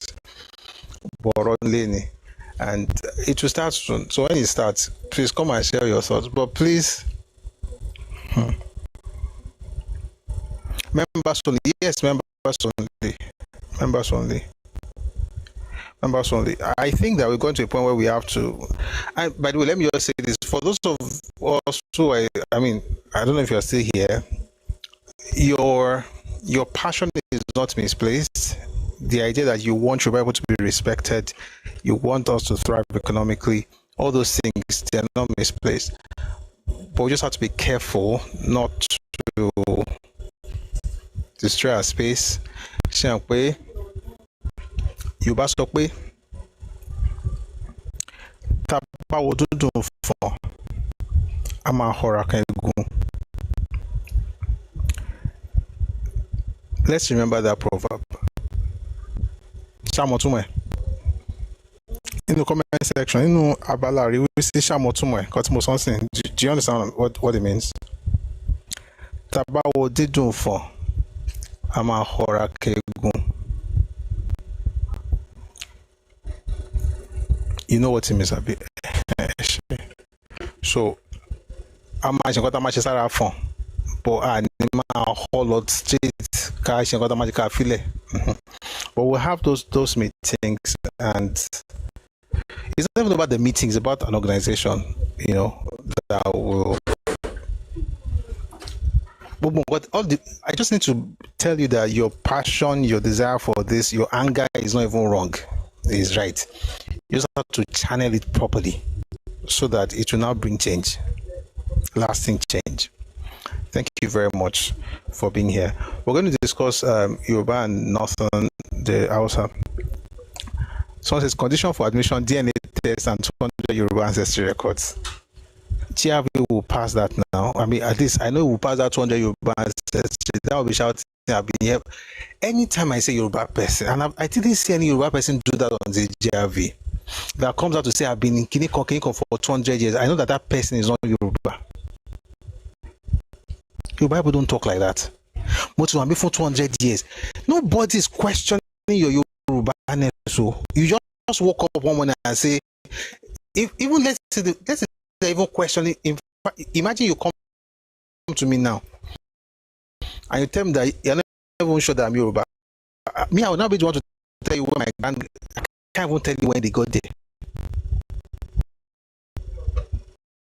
I can't tell you when they got there. Because the last time I researched, I went as far back as it's over 1,000 years ago. But we have conversations to prove a point. No. What point am I proving?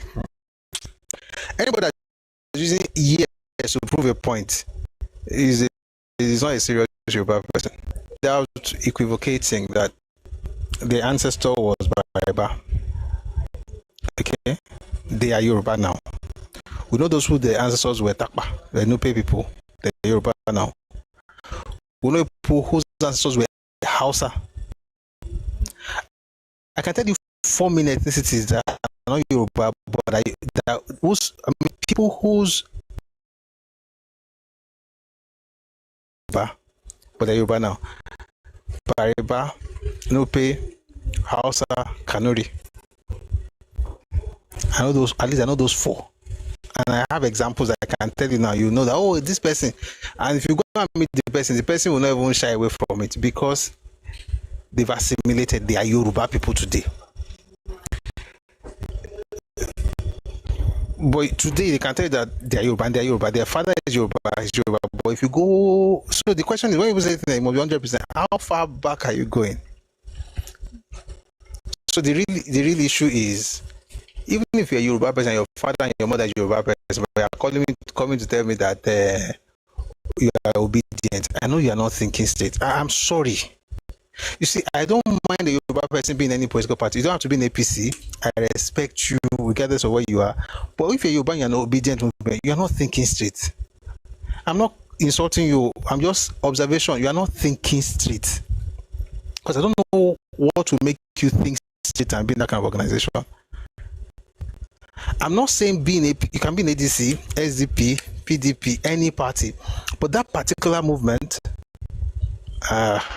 So if and I'll tell you why.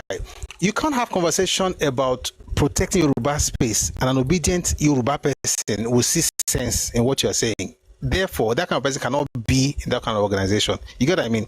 And the father and mother could be Yoruba, but they will not be qualified. But I get it. I saw that at the end of the day, the point is, NEA is driven by, of course it has to be Yoruba. I'm just saying that the 100% thing, it rubs me off somehow. There was a time when someone was saying that some people are half. I know the way they say it. And what people don't know understand is that concept is actually foreign to Yoruba land. Where people use things like, they use concepts like tainted blood. I can tell you where it's from. It's not Yoruba land. Nigerian. We learned it from another group in this country. See, if you toba ma ye to then shaking you will leave alone. Or toba koja no ma relative to tiwa. But generally speaking, as long as you believe in what you believe in the culture, you believe in Igbasoke la Yoruba, be like Gbajima Gberusi.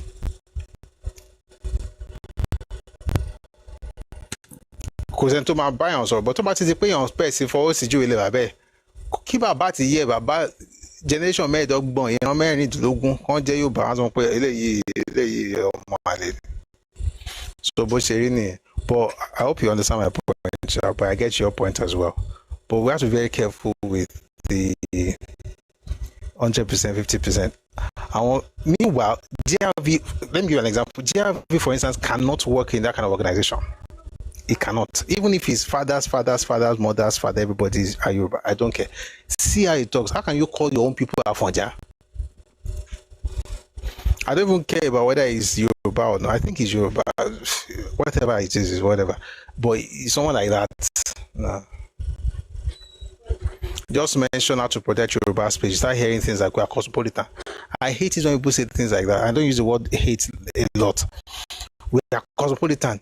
Like, and so we've always been cosmopolitan. We've been cosmopolitan for at least 1,000 years. But we decide how we govern the space. But they will just be shouting nonsense, using rubbish, NCNC, Igbo National Caucus, and Igbo Federal Union. Like, how can you repeat what? Anyway, thank you very much for being here. Francis Bolu Atife on YouTube. A lot of you people are angry. Sincerely, I'm just seeing another person that's very angry. Just trying to understand why I'm cautioning us. I hope you get it. I understand your anger, but we have to be. I want to share no more. Adafun Amariba Tisha Marono Gbegba. And it's also Jamo. And Kesebeno. Thank you for understanding. Now let's have the anthem. People are very angry. I don't know. People are angry. I've heard some angry people before I even came on today's live. I heard some angry people. People just want to do something, especially with the next election coming. Meanwhile, political parties have plans. So, they have plans. Just watch now. It's not you on social media that will do it. You can't do it. Some of you are chilling in the UK. You can't do it. Don't worry. Let's have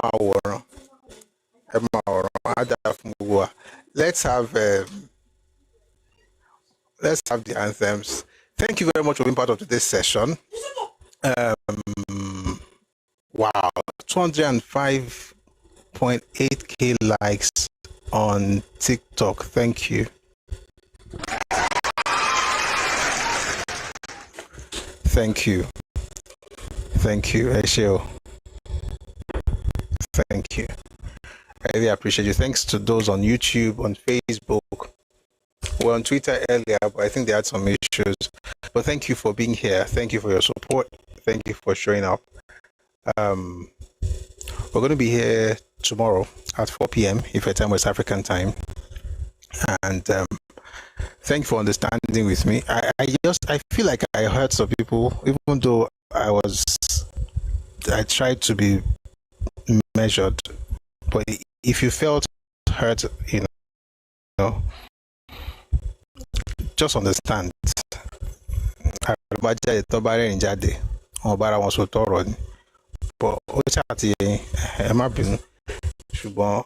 we'll channel these things properly.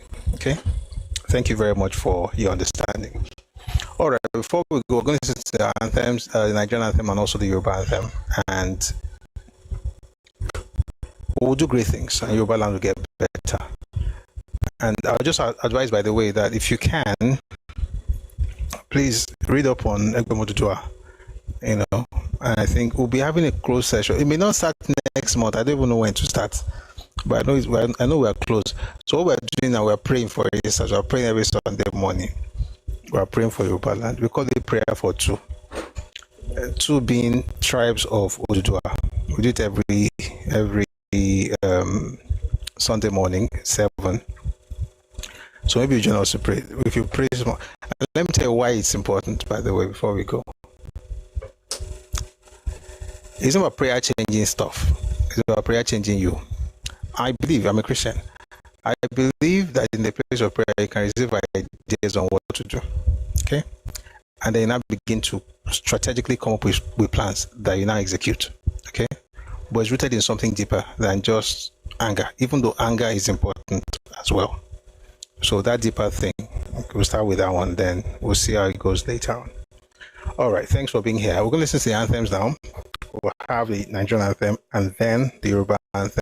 If you'd like to support what we're doing, please reach out to me on Telegram, or while the anthem is going on, I'm going to put up the account details. We'll do it once or twice a week. We'll do once or twice a week. So I'm going to put it up. If you want to support, please feel free to use the bank details. If you want to get some of the free materials, please go on Radio Me Global. And we're looking at there's some materials that are there now that I think you should get. There's something I want to drop there, but I'm very careful, but we'll see. If I can extract it from a book. Sorry, if I can find the source of that thing. I found the extract, but if I find the source, I'll just put it out there. Okay, I'll put something there very soon. But please check out Radio Me Global and take advantage of the materials in the learning section. And if you want to buy books, go to Radio Me Books. Books like water. You'll be able to buy. Thank you very much. Thank you, Koboko. Thank you, Abi71. Thank you, Dede Igion. Dede, it sounds like an Edo name. Are you Benin? But thanks for being here. All right, let's have the anthems.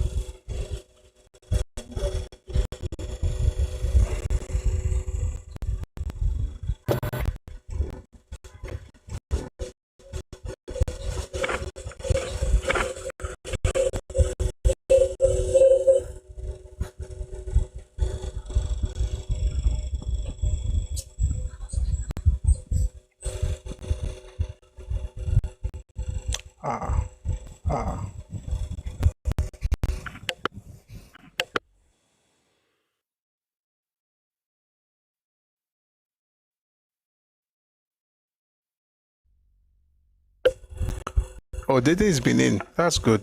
Thanks for joining us. Good to have you around. Thanks.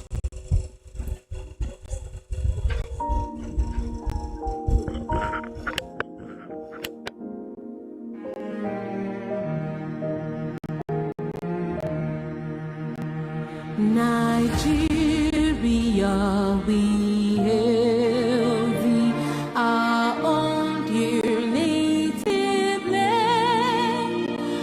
Though tribe and tongue may differ,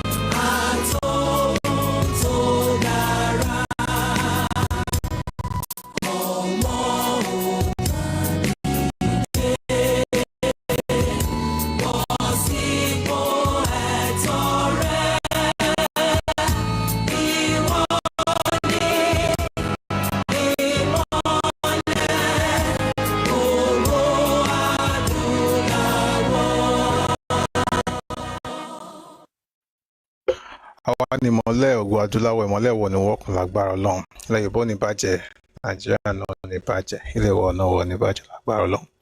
Thanks for being part of today's session. Put up the account details. We should have done that earlier, but I'm glad we did it. If you want to support, please use the bank details. And if you want to reach out to me, please use Telegram. My handle is at Busui Oris. I'll be glad to have conversations with you. Thanks for being part of today's session, and we'll do great things together. And Yoruba land will be blessed. Nigeria is blessed. Yoruba land is blessed. Every part of the country is blessed. Thanks a lot. Have a great evening. See you tomorrow at 4 p.m. if you're at time West Africa.